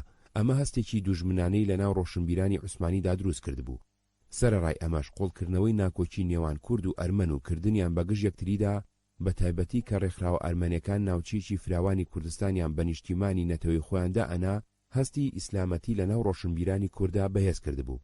نووسەرانی هەتاوی کورد لە زۆری نووسینەکانیاندا شانازی بە ئیسلامبوونی خۆیان و کوردەواکەن.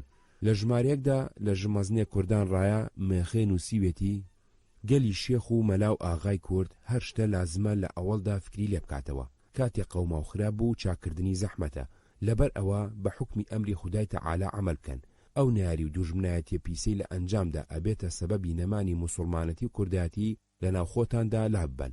وەکو برابن سەیری نارەکان تام بکەن ئەوان چۆن تێ ئەکۆشن ئێوەش وها تێبکۆشن. اینجا دوو ئاەتی قورئان و حەدیثێکی پێغەمبەر بۆ بەهێزکردنی ناوەڕۆکی وتارەکەی تەرجومە ئەکا. لە ژمارە دوودا نەجمەدین کەرکووکی لەژێر سەرناوی وەعزدا لە سەرەتای وتارەکەیدا ڕەخنە لە مەلاکانی کوردستان ئەگرێ و بە نەزان و نەشارەزایاندا ئەنێ و خۆی ئاەتێکی قورئانی بە درێژی لێکداوەتەوە. لە ژمارە سێدا قازی زادە مستەفا شەوقی لە سابڵاخەوە تەرەقی دینمان دەوێ ئەکاتە سەردێڕی وتارەکەی و نووسیوێتی: چەندێک لەو پێش بە واسیتەی ڕۆژنامەی هەتاوی کورد لە خصوص فائیدە و مەنفەعەتی مەکتەب چەند سەترێکم عرض کردبوون. ئاغایانی محتەرەم عەرزی ئێمەیان قبوڵ فەرموو. وا دیارەکە الحەمدولیلا حەمیەتی کوردان هاتۆتە جۆش، مەخسووس شکر دەکەین.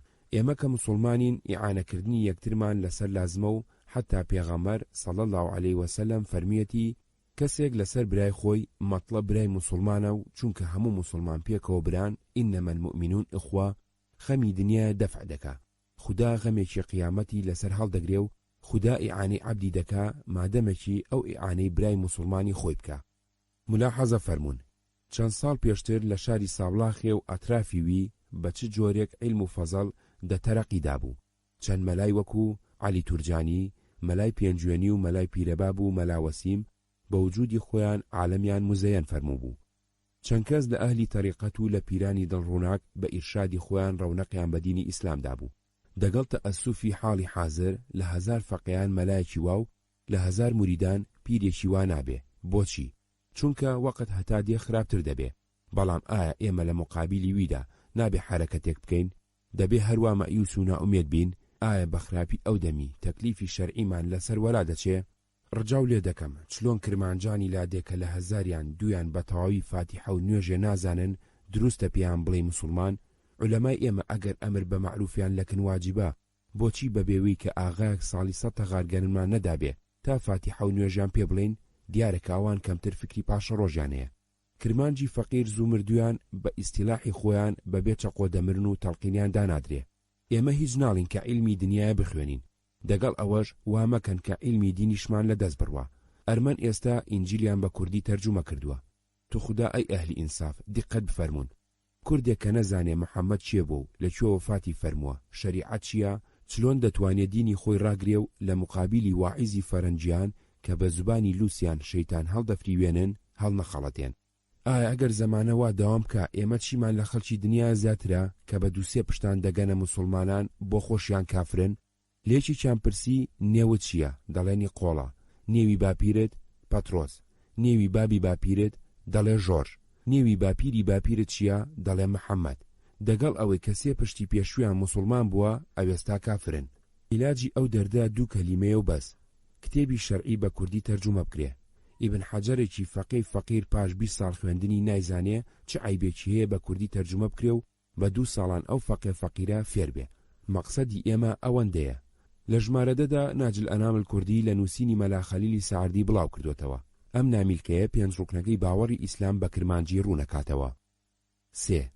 لە ڕووی هونەری ڕۆژنامەوانیەوە. 3.1 زمانەکەی. هەتاوی کورد بە تورکی عوسمانی و کوردی دەرچووە. بە تیپی عەرەبی و بە ڕێنووسی فارسی چاپکراوە. جاروبار بزوێنیان بەکارهێناوە. بەشی کوردی تێکەڵاوە لە هەردوو لاجەی سەر و خوار و نووسەرەکانی خەڵکی شوێنی جیاجای کوردستانن. لەناو ئەوانەدا دیاربەکری، خەرپوتی، ماردینی، وانی، سنەیی، سلێمانی، کەرکووکی تێدایە. لە چەندین وتاردا ئەوە دووبارە کراوەتەوە کە پێویستە ڕێزمانی کوردی دابنرێ، ڕێنووسەکەی چاک بکرێ، ئەدەبی کوردی پێش بخرێ، کوردی بکرێ بە زمانی خوێندن. هەرچەندە وشەی زۆر بێگانەیان بەکارهێناوە بەڵام بەگشتی زمانەکەیان ڕەوانە. 3.2 ڕوخسارەکەی.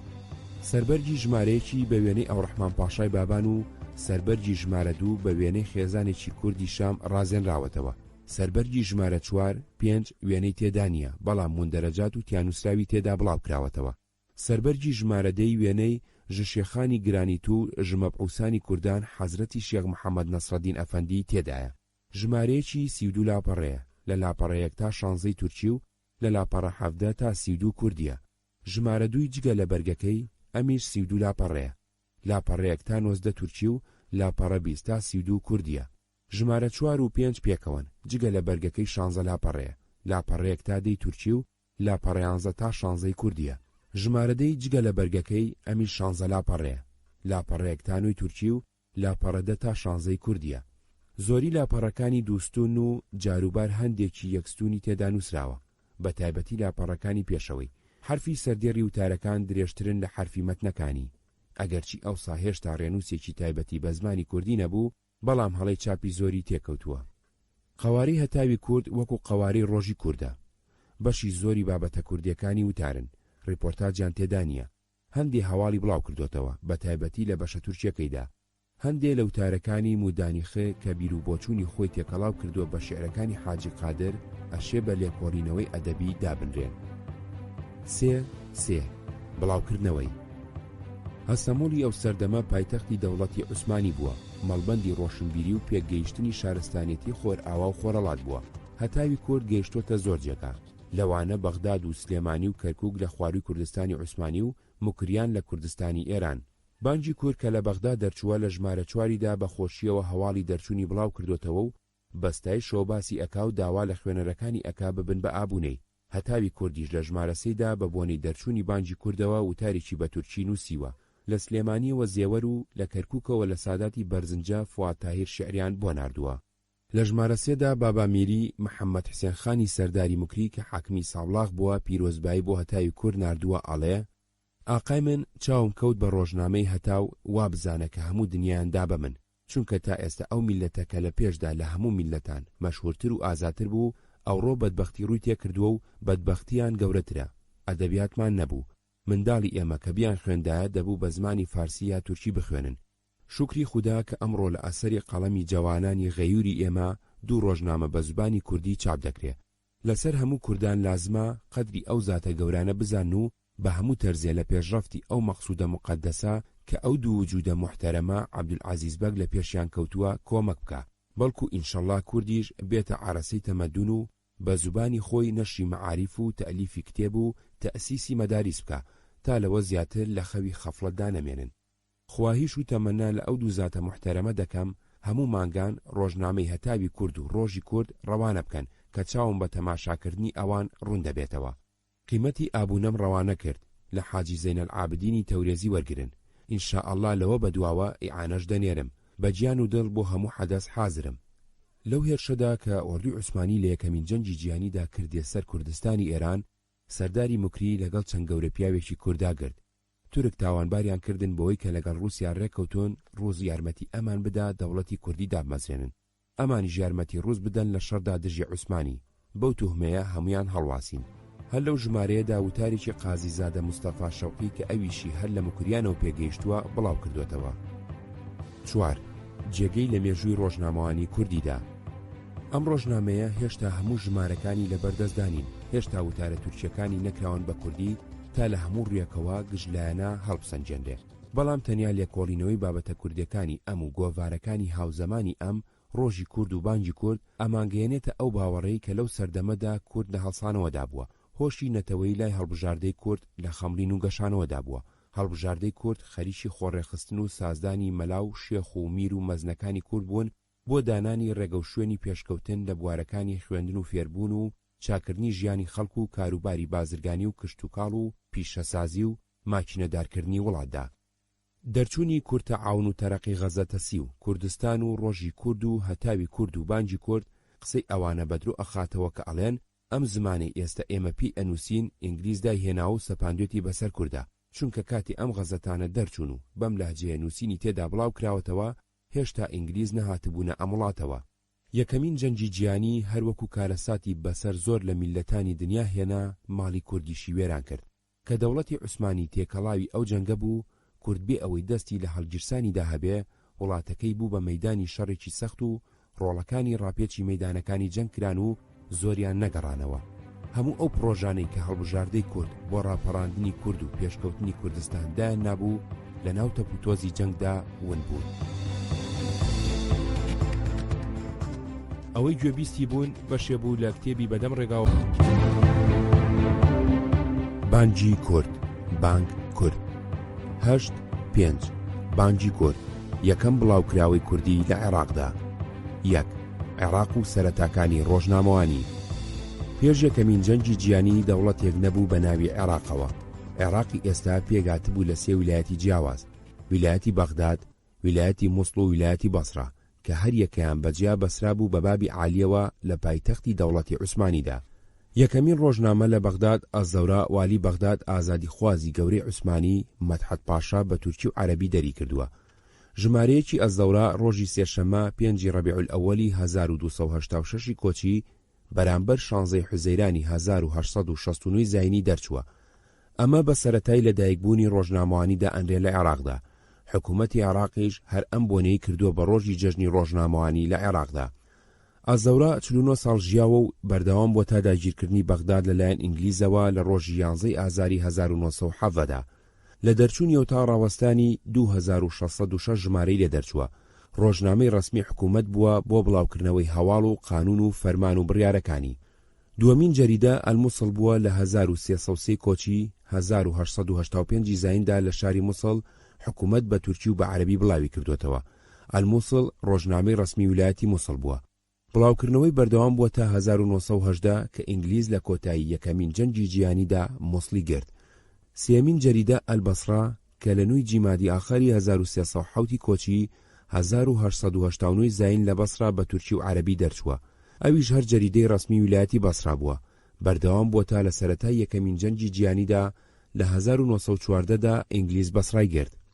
تا ساڵی 1970 لەو سێ ویلایەتەدا کە دوای یەکەمین جەنگی جیهانی دەوڵەتی عێراقیان لێپێگەنرا تەنیا ئەم سێ ڕۆژنامەیە دەرەچوون کە هەر سێکیان حکوومەت دەریەکردن.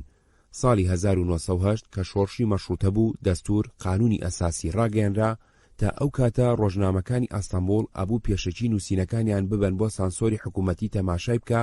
دوای ڕەزامەندی ئەو ئینجا بۆیان هەبوو بڵای بکەنەوە. ڕۆژنامەکان هیچ جۆرە ئازادیەکیان نەبوو. دوای ڕاگەاندنی شۆڕش ڕۆژنامەوان و نووسەرەکانی ئەستەمبوڵ کۆبوونەوە بڕیاریاندا چیتر نووسینەکانیان نەنێرن بۆ سانسۆر و ڕۆژنامەکانیان بە ئازادی بڵاو بکەنەوە. دوای 1970 زاین لە ئەستەمبوڵ و لە سەرانسەری ویلایەتەکانی عوسمانیدا ڕۆژنامەوانی زۆر پەرەیساند. هەر لە ویلایەتی بەغداد لە ساڵانی 1970 1970دا 51 جەریدە و 20 گۆڤاری جۆراوجۆری ئەدەبی، کۆمەڵایەتی، ڕۆشنبیری، دینی، سیاسی، گاڵتەجاڕی بە تورکی و عەرەبی و فارسی و کوردی بڵاوکراونەتەوە کە یەکێکیان بانگی کورد بووە. لە بەسڕا 16 و لە مووسڵیش 6 بڵاوکراوە دەرچوون. 2. بانگی کورد. عەبدوڕەزاق الحوسنی لە لاپەڕە 35 تاریخ السەحافە العێراقیدا ئەڵێ ئەم گۆڤارە بە هەردوو زمانی تورکی و کوردی لە بەغداد جەمالەدین بابان دایمەزراند بۆ ئەوەی هەر 15 ڕۆژ جارێ دەربچێ. ژماری یەکەمی لە 12 ڕەبیع الئەوەلی 1332 کۆچی 8 شوباتی 1914 زاین دەرچووە. ژمارەی لاپەڕەکانی 24 بوو بە قەوارەی نیوە. دوای دەرچوونی پێنجەمین ژمارەی ڕاوەستا بەهۆی هەڵگیرسانی ئاگری یەکەمین جەنگی جیهانی و چوونی دامەزرێنەرەکەی بۆ بەجێهێنانی ئەرکی سەربازی و معنای بانگی کورد بە عەرەبی نیدا الکوردە. ساحێب و مدیری مەسئولی بانگی کورد بابان جەمالەدین بووە. ئێستا ژمارەیەک و 3 و 4 ئەم گۆڤارە لەبەردەستدایە. جەمال بابان 1895 حقوقی لە بەغداد خوێندووە. لە 20ەکاندا ماوەیەک حاکم و لە 30ەکاندا چەند جارێک لە پارلەمانی عێراقدا نائیب و لە 30ەکان و 40ەکان و 50ەکاندا چەند جارێک بۆتە وەزیر. ژمارەیەکی بانگی کورد لە 26 کانونی سانی 1329 ڕۆمی 12 ڕەبیع الئەوەلی 1332 کۆچی 8 شوباتی 1914 و ژمارە 3 لە 1 مارتی 1330 ڕۆمی و ژمارە 4 لە 24 مارتی 1330 ڕۆمیدا دەرچووە. هەر سێ ژمارەی کە لە بەردەستدان لە چاپخانەی ئاداب لە بەغداد چاپکراون. ئەم 4 ژمارەیە بەسەریەکەوە 96 لاپەڕە بوون. 2.1 نووسەرەکانی. ئەم گۆڤارە بە تورکی عوسمانی و بە کوردی کرمانجی خوارو دەرچووە. بابەتە تورکیەکانی لە بابەتە کوردیەکانی زۆرترە. ئەوانەی لە بەشی تورکی دانووسینیان بڵاو کردوتەوە شوکری فەضلی، جەمالەدین بابان، بابان حەقیبەک، فکری، سلەیمان تەوفیق، مێکێ خاچی بەغدادی، ڕەزوان بەهەشتی، کێسێ خەتیبزادە عەتەڵڵا، کەمالزادە ئەکرەم بوون. جگە لە جەمالەدین بابان کە خاوەنی گۆڤارەکە و زۆری بەشە کوردەکەی بە ئیمزای خۆیەتی، دوو کەسی تر بە ناوی بەهەشتی و سەدقی دوو وتار و عارف سایب و زێوەریش دوو شیعریان تێدا بڵاو کردوتەوە. 2.2 بابەتەکانی.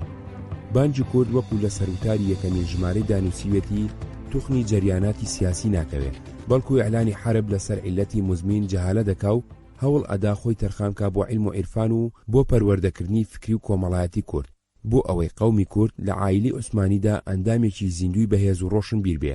لە بەشە تورکیەکەیدا شوکری فەضلی 1882-1926 لە هەر سێ ژمارەدا بابەتی مێژووی بە تورکی لەسەر مێژووی کورد نووسیوە. شوکری فەضلی یەکێ لە ڕۆشنبیرە ناسراوە گەورەکانی ئەو سەردەمە بووە. لە بواری ڕۆژنامەوانیدا کاری زۆری کردووە. بە عەرەبی و بە تورکی و بە فارسی وتاری زۆری نووسیوە. بە کوردی شعرێکی بۆ شێخ مەحموود نووسیوە کە بەیەکێ لە شاکارەکانی ئەدەبی کوردیدا ئەنرێ. هەروەها شەڕە شعری زۆری لەگەڵ شێخ ڕەزای تاڵەبانی کردووە. ئیسماعیل حەقی بابان ڕۆشنبیرێکی ناسراوی ئەو سەردەمەی عوسمانی بووە. مامۆستایەتی زانکۆ و مەبعوسی کردووە. وتارێکی بە ناونیشانی کورد و کوردستان نووسیوە. بەر لە بڵاوکردنەوەی وتارەکەی مردووە. جەمال بابان لە هەر سێ ژمارەدا وتاری تورکی نووسیوە، یەکێکیان لەسەر کورد و کشت و کاڵ بووە. نووسەرێکی تری خاچی بەغدادیە لە ژمارەیەکدا لەسەر بەغداد و بەغدادەکان و لە ژمارە 3 و 4دا لەسەر محیط المعنەوی و بەهەشتی لەسەر ئەخلاق عمومیی نووسیوە. هەروەها هەندێک شعری تێدایە. لە بەشە کوردەکەیدا وتارەکانی تەرخان کردووە بۆ پیشاندانی ڕێگەی تەرەقی مەعاریف، زەراعەت، تیجارەت، عەدالەتی ئیجتیماعی. ئەو دوو شعرش کە بڵاوی کردوتەوە هەر بۆ هاندانی کوردە لەم بوارانەدا. 3 بابەتە کوردیەکانی. 3.1 تەرەقی مەعاریف. سدقی لە ژمارەیەکدا لە وتارێکدا بە ناونیشانی حسی مەعاریف فکری تەرەقی لە ناو کورداندا داوای گۆڕینی سیستەمی خوێندن و پرۆگرامەکانیەکە، داوای خوێندنی زانستی نوێ و هاوچەرخەکە، داوای کردنەوەی خوێندنگەی ئەهلیەکە و نووسیوێتی. کەسێک کە بە ئەحواڵی کوردستان واقیفە لای معلوم دەبێت کە میلەتی کوردان بەقەد میلەتەکانی کە محبی مەعاریفن، بەڵکو محبەتی مەعاریفیان لە ئەقوامی سائیرە زیاترە، چونکە ئەمڕۆ لە کوردستانە لە هەر شارێ چەند مەدرسەیان بینا کردووە، بۆ ئەو مەدرسانەش مدەڕیسیان تەعین کردووە لە غەریب و غوڕەبا. چەند تەلەبەیەکیش لەو مەدرسانە خەریکی تەحسیلی عیلمن، خواردن و لیباسیشیان لە تەرەف ئەهالیەوە دەدرێ. هەر فەردێک لە کوردان لای وایە خدمەتی ئەهل و تەلەبی عیلم فەرزە. شاید کەسێ لە حەق تەلەبەیە بێ حورمەتی ئیزهار بکە بە دەفعەیە ئەهالی ئەو جێگەیە ئەو کەسە تەنفیر دەکەن، بە هەمویانیش سەرزەنشتی دەکەن. ئێستا بەم ئەحواڵەیان سابت بوو کە کوردان محبەتی مەعارفیان هەیە و بۆ خاتری تەرەقی علم و معارف هەرچی لازمە دەیکەن. ئەم مەسئلەیە مصدقە، فقط حیف 100,000 حیف کە لەم سەعیە لەم فیداکاریە هیچ ئیستیفادەیە نایەتە وجود. فەقیر قوربەسەر لە دایک و باوک و مەملەکەتی خۆی مەحروم دەبێ، اختیاری غوربەت و زەحمەت دەکا، دێت بۆ تەحسیلی علم، دە 15 ساڵ تەحسیل دەکا، نهایەت دەزانێت کە نەسر فعلی مازیە و یەنسۆر فعلی مزارعە، ئیستیفادەی ئەوەل و ئاخری لەمە زیاتر نابێ. ئەسبابی ئەمەش هەموو عەدەمی وجودی وەسائیتی سەعیە. مادامکی کوردان ئەوەندە مەیلی تەرەقیان محیبەتی مەعارفیان هەیە، عولەماکانیان دەوڵەمەندەکانیان سەعی بۆ ئەمە بکەن.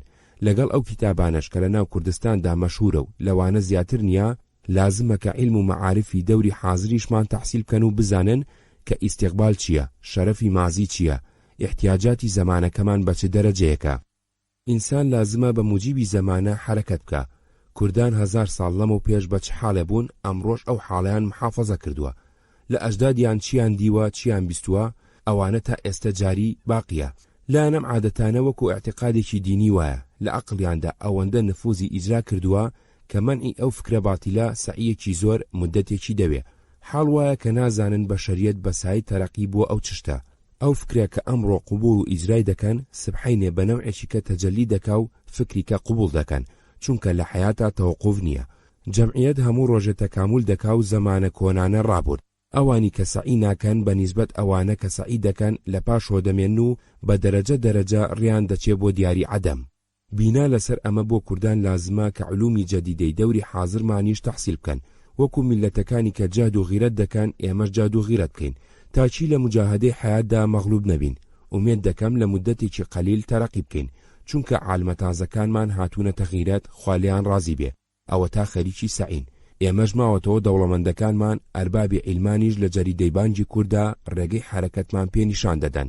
والله الموفق. جەمال بابان بە چاولێکەری کوردەکانی ئاستەمۆڵ کە جواتی هێوی و نەشر مەعارف جەمعیەتیان دامەزراندووە و خوێندنگەی کوردیان بۆ مناڵانی کورد کردوتەوە، داوای دامەزرانی کۆمەڵێک ئەکا کە مشهوری کردنەوەی خوێندنگەی نوێ بخوات. لە ژمارە 3دا لەژێر سەردێڕی وەقت و نەقێت کە پاژماوەی ژمارەی پێشوێتی و ئێستا ئەو ژمارەیە لە بەردەستدانیە نووسیوێتی. مدەتێ لەمە پێش ئەو کەسە کە چەند قڕوشێکی بوو دەیتوانی تاجر ببێ و تیجارەت بکە.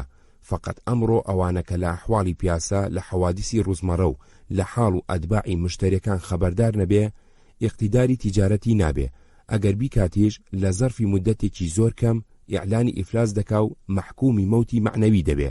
لەبەر ئەمە ئەم نەوعە ئینسانانە مەجبور فێری قوانینی اقتصادیە و تیجاریە و علمی جوگرافیا بوون. خلاصە ئەمڕۆ ئینسان هەرچیە دەبێ ببێ، هەرچیە دەکا بکە، مەجبوری سعی و کۆششی زۆر چشتێ بووە، چونکە لەمە پێش ئەو ئیشانە کە بە ئاسانی دەکرا ئەمڕۆ محتاجی سعیەکی زۆر بووە. بەڵێ وایە دوێنێ دەیانگوت کە وەقت نەقدە. حاڵبووکی ئەمڕۆ دەڵێن وەقت نەقد نییە، حیاتە. حەقیقەتی ژوایە ئەو وەختانە کە ڕادەبورێ لە عومرمان فەوت دەبێ.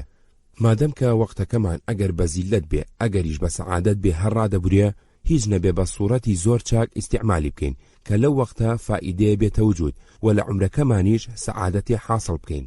لكن ئێمە حیف 100,000 حیف کە بە وەختەکەمان نەکو بەقەدەر حیات بەقەدەر نەقدیش ئەهەمیەتی پێ نادەین. ئەو میلەتە کەم حەقایقانە تەقدیر دەکا، ئەلبەت و ئەلبەت تەرەقی دەکا. مەسەلەن ژاپۆنیا، ئەم قەومە بچووکە چی بوو؟ بەخودا هیچ نەبوو، فقط بەسایی سعی و تەقدیری قیمەتی وەختەکەیان دەوڵەتێکی عەزیمی وەکو ڕووسی شکان و تارومار کرد. مەسەلەن ئینگلتەرا، ئەمانەش وەکو ئێمە ئینسانن، فقط بۆچی ئەو نەوعە ئیختیراع و ئیجادە کە بەسای عەقڵ و فکریان دەیهێنە وجود، ئینسانان شێت دەکا و هەموو کەسێ مەجبوری تەعزیم و تەقدیری شەخصیان دەکەن. بەڵێ ئەمانەش لایەن قەتیع سعی دەکەن و وەختەکەیان بە خۆڕایی فەوت ناکەن. بۆیە نائیلی ئەم سەعادەت و قودرەتە بوون بەو دەرەجەیە کە سیاحێ دەچێتە ئینگلتەرا، لەو جێگەیە چای بەسەرایکی زۆر متەنتەن و مدەبدەب دەکەوێ، لەو وەختەش ئینگلیزی ڕادەورێ لێی دەپرسێ ئەم جێگەیە چییە؟ کابراش لەبەر ئەوە کەسانیە لە وەختەکەی بە خۆڕایی نەچێ، پاردۆنێکی پێ دەڵێ و دەچێ. ئەمجا بۆچی ئەمانە تەرەقی، ئێمەش حەتاکو بێتە دەنی دەکەین. لەگەر ئەمەش من ناڵێم وەکو پیاوێ لەسەر منارەیە خۆی بخاتە بیرێ واسەعی بکەین. هیچ نەبێ وەختەکەمان تەقسیمی چەند قیسمێ بکەین و بە گوێرەی ئەو قیسمانەش حرەکەت بکەین. یعنی هەموو کەسێ وەقتی سعی، وەقتی خواردنی، وەقتی خەوی، وەقتی عیبادەتی لای معلوم بێ. فقط دەڵێن کە بەچی سعی بکەین و کێ سەوقی تەحسیلمان بکە. بەڵێ ئەمەش ڕاستە، زاتەن ئێمەش لەبەر ئەمەیە ئەوەندە هاوار و داد و بێدادمانە دەڵێن لە بەغدادا جەمعیەتێ گوشاد بکەین کە بە تەشویق و کۆششی ئەم جەمعیەتە لە هەموو جێگەیە مەکتەبێ گوشاد بکرێ و قەومی کوردان لەم جەهالەتە تەخلیص بکە. دەبزانین کێ لە کوردان سەرهەڵگری نائیلی ئەم شەرەفە عەزیمە دەبێ. فەقەت حەیف کە ئەم خدمەتە بە کەسێ بە دوو کەس ناکرێ. ئەگەر وا ببوایە لە بەغدادا زۆر کەسانی هەیە کە دیدەدۆز ئینتیزاری ئەم خدمەتەیە. ئەمە ئەنجق بە سەعی و تەشەبوسی جەمعیەتێکی زۆر دەبێ، چونکە بەبێ سەعی هیچ شتێ ناکرێ، چونکە خوداوەندی تەعالا لەیسە للئینسان ئیلا ما سەعی فەرمووە فاعتەبیروا یا ئولی الئەبصار. ئەوەی گوێبیستی بوون بەش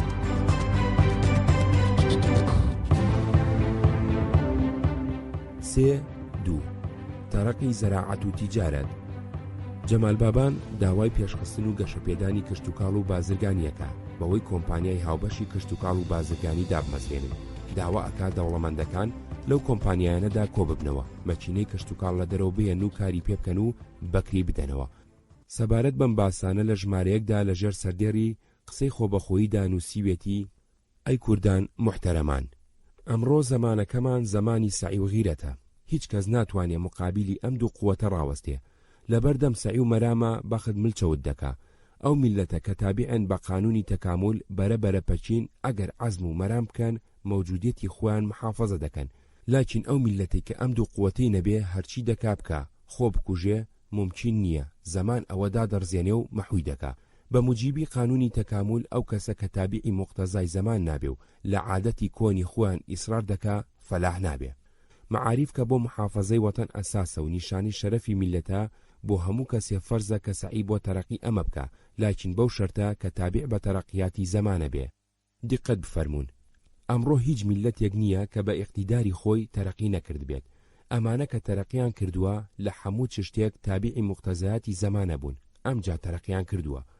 مەسەلی مەشهورێک هەیە دەڵێن ئەگەر زەمانە تابعی تۆ نابێ تۆ تابعی زەمانە بە.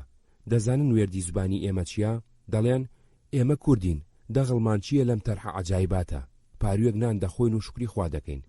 بەڵێ برادەر ئەم قسەیە ڕاستە، ئینسان لازمە شاکیر و قانع ببێ، فەقەت شەرتی شەکە سەعی بکە و جاهیلی نەمێنێ و محتاجی کەس نەبێ. خوداوەندی تەعالا چۆن کە فەرموویەتی شاکیر و قانع بن واش فەرموویەتی سەعی بکەن و عالم بن، جاهیل نەمێنن، چونکە ئینسان بە سەعی دەبێتە ئینسان. ئێمە کوردەکان ئەساسەن ئیقتیداری سەعیمان هەیە، متەحەمیلی هەموو جەور و جەفاین، لاکین تەشەبوسمان نییە. دەفەرمون لەناو ئەم کوردستانە عەزیمە کەسێکم پیشان بدا کە ئەم پیاوە تەشەبوسی چ شتێکی کردووە کە لە ئەو چشتە یا خۆی یا ئەفرادی میلەتی یا جەماعەتی ئیستیفادەی کرد بێتن. حاصلی عاجز مەبن، با ڕاستی بڵێم، ئێمە کە کوردین لە جوتیاری و فەلاحی زیاتر هیچمان لەدەست نایەت.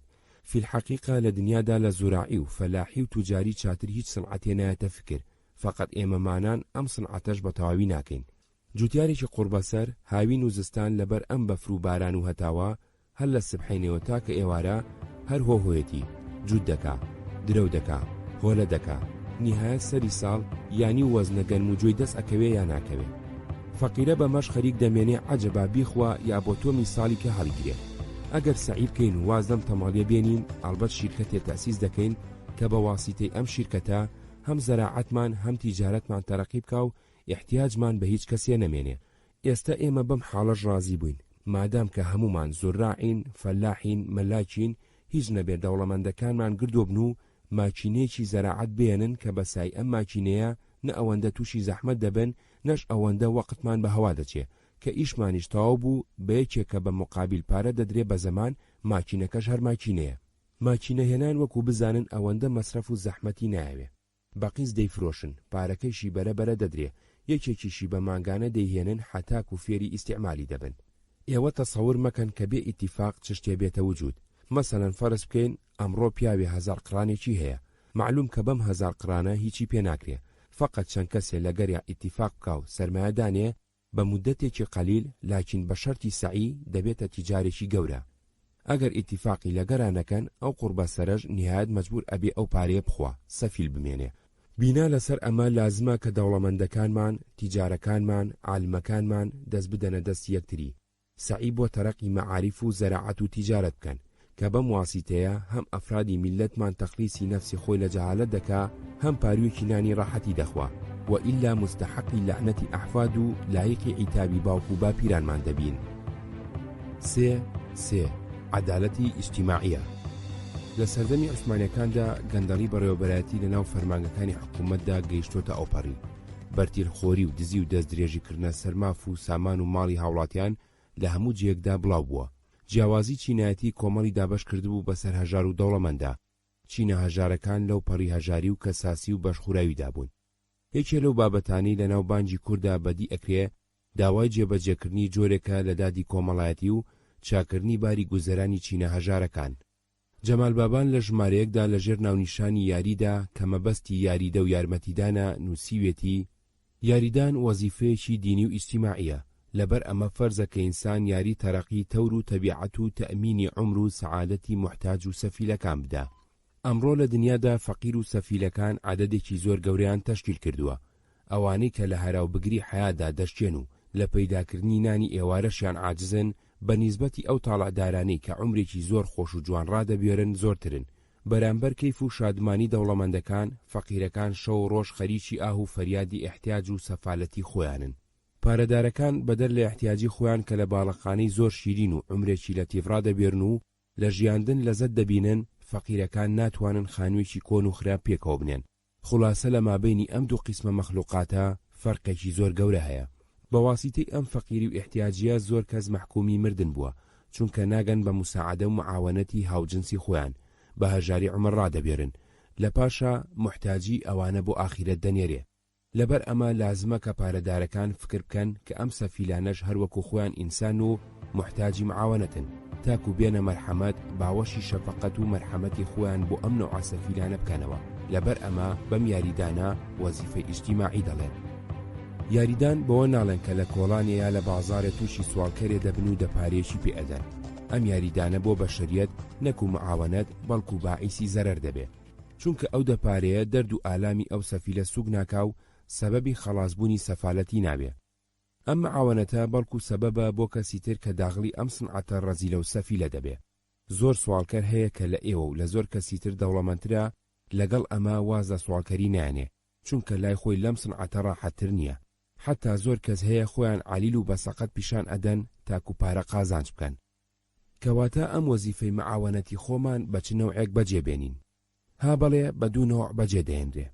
ئەوەلی سعی و کۆششکردن چاکبوونی ئەخلاقی هاوجنسمان، دووەمین تەئمینی ئیسراحەت و سەعادەتی بەنی نەوعمان، چونکە فەقیرەکان بە واسیتەی فەقیری و هەژاری لە تەداروکی مەعیشەت و ئەسبابی تەربیەی ئەخلاقیان عاجزن. ئەم معاونەتە هەم بۆ خۆیان هەم بۆ جەمعیەتی بەشەریە فائیدەیەکی زۆری هەیە. لەبەر ئەمە نەتیجەی ئەم فەقیریەیە کە زۆر لە ئینسانان مەجبور دەبن کە ئیشی خراپە بکەن. دووەمین کە یاریدانی ئیسراحەت و سەعادەتی بەنی نەوعمانە، ئەمەش هەروەکو معاونەتی تەکاملی ئەخلاق وایە. لازمە بە هەر سوورەتێ بێ ئەوانە کە لە احتیاجی خۆیان پارەی زیاتریان هەیە معاونەتی ئەبنای جنسی خۆی بکە کە بەم واسیتەیە هەم لە دنیادا هەم لە ئاخیرەتدا مەسعود دەبێ. لە ژمارە 4دا لە ژێر ناوی عەدالەتی ئیجتیماعیەدا نووسیوێتی عەدالەتی ئیجتیماعیە لە هەرچی جەمعیەتێ لە هەرچی عنسوریە دەبێ ببێ حورمەتگرتنی حقوقی ئینسانی بەشەریەتە. بەشەریەت لە وەختەوە هاتۆتە وجود ئەم حەقیقەتیان تەسلیم و هەم فەردیانشی نائیلی حقوقێکی زۆریان کردووە، چونکە هەر قەومێ هەر فەردێ بۆ خاتری محافەزە و سیانەتی حقوقی خۆی مەجبوری حورمەتی حقوقی هەموو کەسێکە. فقط ئەم مەجبوریەتە قەتعەن مەحدود نییە و نابێ. شخصێک کە مەنسوبی دەوڵەتێ یاخود قەومێ دەبێ، ئەو شخصە نەکو بە ئەفرادی ئەو دەوڵەتە ئەو قەومە بە هەرچی دەوڵەتێ مەنسوب دەبێ ببێ، حەز ئەکا گاور بێ، فەرەنگ بێ، مادام کە ئینسانە مەجبوری ڕعایەت و حورمەتی حقوقی ئەو شخصەیە، چونکە ئەمە لە ئیجاباتی حقوقی ئینسانیەیە، چونکە هەموو ئینسانێ فیترەتەن مەسهەری زۆر حقوقی بووە. لەگەر ئەمەش بەعزی حقوقی هەیە ئەوە مەحدودە. مەسەلەن عوسمانلیە ئینجاق لە وەتەنی خۆیدا مالیکی حەقی ئینتیخابە، لە ئینگلتەرادا ناتوانێت ئەم حەقا ئیستیعمال بکە، چونکە هەر شخصێ لە وەتەنی خۆیدا مەسئولە. عەدالەتی ئیجتیماعیە لە 3 نقطەی ئەساسیەدا ئیجمال دەکرێ. 1. ئەمنیەتی شخصیە، چۆن هەموو کەسێ ئارەزووی تەئمینی حیاتی خۆی هەیە، واش مەجبوری تەجاوز نەکردنی حیاتی ناسە. هەموو شخصێکیش ئەم ئیشتیاقەی هەیە. زاتەن لەبەر ئەم مەقسەدەیە کە ئینسانان لە حاڵی جەمعیەتە ئەژین و متەحەمیلی هەموو تەکالیف و ئەوامیر بوون. 2. حڕیەتی هەمجنسانە، معلومە کە هەموو ئینسانێ حوڕە، لە فکر و حرەکاتی خۆیدا سەربەستە، فقط خارجی قانونی هیئەتی ئیجتیماعی و بەشەریە نەبێ. بناء عليه کەسی حەقی مداخلەی فکر و حرەکاتی کەسی تری نییە، لازمیشە نەبێ. 3. حەقی تەمەلوک. طبیعیە هەر کەسێ بەقەدەر ئیقتیداری خۆی ئەڵبەت موڵکێکی چ شتێکی دەبێ، لەبەر ئەمە حەزەکە ئەو موڵکەی ئەو ماڵەی مەعروزی تەجاوز نەبێ. هەموو شخصێکیش مەجبوری ڕعایەتی ئارەزووی ئەو شخصەیە، چونکە ئەم ئارەزووە متەقابیلە، لە مقاولەیە دەکا کە لە مابەینی ئینسانان عەقد کرابێتن، هەموویان مەجبوری ئەحکامی ئەم مقاولەیەن کە بەم مقاولەیە ئەربابی حقوق مقاولەی زمنیە دەڵێن. فقط ئینسان مجرد بە ڕعایەتی ئەم حقوقانە وەزیفەی ئیجتیماعیی خۆیان بە تەواوی ئیفا ناکەن، چونکە ئەم وەزیفەیە هەر لە عەدالەت عیبارەت نییە. چاکبوون، ئیشتراکی مەسائیبی هەمجنسان، معاونەتی بێکەسەکان، ئەمانەش لە ئەساساتی وەزیفەی ئیجتیماعیان. فقط گەورەی وەزائیفی ئیجتیماعیە چاکبوون و عادل بوونە. ئینسان لەمانە بە هیچ مەعزەرەتێ خۆی تەخلیز ناکە، فقط معاونەت وانیە. بەجێهێنانی ئەمە ئیجرای مقتەزای شەفەقەتە فقط. بەجێنەهێنانیشی موجیبی مەسئولیەت نییە، لاکین لای من ئەو کەسە کە ئیقتیداری هەیە و معاونەتی هەمجنسی خۆی ناکا بێویجدانە، بێحەمیەتە، چونکە عەدالەت ئەفرادێ مەجبوری تەجاوز نەکردنی حقوقی کەسێکی ترەکە، فقط معاونەت وانیە. ئەوە ئەمری یاری هەمجنسانەکە. ئەو کەسە کە محتاجی معاونەت بێ ئەگەر نائیلی یاری نەبێ مەجبوری تەعەڕوزی حقوقی شخصی تر دەبێ کە ئەم حرەکەتە وەزیفەی عەدالەت تارومارەکە. بناء عليه منیش بەم واسیتەیە بەم مناسەبەتە ئەربابی ئیقتیدارەکانمان دەعوەتی یاریدانی بێکەسەکان دەکەم کە ئەوەش کوردە، جەهلی کوردە، وەحشەتی کوردە، بێمەوقعی کوردە، بێ ئەهەمیەتی کوردە. 3. 4. ئەدەبیات. بانگی کورد لە شێعری شاعیرەکانی پێشوو لە ژمارەیەکدا چەند شێعرێکی نالی و لە ژمارە 4دا شێعرێکی مستەفا بەجی کوردی بڵاو کردوتەوە، بەڵام لە شێعری شاعیرەکانی هاوچەرخی 2 شێعری بڵاو کردوتەوە. لە ژمارە 3دا سایبزادە سلەیمانیەلی محەممەد عارف لە بەشی ئەدەبیات دانووسیوێتی عالەمێ مەشغوڵی فکر و کورد خەریکی وەحشەتە، خواردنم زووخاوی جەرگە من لە داغ ئەم حەسرەتە، ئەمڕۆ دەورێکی ترە مەیدانی عوشرەت تەنگ بووە، وەختی سەعی و غیرەتە هەنگامی بەزلی هیممەتە، خەتو ئەندازی تەرەقی بین لە ساحەی ئاسیا، چونکە ئەوروپا ئەڵێن کورد مایلی هەر وەحشەتە، کەسبی عیلم و مەعریفەت مەقبولی خودا و پێغەمبەرە، ڕەهبەری فەوزی دوو عالەم مایەی سەد حورمەتە، بۆ تەرەقی موڵک و میلەت ئیتحادمان واجبە، سەرفی غیرەت چاکە باغەیبی نەکەین ئەم فرسەتە، هەرچی لایق بێ بە گەورە ئەو بەجێ بێنین بەدڵ، بۆ وەتەن هەر لازمی شەئنی ئەوە ئەم خدمەتە، بۆ تەعالی شەئنی خۆمان هەر لە گەورە تا بچووک، جەهد و سەعی و ئیهتیمام وەڵڵا فەرزی زیممەتە، مەحفەزەی دین و شەریعەتمانە خۆ خاچی وەتەن، ئاوەدانی ئەو بە زۆری عیلم و فەن و سنعەتە، ئیش ئەگەر وابێ وەتەن نورانی و مەعمورە بێ، ڕزگاریمان ئەبێ ئێمەش لەدەست ئەم زۆڵمەتە، دوژمنی عیلم و مەعاریف خانەمان وێرانەکە، زۆر خراپ و مهلیکە دەرمانی کەینەم عیلەتە، بانگ وەک بانگی شەرعی عالەمێ هۆشیارەکە، کولی سەترێکی نەسیحەت نوقتەشی هەر حکمەتە، بانگی کورد جدەن حەکیمی خەستەجی ئەم قەومەیە، با لەخوا بێ خەفڵەت و وەحشەت خەبەرمان بێتەوە، پایەدار بێ تا قیامەت بۆ شفای ئەم میلەتە، حاڵ و ئەوزاعی زەمانە تەعنە دەرسی عیبرەتە. لە ژمارە 4دا سلێمانیەلی زێوەر لەژێر سەردێڕی بۆ شاگردانی مەکتەبدا شعرێکی درێژی بڵاو کردوتەوە، لێرەدا بۆ نمونە چەند بەیتێکی ئەنووسمەوە: ئەی گوڵی گەڵزاری دین، ئەی نەونی هاڵانی چەمەن، ئەی لە مەعنادا بەقیمەت یەک بە یەک دوڕی عەدەن، شێر بەچەی بێشەی جەلادەت سەللەلانت هەڵبڕە، سەیری ئەترافت بکە یەکبارە ڕاوی تۆ دەکەن. ئەی جەوانانی وەتەن، ئەی ڕوکنی پاکی مەملەکەت، دەرسی تاریختان کە خوێند جوغرافیا دیقەت بکەن، تۆش ئەگەر فرسەت لە دەستدەی دەبێ مەملوکی کەسێ، شەو چرا هەڵگر دەبی ڕۆژیش دەشۆی جام و لەگەن، خواجە ئامیر ڕیحلە قەلعە دوژمنت جەهلە، ئەتۆش وەک محارب دەفعیکە ئەم دوژمنە بۆ جیسموتەن، شەو عەلاوەی ڕۆژ بکەن بۆ خوێندن و بۆ مەعریفەت، لەحزەیە غافڵ مەبن هەرگیز لە تەعلیماتی فەن، ئەم دوو شعرەی عارفسایی بوو زێوەر لە ڕووی ئەدەبیەوە ڕەنگە نرخێکی ئەوتویان نەبێ، بەڵام لەباری کۆمەڵایەتی و ڕۆشنبیریەوە دوو شعری باشن. لاوەکان هەن ئەدەن بۆ خوێندن و فێربوون و کارکردن و بەجێنەمان لە کاروانی پێشکەوتنی گەلان. 4. لە ڕووی هونەری ڕۆژنامەوانیەوە. 4. زمانەکەی. لەبەرەوەی ئەم گۆڤارەیە یەکەم بڵاوکراوی چاپکراوی کوردیە لە عێراق و لە کوردستانی عێراقدا بە سەرەتای ڕۆژنامەوانی کوردیدا ئەنرێ لە عێراقدا. هەر لەبەر ئەوە هەوڵم داوە زۆری وتارەکانی بۆ ئێرە ڕابگوێزم، لە مەشد و مەبەستم هەیە. یەکەم، شارەزابوون لە جۆری کوردی نووسینی ئەو سەردەمە و بەراوردکردنی لەگەڵ هی ئێستا. دووەم، شارەزابوون لە جۆری بیرکردنەوەی ڕۆشنبیرانی ئەو سەردەمە و تێگەیشتندا بیر و بۆچوونەکانیان. زمانی نووسینەکانی بانگی کورد ئەگەر بەراورد بکرێ لەگەڵ زمانی بڵاوکراوەکانی ئەستەمبۆڵ دوو جیاوازی تێدا بەدیەکرێ. یەکەم، کوردیەکەی بانگی کورد بەتەنیا لەهجەی کرمانجی خواروی گرتوتەوە لە کاتێکدا ئەوانەی ئەستەمبۆڵ هەردوو لەهجە سەرچیەکەی تێدایە. دووەم، بانگی کورد هەندێک جار لە نووسینەکانیدا ڕێزمانی بێچوە لەهجەیەکی بەکارهێناوە لەسەر زمانی کوردی ئاسایی ڕەوان نییە، وەکو بیکاتیش لە باتی بیشی کات، لیباسیانیش لە باتی لیباسیشیان، هەمویانیش لە باتی هەموویشیان، ئەربابی عیلمانش لە باتی ئەربابی عیلمیشمان، هەرفەردیانش لە باتی هەرفەردێکیشیان، عەقد کرابێتن لە باتی عەقد کرابێ، هەندێک جاریش لە باتی وشەی لەگەڵ وشەی لەگەر و لە باتی وشەی هەمووی بەکارهێناوە. ئەم جۆرە وشە و ڕێزمانە کە هی ناوچەیەکی بچووکی گەرمیان بە تایبەتی هی کفریا تا ئێستاش لە قسەکردن داماوە، بەڵام لە نووسیندا بەکار نەهێنراوە. ئەم شتە بچووکانە بە هیچ جۆرێ لە نرخی نووسینەکانی بانگی کورد کەم ناکەنەوە، بە تایبەتی چونکە ئەمە یەکەمین هەوڵدانی کووردە لە ویلایەتەکانی بەغداد و مووسڵدا بۆکردنی کوردی بە زمانی ڕۆژنامەوانی و خوێندن. 4.2 ڕوخسارەکەی.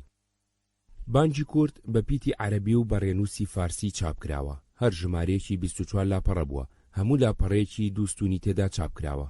سەردێڕی وتارەکانی بە پیتی درشتر لە هی مەتنەکانی نووسراوە، نەخش و نیگار و وێنەی تێدا نییە. لەسەر بەرگی ژمارەکانی پێڕستی باسەکانی لە ژێر وشەی تورکی مندەرەجات و وشەی کوردی تیان نووسراوەدا بڵاوکراوەتەوە، بەوەدا ئەتوانرێ بە ئاسانی بابەتەکانی پۆلێم کرێ. بانگی کورد جگە لە وتار هەندێ هەواڵ و دەنگ و باسی بڵاو کردوتەوە، لەوانە هەواڵی مردنی ئیسماعیل حەقی بابان و عاسمبەجی بابان و هەڵبژاردن لە هەندێ ناوچەی عێراق. ئابوونەکەی وەکو نووسیوێتی ساڵی 45 شەژمانجی بە 25 قڕوش بووە. بانگی کورد لە چاو هەندێ لەو گۆڤارانەی کە هاوزەمان لەگەڵ ئەو لە بەغداد بە زمانی عەرەبی و تورکی دەرەچوون لە دواوەیە. 4.3 بڵاوبوونەوەی. پێچێ ڕۆشنبیرانی کورد لە بەغداد و ئەستەمبۆڵ ئاگیان لە یەکتری هەبوو بێ و پەیوەندیان لەگەڵ یەکتری بەهێز بوو بێ. لە دوالاپەڕی ژمارەیەکی بانگی کووردا لەژێر سەردێڕی ئیجتیهاددا بە تورکی ئاگاداری خوێندەوارەکانی ئەکا کە دکتۆر عەبدوڵڵا جەودەد لە ئەستەمبۆڵ هەفتەنامەیەکی ئیجتیماعی، ئەدەبی، ئیقتیسادی دەرەکا و داوا لە خوێندەوارەکانی ئەکا ببن بە ئابوونەی. لە دوالاپەڕی ژمارە 4شیدا لەژێر سەردێڕی هەتاو کورد بە تورکی باسی ئەوەکە کە گەنجەکانی کورد لە ئەستەمبۆڵ بۆ خزمەتی تەربیی فکریە و ئیجتیماعیە هەتاوی کوردیان دەرکردووە، بە زۆر نەفیس و ئیستیفادەلی بە ناسینی ئەدا و داوا لە خوێندەوارەکانی ئەکا ببن بە ئابوونەی. هەتاوی کوردیش لە ئەستەمبۆڵ لە ژمارە 4 و 5دا لەژێر سەردێری بانگ کووردا بە تورکی هەواڵی بڵاوبوونەوەی بانگی کوردی لە بەغداد ڕاگەیاندووە، بەستای شۆباسی ئەکا و داوا لە خوێندەوارەکانی ئەکا ببن بە ئابوونەی. 5. جێگەی لە ڕۆژنامەوانی کوردیدا. گرنگی بانگی کورد لەوەدایە کە یەکەمین ڕۆژنامەی کوردیە لە عێراقدا، ئەمە بە سەرەتای نووسینی کوردیدا ئەنرێ لە ناوچەکەدا. جگە لەوەش بەهۆی لێکۆڵینەوەی ناوەڕۆکی وتارەکانیەوە ئەتوانرێت جۆری بیرکردنەوەی هەڵبژاردەی کوردی ئەو سەردەما لە کێشە و گیر و گرفتەکانی کۆمەڵی کورد و ڕێگەی چارەسەرکردنیان بخوێنرێتەوە. بانگی کورد زۆر بیرینووی دەربارەی خوێندن و پەروەردە، خوێندنگەی ئەهلی، کاروباری ئابووری، بازرگانی و پێگەێنانی کۆمپانیای بازرگانی، کشتوکاڵ و هێنانی ماکینەی کشتوکاڵ، دادی کۆمەڵایەتی، دامەزراندنی ڕێکخراو هێناوەتەکایەوە کە بۆ ئەو سەردەما هەمووی تازە و بەسوود بوون و بناغی کۆمەڵێکی شارستانیان دائەنا. ئەوەی گوێبیستی بوون بەشێ بوو لە کتێبی بەدەم ڕێگاوە گوڵچنین چەند لاپەڕەیەک لە مێژووی ڕۆژنامەوانی کوردی 1898-1958.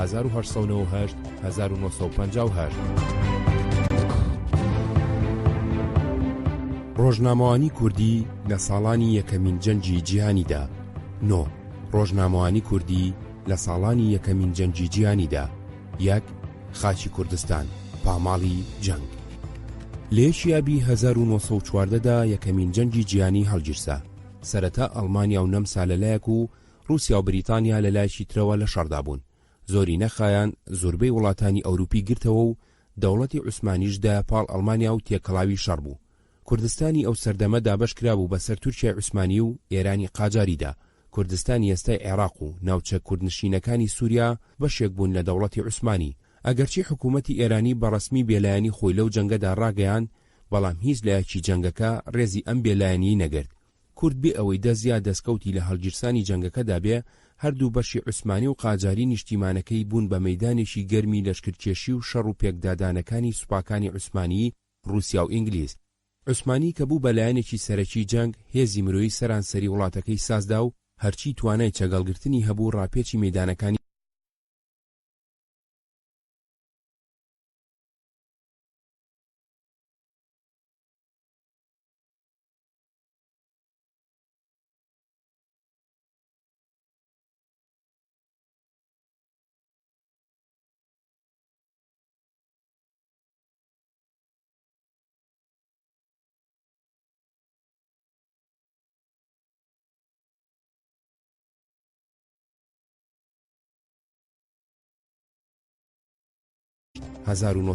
کوردستانی ئەستەمبوڵ 1909 بووە. ئەم جارەشیان لەبەر ئەوەی لە قەڵەمڕەوی عوسمانیدا نەیانتوانیوە دەری بکەن، سورەیا بەدرخان ڕووی کردووەتە قاهیرەی پایتەختی میسر. ژمارە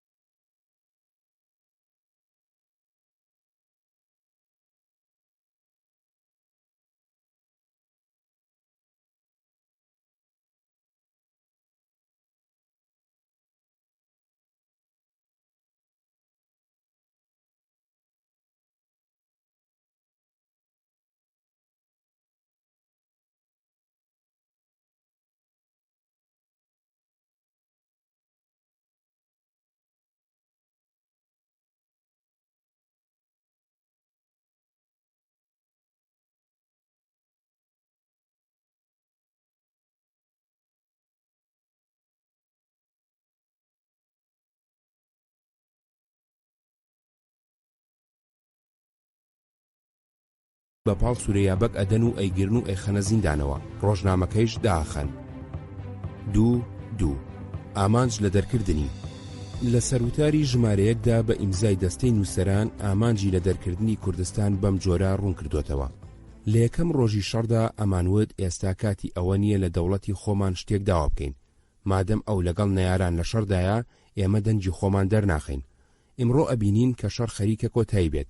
ئێمە باش ئەزانین کە ئەگەر کەسێک بیەوێ حەقی خۆی بسێنێت، پێویستە خۆی ئاشکرا بکات، دەری بخات کە شایانی ئەو حەقەیە. لەبەر ئەوەیە کە ئێمە ئەمڕۆ دەنجی خۆمان دەرەخین. هەموو دەوڵەتان ئەڵێن کە هۆی شەڕکردنی ئێمە ئەوەیە کە هەموو خەڵک بچووک گەورە حەقی خۆیان بستێنن، خۆیان ببەن بەڕێوە. ئەگەر ئێمە لە ئێستاوە دەنجی خۆمان دەرنەخین، نەڵێن ئێمەش حەقمان هەیە، پاشان لەو ڕۆژەدا کە حەقی خەڵکیاندا بە ئێمە شتێک نادەن. لەبەر ئەمەیە کە ئێمە ئەمڕۆ ڕۆژنامەی کوردستان دەرەکەین تا ڕێی کوڕانی میری ئێمە میر بەدرخان بگرین و بۆ سندنی حەق و ئازادی کوردان تێبکۆشین. 3. بابەتەکانی 3.1 بابەتی سیاسی.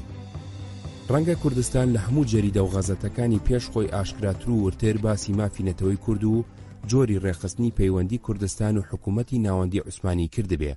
کوردستان لە ژمارەیەکیدا لەژێر سەرناوی عەدەم مەرکەزیەتی و مختاریەتی ئیدارەی دانووسیوێتی کاتێ مەشروتیەت ڕاگەیەنرا هەموو خەڵک وایان زانی کە ئیتر ڕۆژڕەشی ناحەقی تەواو بوو، ڕۆژی ڕاستی لە وڵاتدا هەڵات. زۆر خەڵکی عاقڵ وتیان چاکەی وڵات لەوەدایە کە واز لە هەموو شتە کۆنەکان بێنین، دەوڵەت بە تەقلیدێکی نوێ دابمەزرێنین. زۆرترینی ئەو خەڵکانە وتیان کە بۆ چاکەی وڵات پێویستە واز لەم مەرکەزیەتە بێنین کە هۆی هەموو خراپیەکە، عەدەم مەرکەزیەت بۆ وڵات قبوڵ بکەین. هەندێک خەڵکی تر وتیان بۆ چاکردنی وڵات عەدەم مەرکەزیەتیش بەس نییە، مختاریەتی ئیدارەیی پێویستە. شەڕی 30 مارد هەڵگیرسا. جەمعیەت مەبەستی جەمعیەتی ئیتیحاد و تەرەقیە ئەمەی بە فرسە زانی دەستی وەردایە هەموو کاروبارەکانی دەوڵەتەوە. خەڵکی عاقڵ و ڕاستی ڕەوانەی حەبس و نەفی کرد، هەموو باسێکی چاکردنی وڵاتی داخست. جەمعیەت وتی کە ئیتر کەس ناتوانێت دەمی بکاتەوە، دەستی کرد بۆی هەموو خەڵکی وڵات بە زۆر بکات بە تورک، تا بتوانێ ئەمە بکە، دەستی کرد بە ناحەقیکردن لە هەموو خەڵک. شەڕی کوردستان، حوران، ئەرناوت و شەڕی تری ناوبینی وڵاتیان هەمووی لەم ناڕاستیەوە پەیدا بوون و بوونە هۆی ئەوەی لە شەڕی باڵقاندا شەرمەزار ببین و لە دەستی بدەین. تا ئێمە باش بزانین جەمعیەتی ئیتیحاد و تەرەقی لە وڵاتی ئێمەدا چی خراپە ئەکەن و ئەیانەوێ بە زۆر هەموو خەڵک بکەن بە تورک. بەسە ئەم فکرێ بکەین لە حاڵی دەوڵەتانی ئینگلیزی، ئەڵمانی، ئامریکایی، ئاوستریایی لەلایەک و لەلایەکی کەوە حاڵی دەوڵەتانی مسقۆفی، چینی، فڕانسزی، ئیتالیانی. چواردەوڵەتی یەکەم وڵاتی خۆیان بە عەدەم مەرکەزیەتی مختاریەتی ئیدارەیی بەڕێوە ئەبەن، ئەوانی تر کاروباری وڵاتەکان بە مەرکەزیەتی و مطلقیەتی بەڕێوە ئەبەن. بەم پێیە بەسە تێبگەین کە مەرکەزیەتی نەک هەر بۆ دەوڵەتێکی وەکو هی ئێمە باش نییە کە دانیشتوانەکەی تێکەڵاوە، بەڵکو بۆ ئەو وڵاتش کە خەڵکەکەی یەکە. ئەگەر سەرنجی کرمانجێ، تورکیە، عەرەبێ، ڕۆمێک بدەین و جارێک لە حاڵی ئەوان بفکرین، ئەزانین کە بۆ وڵاتی ئێمە مەرکەزیەتی ئیدارە باش نییە. لە نێوان ئەم خەڵکەدا دژایەتی ئەوەندە گەورەیە بەلامانەوە سەیرە چاوی گەورەکانی دەوڵەت ئەوە نابینن. کاتێ دەوڵەتی عوسمانی دامەزرا، دەوڵەتێکی مەزن بوو، هۆی ئەوەش ئەوە بوو بە ئوسوڵی زەعامەت و تیمار کاروباری وڵات بەڕێوە ئەچوو. لەو ڕۆژەوە ئوسوڵی مەرکەزیەتی قوبوڵ کرد، وڵات تێکچوو. لە ڕۆژی ڕاگەیاندنی مەشروتیەتەوە هەتا ئەمڕۆ ئەوەندە خراپی بەسەر وڵات داهات، هەمووی بیری جەمعیەت بوو. ئەو بیرش ئەوەیە کە هەموو خەڵک بە زۆر بکەن بە تورک. جەمعیەت ناوێ ئەم خراپیە ببینێ، دیسان هەوڵ ئەدا بمانکا بە تورک. پێشەوەی بڵێن عەدەم مەرکەزیەت و مختاریەتی ئیدارە کامیان بۆ ئێمە پێویستە، باسی عەدەم مەرکەزیەت ئەکەین کە چییە و مختاریەتی ئیدارە بە چ شێوەیەکە. اینجا بە زنجیرە لە ژمارەدە بە شارەزاییەوە ئەم باسە تاوتوی ئەکا و بە شێوەیەکی زانستی ناوەندێتی عەدەم مەرکەزیەت و ئۆتۆنۆمی مختاریەتی ئیداری ڕوونەکاتەوە. نمونە لە دەستور و قانونی چەندین وڵات ئەهێنێتەوە وەکو فەڕەنسا، ئەڵمانیا، نەمسا. باسی جۆری بەڕێوەبردنی داگیرەکانی بەریتانیا و فەڕەنسا ئەکا و لە کۆتایی دواوتاری ئەم بابەتەدا لە ژمارەدەدا نووسیوێتی دەوڵەتێک کە دانیشتوانی لێک ئاین و لێک نەتەوەن نەناوەندێتی بەسە تا خەڵک کاروباری خۆی بەباشی جێبەجێ بکات، بەڵام دەوڵەتێک کە دانیشتوانی لە ڕووی ئاینی و نەتەوەیەوە تێکەڵن نەناوەندێتی بەز نییە، پێویستە ئۆتۆنۆمیان پێ بدرێ. اینجا لەژێر سەرناوی لە مختاریەت و عەدەم مەرکەزیەت کامیان بۆ ئێمە لازمە ئەپرسێ و خۆی وەڵامەداتەوە. ئەگەر ئێمە چاو بە وڵاتانی بێگانە وڵاتی خۆماندا بجێڕین، ئەبینین لە وڵاتی ئێمەدا هیچ شتێچاری دەردی ئێمە ناکات جگە لە مختاریەتی ئیدارەیی. عەدەم مەرکەزیەت بەتەنیا بۆ ئێمە بەز نییە. ئێوە پێمان مەڵێن ئێمە زیادەڕەوی ئەکەین کە ئەڵێن عەدەم مەرکەزیەت بۆ ئێمە بەز نییە. لە عەدەم مەرکەزیەتدا دیسان حکوومەتی مەرکەزی ئەتوانێت دەست بخاتە کاروباری وڵاتەکەی ئێمەوە. ئێمە کرمانج لە حکوومەتی ئەستانبوڵ ئەوەندە خراپی و ناکەسیمان دیوە، لە پاشا و نازری مەزنی عوسمانی ئەوەندە درۆمان دیوە کە ئیتر ناتوانین قوبوڵ بکەین کە ئەو مرۆڤانە تێکەڵاوی کاروباری وڵاتەکەی ئێمە ببن. گەورە پیاوانی عوسمانی ئەڵێن ئەترسین ئەگەر مختاریەتی ئیدارە بە کرمانج بدەین، لە پاشا ئەوان ئیستیقلالی خۆیان ئیعلام کەن. ئێمە بەوانە ئەڵێن کە کرمانج قەت ناخوازن لە حکوومەتی عوسمانی جودا ببن، بۆ ئەوەی لەگەڵ ئەواندا بمێننەوە. کرمانج لە هەموو کاتێکا و لە هەموو جێگا یارمەتی عوسمانی داوە، هەموو شتێکیان قوبوڵ کردووە تا لەوان جیا نەبنەوە. ئێمە ناڵین کە ئێمە نامانەوێت لەوان جیا ببینەوە، بەهۆی ئەوەی حەز لە تورک ئەکەین، ئێمە هەموو شتێک قوبوڵ ئەکەین، هەموو فیداکاریەک ئەکەین بۆ ئەوەی لەگەڵ عوسمانیدا بمێنینەوە. لەبەر ئەوەیە کە ئێمە ئەزانین ئەگەر ئێمە لە عوسمانی جیا ببینەوە بۆ ئێمە باش نییە.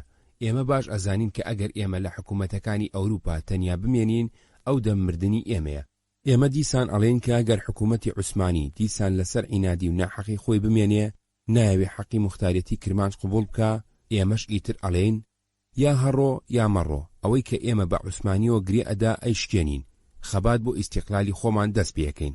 مرۆڤ ئەتوانێ بڵێ ئەگەر ئێمە ئەمە بکەین ڕەنگە مردنی ئێمەی تێدا بێ، بەڵێ ئەمە مردنی ئێمە بێ، ئەرێ لازمە ئێمە ئەوەش بزانین کە مردن 100 جار خۆشترە لەم حاڵەی کرمانج تابعی پیاوی وەکو عەبدولحەمید و وەکو تەڵعەت و ئەنوەر بێ. ئێمە با بمرین بۆ سەندنی حەق و ناموسی میلەتەکەمان. ئەم وتارانە بە کوردی نووسراون، لە هەمان کاتدا بە تورکیش بڵاو کراونەتەوە. 3.2 بایەخدان بە مێژووی کورد.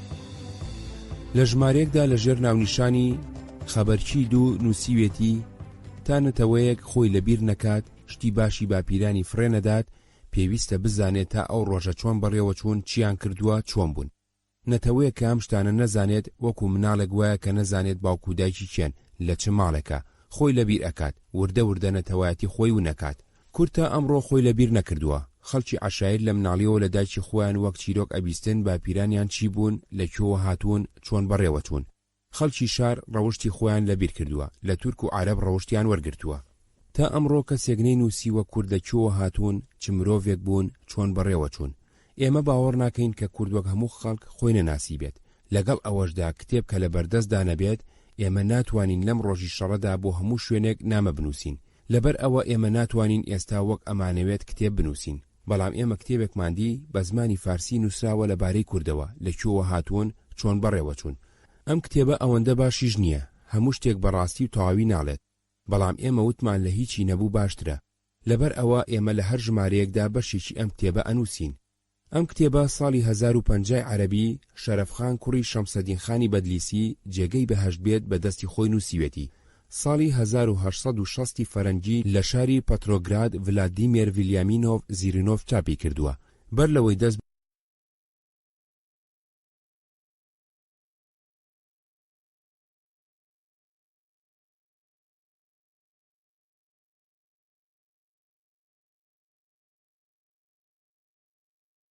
بە کرمانجی و لە ژمارە 2 تادە بە تورکی بڵاو کردوتەوە. ئەوەی گوێبیستی بوون بەشێ بوو لە کتێبی بەدەم ڕێگاوە گوڵچنین چەند لاپەڕەیەک لە مێژووی ڕۆژنامەوانی کوردی 1898 1958.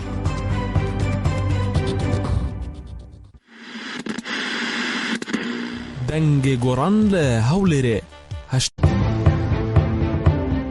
3 نامەی خوێنەران. لە ژمارە 3دا کاغەزێکی مەلا ئەلف کامی کە لە جامیعەی ئەزهەرەوە هاتووە بڵاو کردوتەوە. ئەڵێ کورد لە 4 ملیۆن زیاترن، بەڵام لە ناو گەلاندا کەس باسییان ناکات. کاتێ میلەتان ئەژمێرن ناڵێن کوردیش هەیە و حەقی هەیە. سەبەبی ئەمەش ئەوەیە کورد بێتاریخ و بێجەریدەیە، ئیشی دنیا و سیاسەتی عالەم نازانن. اینجا باسی دەرکردنی ڕۆژنامەی کوردستان و دامەزراندنی ڕێکخراوێک ئەکا کە بۆ مەزنی و بڵندی کورد تێئەکۆشێ. داوا ئەکا کورد مەکتەب بکەنەوە و بە زمانی خۆیان بنووسن و کتێبدا بنێن و وڵاتی خۆیان لە دەست خەڵکی کە دەربهێن و خۆیان ئیدارەی بکەن. ئەو ڕێکخراوە لەگەڵ ئەوروپایەکان گفتوگۆ بکات تا بزانن لە دنیادا کوردیش هەیە و داوای حەقی خۆیەکە. ئەو ڕێکخراوی ئەم باسی ئەکا ئەبێ هەمان حیزبی سربەخۆی کوردستان بێ کە بارەگاکەی لە قاهیرە و ئەحمەد سورەیا بەدرخان سکرتێری بووە و ڕاستە و خۆ دوای کۆتایی جەنگ چەند نامە و یادداشتی بۆ کاربەدەستانی بریتانی نووسیوە. لە ژمارە 4دا عەبدولستار الکوردی لە کاغەزێکی کەدا ئەویش باسی پێویستیکردنەوەی مەکتەبێکی ئیبتیدایی بۆ خوێندنی کوردی و چاکردنی حرفی نووسین و دانانی کتێبی سەرف و نەحوو دەرکردنی ڕۆژناماکە دامەزراندنی جەمعیەتی کوردی بەکارێکی باش داهانێ. لە ژمارە 6دا کاغەزێکی مەلا کرمانج ئەلف کامیلی بڵاو کردوتەوە. ئەمیش باسی خوێندن و نووسینی کوردی و کردنەوەی خوێندنگاکە. 2 بەیتی شعرێکی حاجی قادر بەنمونە ئەهێنێتەوە ئەڵێ هەر کووردە لە ناوبەینی کولی میلەت بێبەهرەیە لە خوێندن و کتابەت میلەتێ بێ کتێب و بێنووسین غەیری کوردان نییە لە ڕووی زەمین. اینجا ئەڵێ ئەگەر شەڕ و عەداوەت و شقاق و نیفاق لە ناو ئێمەی کووردا نەبوایە، خوێندن و نووسینمان بە کوردی بوایە، هەموو کورد لەگەڵ یەک ڕێک بوونایە، بێگومان ڕیاسەتی عالەم ئەکەوتە دەست کورد. بۆ پشتیوانی لە قسەکانی شعرەکەی ئەحمەدی خانی ئەڵێتەوە گەردی هەبوایە مە ئیتیفاقەک فکرا بکرا مە ئینقیادەک ڕۆم و عەرەب و عەجەم تەمامی هەمیان ژمەرە دەکرد غوڵامی تەکمیل دەکرمە دین و دەوڵەت تەحسیل دەکرمە عیلم و حکمەت. ئەڵێ بەڵام ئێمە مەلا و مەشایەخ و شاعیر و فەقیران چی بکەین؟ شتێ بەدەستی ئێمە نییە. عار و عەیب ئەمیر و حاکمی کوردانەگرێتەوە. ئەم بەیتەی خانی ئەڵێتەوە ناموسە لە حاکم و ئەمیران تاوان چییە لە شاعیر و فەقیران.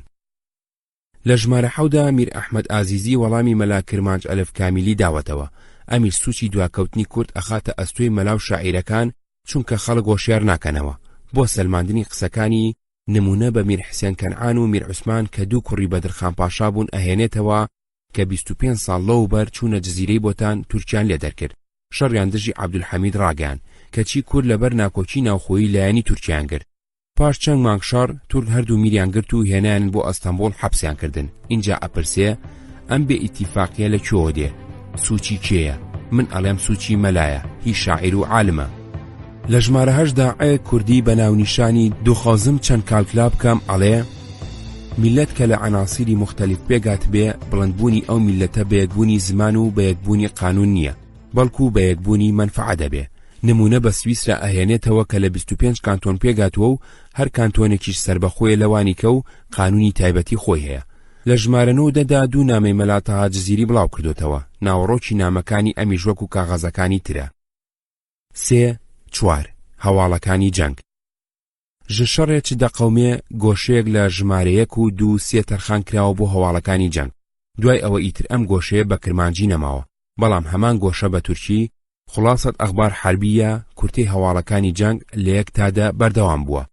لەم گۆشەیەدا بە کورتی دەنگوباسی مەیدانە جیاوازەکانی یەکەمین جەنگی جیهانی نووسیوە. هەواڵی شکانەکانی ئۆردوی عوسمانی لە مەیدانەکانی جەنگدا باس کردووە و ئۆباڵەکەی خستۆتە ئەستۆی سەرانی ئیتیحاد و تەرەقی. لە ژمارە 11دا هەواڵی ڕێکەوتنی رووسیای سۆڤێتی و ئەڵمانیای بڵاو کردوتەوە.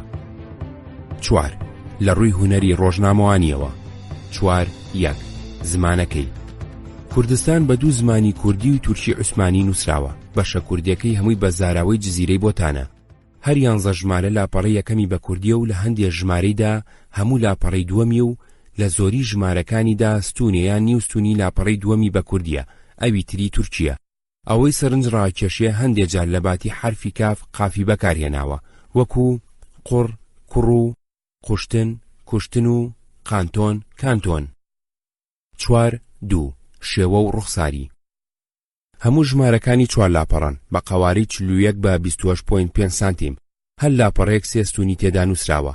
لە بن سێمین ستونی چوارەمین لاپەڕەی هەموو ژمارەکانی دانووسراوە مطبعة أبي الهول بجوار دار الكتب الخديوية لصاحبها عثمان فهمي. کوردستان وێنە و نەخشە و سەردێڕی درشتی تێدا نییە بەڵام لە ڕووی چاپ و ڕێخستنی بابەتەکانی و دابەشکردنی ستونی لاپەڕەکانیەوە ڕۆژنامەیەکی جوانە و هاوتای ڕۆژنامەکانی هاوزەمانی خۆی بێ. زۆری بابەتەکانی وتاری سیاسیە تەنانەت وتارە قانونی کۆمەڵایەتەکانیشی بۆ مەبەستی سیاسی نووسراون. وتارەکانی بەناوەڕۆک دەوڵەمەند و بەنرخن. هەواڵ و دەنگوباسی زۆری مەیدانەکانی جەنگی تێدایە هەروەها نامەی خوێنەران بابەتی ئەدەبی تێدا نییە.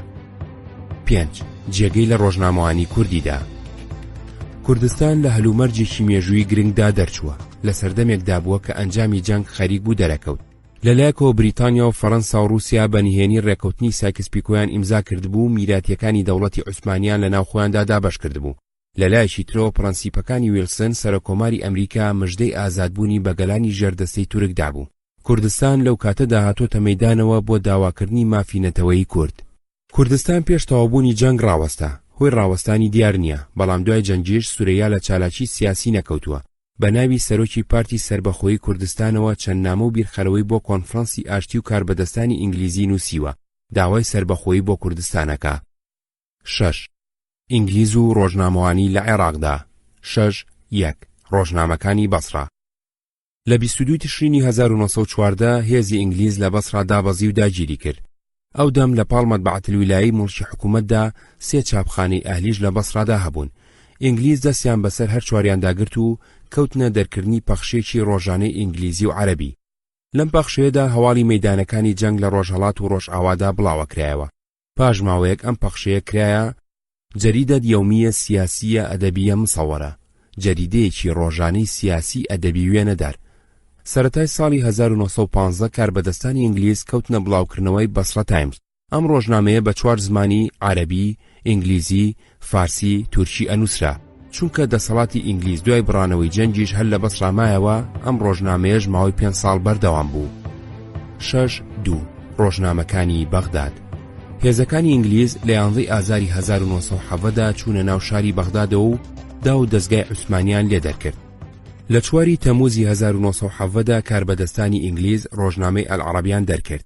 لە ژێر ناوەکەی دانووسرا بوو جەریدە یەومیە سیاسیە ئیخباریە تاریخیە ئەدەبیە عمرانیە عەرەبیە ئەلمەبدەئی وەلغەرەز.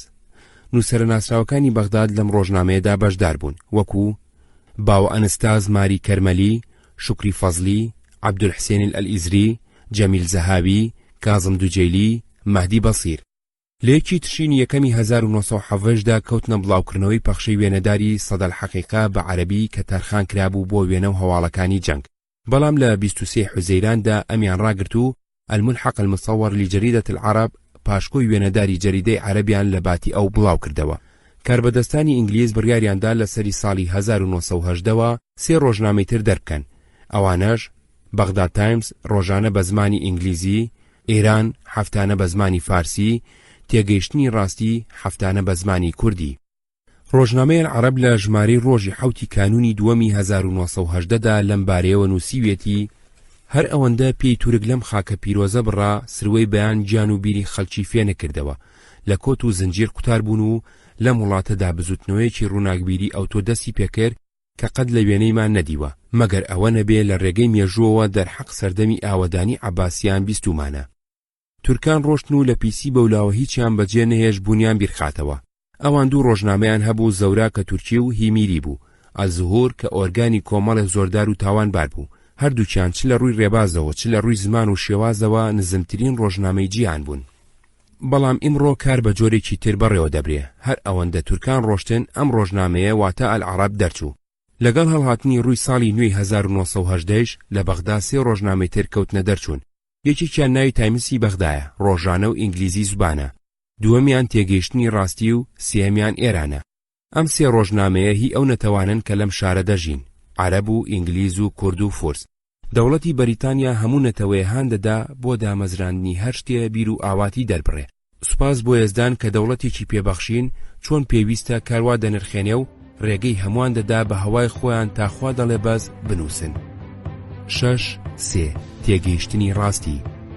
لێشی کانونی دووەمی 1970 27 کانونی دووەمی 1990 لە بەغداد بە زمانی کوردی و بەڕێنووسی فارسی و بە حرفی عەرەبی بە 4 لاپەڕە و بە قەواری 24 بە 36 سانتیم دەرچووە.